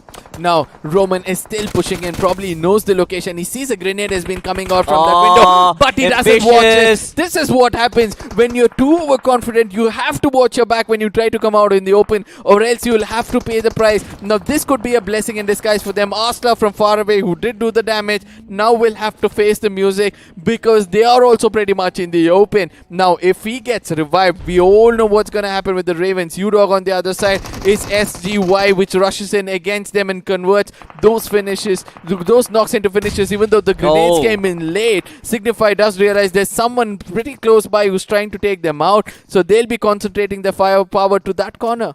Yeah. For Signifiers though, I feel like they have tremendous potential in taking fights. They have tremendous potential in gathering those finish points. The only problem that they've faced so far is finding themselves good position inside the zone, which again can obviously improve. Now Asla being very ambitious, they know that they can scavenge certain finishes from this region because there were 2 teams who were engaging in battle and there might be survivors. Ayush being one of them. A grenade explodes right in his face and you can see how much HP he's surviving at. Another one drops right ahead, but again the little box that's right in front of him saves him so that he can fight another day. Can he move out of this compound is the question. He drops him some smokes to create some space for himself, but where does he go? It's a completely open area and it is completely laden with team. He tries to escape that compound, but here it comes, INT Warlock with a nice third party to finish off Team Disrespect. Now this is what I said, once the circle gets smaller, do not come out of your hard cover because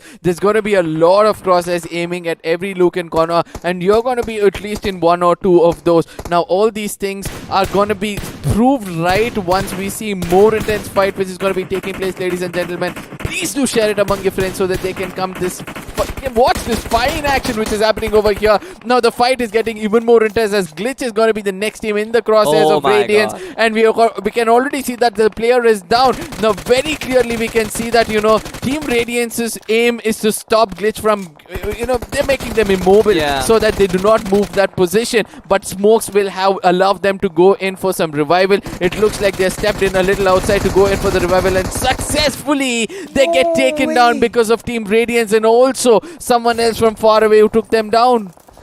Very, very ambitious from Glitch X Reborn over there to try and go for the revive. But anyway, Team Radiance find themselves 2 finish points to work with. But the kind of position they find themselves in, I'm not really sure if they are very comfortable. They've got teams all around. Team Pause, though, they've got some hard cover to work with. Now, all of this comes down to real estate. Do you have hard cover to work with? Because this zone is turning out to be more of an open warfare. Open field warfare is what I would like to call it. Team Pause, you can see they've got fences all over. Elsewhere, we've got signifiers who are taking some lead. The burn to the lead coming in from Team SAR. Again, some movement out in the open and you're gonna get punished. Now this is where the debate comes up. Do you start changing a location? Do you go from cover to cover? Do you make those movements to try and risk that little fraction of a second when you're out in the open, risking all of those bullets coming in? See, you can do that only if your teammate is giving you the right kind of cover, or probably you take the fight into the enemy who's trying to be a little aggressive so that, you know, you can eliminate them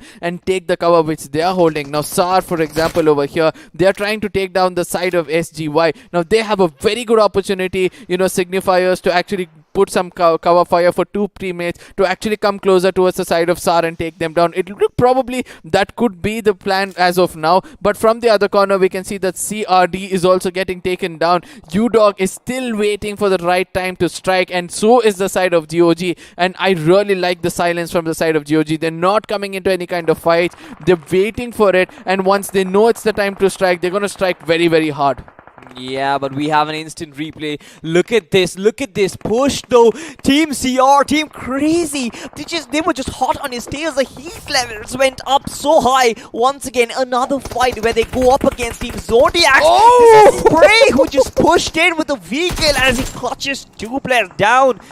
The tires must be burnt over there. But what is burning is grenades. One being lobbed in. Sultan spots it, survives. But once again, he has one right in his hands. If it lands perfectly, he might get 2 down. Almost. I'm waiting for the explosion. Doesn't take anyone down. But look at the HP.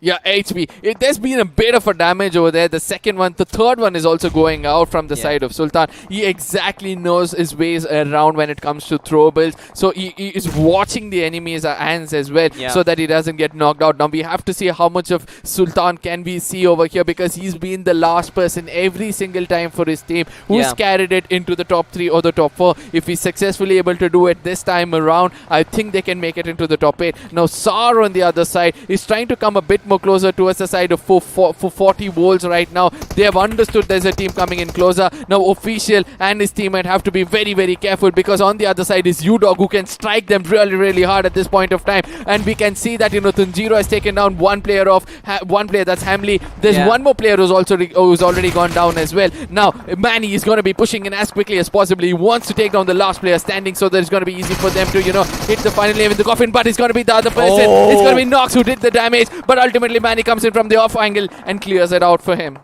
What a fight did we witness. It's going kaboom every single location. MJ surviving. You've got Bullet in a compound as well. But the finish feed on my left is just going bonkers as Bullet sprays down one guy with a DP. Once again, a very deadly weapon, just holding and turning this entire compound into a fortress. They've got a good coverage of the zone. Just look at their positioning. They're just at the edge of the circle so far. They've spotted Aslam and the scope is right triggered in. Players are getting taken down by the play zone. Players are getting taken down by Bullet. It's bloodshed everywhere. They've got Zodiac still surviving. They've got a nice place for themselves as well. But they are going to invite a lot of firepower because they are right at the dead center. GOG having spotted Zodiac. They would love to get that compound for themselves. But another one for Manny as it takes down the final survivor from Team U-Dogs. I mean, U-Dogs had to survive this to put some points, but 440 Walls have taken this way too seriously with 5 finishes already in their name, and the amount of loot they've gained just by those crates lying in front of them.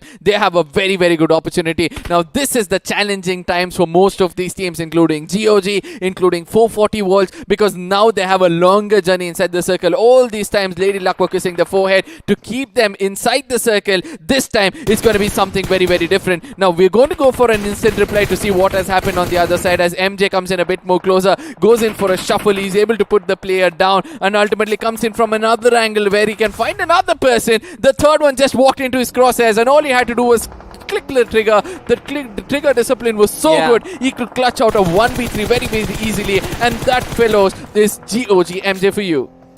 I mean, boy oh boy, MJ showing his capabilities with the gun. This man is ruthless, but problems are not over for Team GOG. They need to make a move for the next zone, and you can see already they have sacrificed the compounds for themselves, but completely out in the open. Smoke's coming in, but there is no hot cover. Team Zodiac's also trying to go for the move, but this is exactly where you draw out the fire. 440 volts. Uchiha trying to go for the spray, using his sharding gun. Will he be able to find those players out in the smoke itself, because his vision is not there yet? You've got no.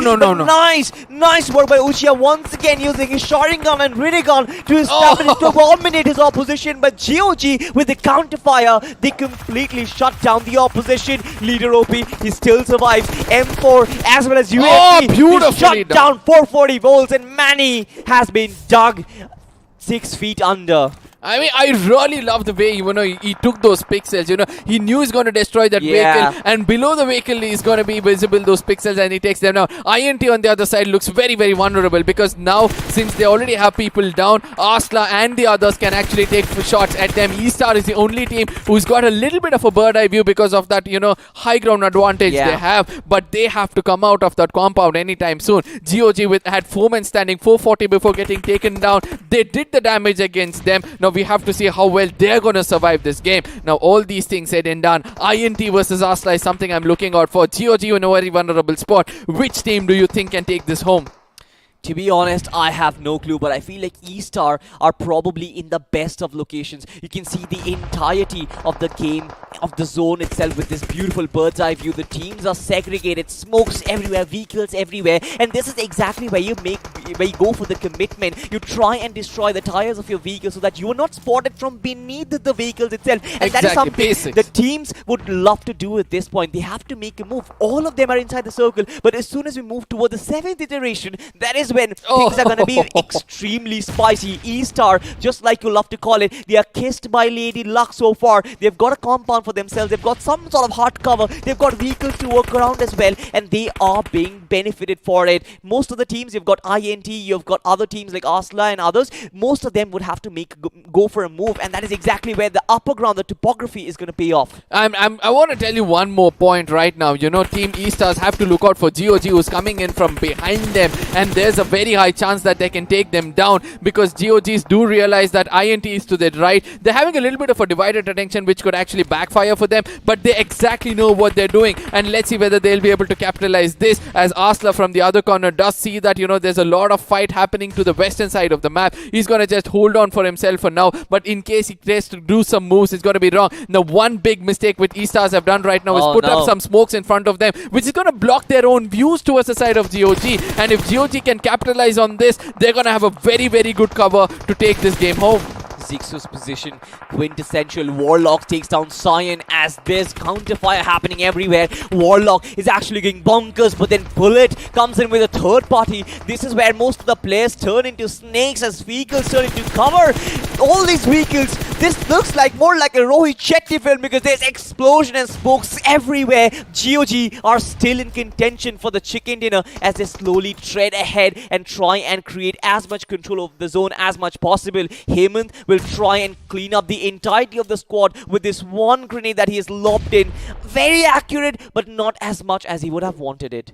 Now one team is right at the dead center, and that is going to be the side of ZO. Rival, the last man standing. He's pretty much outside the compound, if I'm not wrong, right in front of the crosshairs of GOG. But GOG do realize that there are around 3 to 4 teams around them. Now, which team is going to be clever enough? The team which had the advantage of man towards their side was Arsla. Now they are suffering as well. They have to make it inside the circle. There's going to be Zone, which is going to be kicking up very much close to them. Oh, there it is. GOG lead leader. He's going to be putting a player down. But ultimately, INT Hemant is going to be confirming one more player of GOG. It looks like GOG will be successful as they take down the last player. That is going to be INT Hemant. Is going to be pretty much in their crosshairs at this point of time. And in case they don't see it, he's going to be doing more damage. Oh, on the other side, Sean Whitey does take a gamble over there and completely eliminates the side of Easta. You've got a 3v1v2 situation. GOG through the crosses have been very successful in finding their targets, but Hemant also has an idea of where the general position is. Space down one, immediately switches to Asla. You can see the reverse space coming. You can see the 360s coming in as well. Asla trying to be a little aggressive. This is where Hemant needs to be very ambitious as he steps up, invites spray from two sides, and eventually one takes him down. GOG, this buys them some sort of time to get the resurrection back up. It's a 3v2 situation, but they're caught in one situation. One grenade would be the end of them all. GOG, they're inviting fire, but Asla, they're not very overconfident. They're trying to take this systematic, waiting for most of their players to come in. Nice! Molotov, it's kind of going to, rip apart Asla, but you can see the Tiger with the spray has gotten one. MJ, the final survivor in a 1v3 situation, successful to find the one. But there's cover fire for Asla as they get their first winner chicken dinner. And what a final circle have we witnessed, Arka. I really loved every bit of it. Asla with 12 finishes, GOG with 12 finishes. These two teams had to perform in this final map, and it looks like they have. Interpret with 2 finishes get some placement points for themselves. So when it comes to the overall points, I do believe that these two teams can actually make it.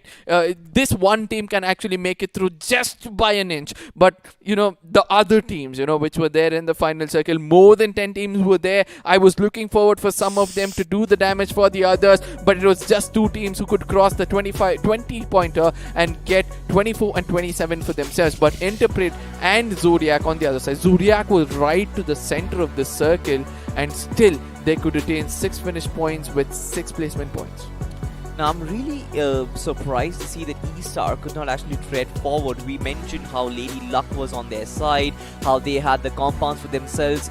They've only got 3 finish points to show for all of that zone coverage. Having that compound, having the double-story compound, when you've got the balcony for yourself as well, you've got that proper vantage point, you can obviously scavenge upon the kills of all the other teams who are engaging in battle. But to only have 3 points to show for, that's sort of a little disappointing. But speaking of teams who performed really well, I feel like Asla Esports, this was really important for them, because considering the fact that they haven't really shown up this way in the previous matches, I feel like they also are now in contention for the top 8. But speaking of teams who did not really perform, Arka, again you have Signifiers, who are so capable of taking those 44 fights, but they are just not finding themselves in the first page. Yeah, even you dogs, Team Crazy, Disrespect, these are the teams. There was a lot of, pressure on them to perform well in the final game. But I would say that, GOG were the only teams which could stand off. GOG leader, OP, will be the man, the MVP for this game with 6 finishes, a damage of 726 with 1 headshot and 1 assist. If this man was surviving until the end, we could have expected a very different result. Being the soldier for the team, he has done the job in the final map. Absolutely. I feel like the 2v3 situation got very dicey, especially with Asla using their throwables so well. I felt like GOG had the right moves to try and throw down the Molotov to stop them from progressing so that they can buy some time, but just didn't happen. Have a look at the top 5 players though. You've got MJ and Leader OP right at the very top. 2 teams who are dominating the entirety of the finishes in the lobby. Their players obviously would make their name in the top 5. You've got 3 from Asla, Cyan, Sean Whitey and Tiger. You've got 2 from GOG, Leader OP and MJ. All of them upwards of 3 finishes. You've got 4 finishes as well. You've got 6 finishes for Leader OP, who undoubtedly would be the MVP. But Arka, let's have a look at the match summary. And yeah, look at the number of grenades used. You've got 95 grenades used and you've got 5 grenade finishes. It looks like, people were looking out for grenades more than health kits, Look at the amount of healing, 6,000 healings, but the number of grenades used was, I would say the 90% of the damage in this game would have come through those grenades. Yeah, 59 finishes comes in compared to 65 knocks so far, and 2 airdrops were looted, but the longest distance being a small 3 vehicle finishes, and that's the best part about it. we got to see the first weekly finish just after dropping from the plane. It's Yeah. like good luck right from the get-go. But look at GOG, look at the building that they've established. 2,368 damage. Wow! Yeah, seriously, wow is gonna be what we're gonna say at the desk right now. I mean, if they had performed this previously, I think GOG would have been dominating throughout the day. But still, they've done a good job so far. On the other side is going to be the side of Sigma, if I'm not wrong. They've got 2,101 damage, pretty much close to close to GOG's right now. But the rest of the teams, I feel a little pity for the side of Team Star, because 1,300 damage and yet could register only 3 finishes for themselves. Yeah, that's a little hard. But look at GlitchX Reborn though. I mean, 0-0. It's hard. It's hard to kind of process that. They've had a tough time. They've had a tough time throughout the day. In fact, it probably was a rough day for them.